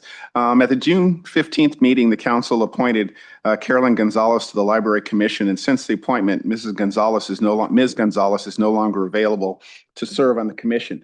So I would like to turn it back over to the subcommittee to come up with another choice. Thank you, Vice Mayor. Councilmember Mitchell and I did interview the candidates earlier this year. And while we are very disappointed that the candidate that we had hoped would be able to move forward in the process, she had a change in her employment, new job responsibilities at work that would take up too much of her time to be able to do the commission role as well. And so that is why she had to decline the role, but she was really sad to have to pass it up because she really was interested in it. But fortunately, we had a number of strong applicants, including the applicant Ann Condon, who we are recommending tonight. Ann has lived in Healdsburg, I think, for over 30 years. She has a master's degree in library sciences from Columbia University and a BA from Wellesley College. She is retired, so she has time on her hand to be able to do the work. And in addition to working for the State Compensation Insurance Fund, which is not, she's retired from now as a business systems analyst, she also was the librarian at Cloverdale High School for 10 years. So she has a master's in library science and has a lot of experience in working both with young people at Cloverdale High and a lot of longevity in our community. So we would like to ask that the council agree with our recommendation to appoint Ann Condon to serve as our representative to the Sonoma County Library Commission. All right. Yeah, that's great that we have a community, that we have the depth to have such good qualified people who come forward and volunteer. So would you like to get a motion? We need public comment. Oh, public comment? Ready? All right, bringing it back to council, like a motion to. I move that we appoint Ann Condon to be our Sonoma County Library Commissioner. And I second that. Okay, and if I can get a vote, roll call vote. Councilmember Higley, Yes. Councilmember Kelly. Yes. Councilmember Mitchell. Yes. Vice Mayor Edwards. Yes. All right, I'm going to turn it back over to Mayor Harrod. Okay, thank you. Great. So I guess we're on to council reports. Am I not seeing it here? Anyway, yes, that's the next item. So who would like to go first on this? I'll go. I didn't do a whole lot of stuff around town, had fun, did all of the 4th of July things. I had my annual staycation around the 4th of July, had relatives from out of town, and this is just, they love coming here because we are at Christmas and 4th of July, a hallmark town. It is just hard not to feel the spirit, to feel the community here, all the events we had around the 4th of July. And I was able to do the first annual cakewalk at the Holy Pavilion at the Farmers Market. That was good. Also did the NCPA reception, which is always nice to see that they love Healdsburg and get the good support. Dave is doing a great job for us on that. There. I was also at the Senior Citizens Advisory Committee. And as you know, I've been the liaison since I've been on council. And this last meeting had the largest turnout. I mean, it wasn't a lot, but 15 people showed up to talk about the Bistro program. It was really compelling program. I'm going to be going with them down to Roner Park to check out some alternatives of a council on aging things that we could possibly reduce the cost. And they've got a whole subcommittee that'll be working on that cost of the Bistro program, because it is the amount of support that came out with that. The letters we've got urging us to continue that program. Also, there was an update on When the Time Comes, and that will be presented at our next council meeting. And that program is just going gangbusters. It shows that there was definitely a need for that program, and well-attended, well-supported program. So that was my reason. Okay, Councilman Mitchell? Yeah, I'll be short. NCPA dinner was fun with the was it the legislative aides, I guess, to the NCPA people. Also, I went to the solar array tour with them, which was always fun. That's an amazing place. Getting a little bit stinky more than it used to, but it's pretty impressive. 4th of July, we get to be the judges of the kids parade, which was fun. Went to the Love of the Land dinner at Sarah Lee, thank you. Beautiful place. And then this isn't council stuff, but I went to Bocce on their first night of a reopening on Thursday last week. So it was packed with people from Healdsburg. Looks like a great gathering online. I Yeah, thought. Yeah, that's it good. was really, really nice. So that's it.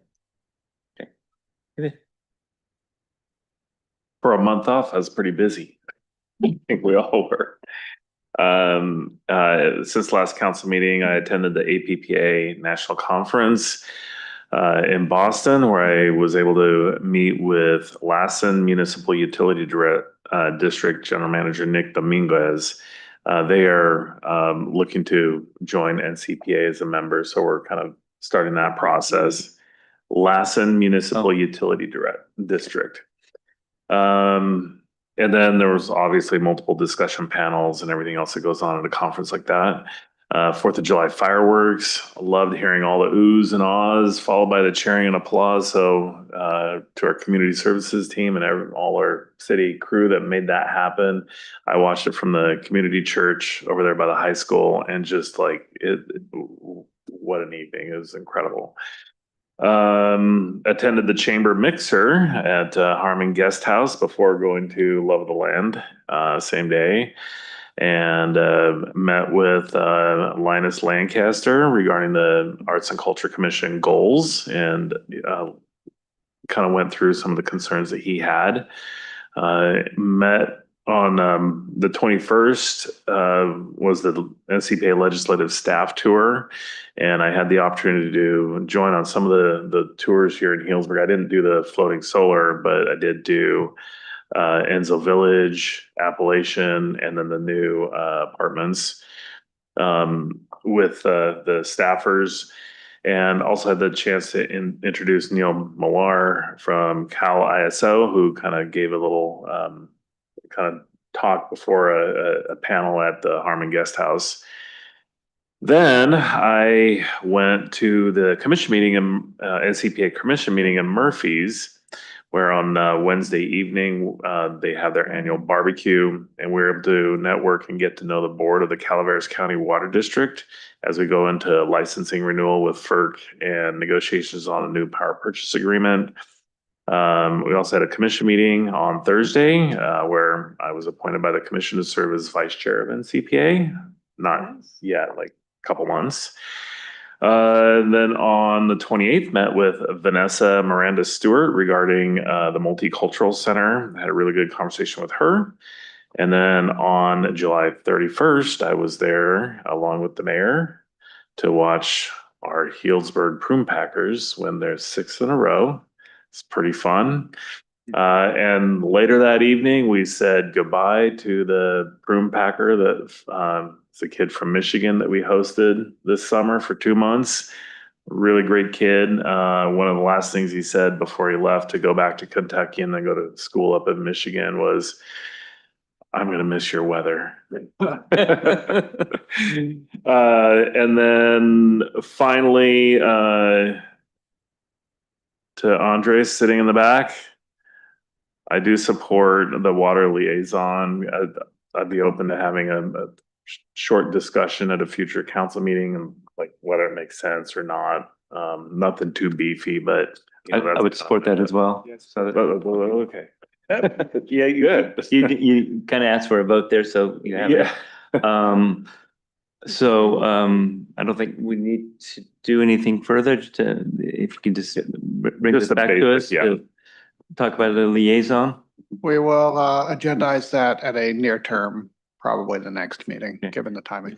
And I'll remind you that Andres gave some materials to Raina for us to review on that topic. Yeah. So thank you very much. Thanks for sticking it out for the whole meeting. Great to have you here. Okay. So that was it. Yeah. Thank you. You've been busy. I attended the Coastal Commission meeting down in Ventura as our North Central Coast representative. Our next meeting is next week in Santa Cruz County in Scotts Valley, so I'll be down there next week. There's a couple upcoming events. Every 4 years, we've turned into a cycle. The Sonoma County Transportation Authority and Climate Authority, SCTCA, evaluates the projects that each city and the county submits, ranks them, and proposes them for certain sources of funding. So our cycle where the council worked to propose our top 5 projects, Larry packaged them and wrote very lengthy descriptions in engineer speak with his amazing team. They have been scored. They've been before the subcommittees, and then on Monday, the board of directors of the SCTCA will be evaluating the proposed funding. So at this juncture, I am sad to say that we did not get a huge recommended amount, but we did get some recommended amount. It hasn't been approved yet tentatively for the Dry Creek Interchange project. So that will continue to live, but it is not going to be fully funded in our lifetime. No, in the next 4 years. So we're working on that. But there are some other funding recommendations that I'm excited for us to be able to share back, but successfully being able to bring a lot of funds back to the community for those projects that we supported. There is an upcoming meeting in Geyserville on August 10th next week. So as you all know, SMART is evaluating a proposed Geyserville station for the train. It's under evaluation near Highway 128 and Remmel Road. And they're having this community meeting on August 10th at 5:30 p.m. at the Geyserville Oriental Community Hall on Highway 128. For anybody in the community who's interested in learning more about what a Geyserville station would mean and just getting community input on that. And then there's also an event happening with Zero Waste Sonoma. So the next Sonoma County Repair Fair is taking place in Healdsburg on September 19th from 10 a.m. to 1 p.m. And so people can bring their broken household items and learn how to repair them with the help of skilled volunteers. People can go to the Zero Waste Sonoma website and actually register an item for repair at any of the future dates. And then people who have skills in repairing things can also sign up to volunteer. So that's through Zero Waste Sonoma. And I think that's my report. Thank you. Okay, thank you. I kind of put it out there that I was open for meetings during our recess, and I had a lot of meetings with a lot of people, but some of the highlights were meeting with Senator Padilla's field representative was Lee Fink with the city manager. I met with Pat and Fred from the Northern Sonoma County Fire District who are here tonight earlier and had a conversation with them. And I know they're talking to a lot of people about some of the topics you heard tonight. And so that was welcome and informative. I had a great meeting with a neighborhood group who live near the train tracks at the very north end of town on that Chiquita neighborhood there.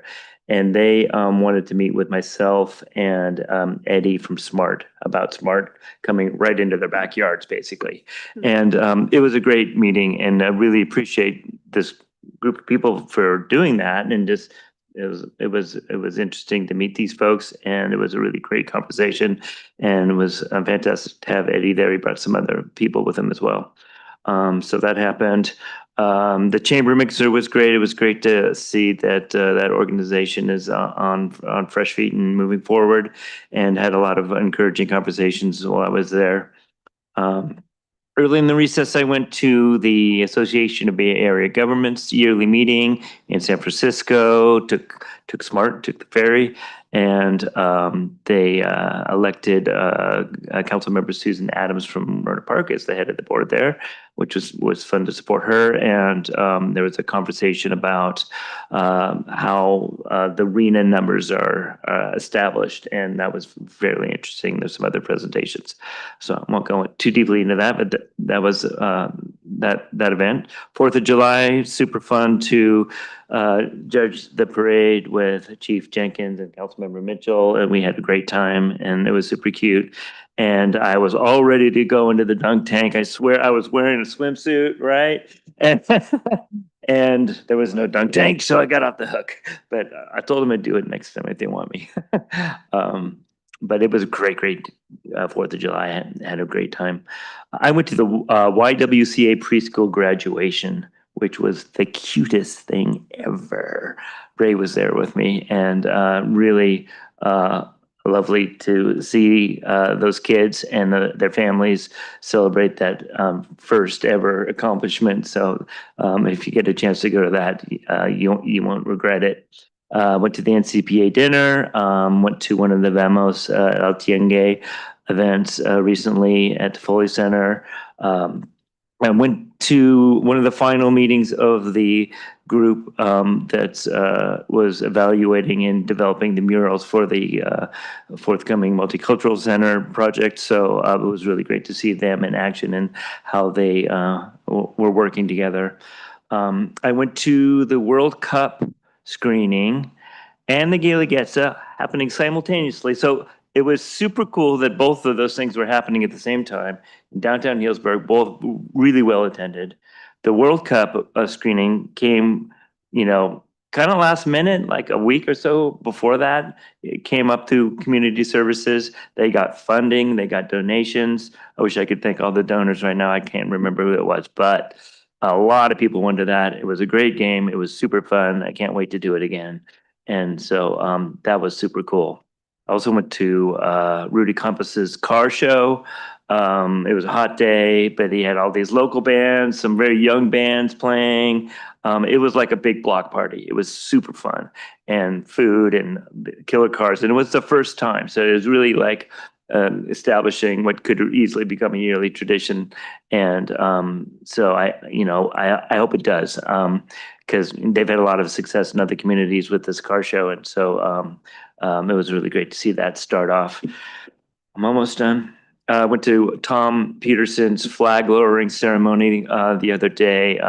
If you may recall, he just passed away, and he I hope I have the numbers right. 25,000 hours, volunteer hours in this community was estimated. This fellow did, and he was on our Parks Commission for, I think, 16 years, they said. Is that right? Thanks, Ray. He's validating the numbers for me. So it was well-deserved flag lowering for just an epic volunteer with a lot of love in the community for this person. And so I was happy to attend to that. This morning, I went to an event at the Alliance Medical Center and Councilmember Hegley was there to celebrate 55 years. And it was sort of just a thank you for their community partners. And I will end with the Packers championship game. Super fun. I was able to go to 4 games this year, and that was just a blast. So grateful to have them in our town. And with that, at 10:22,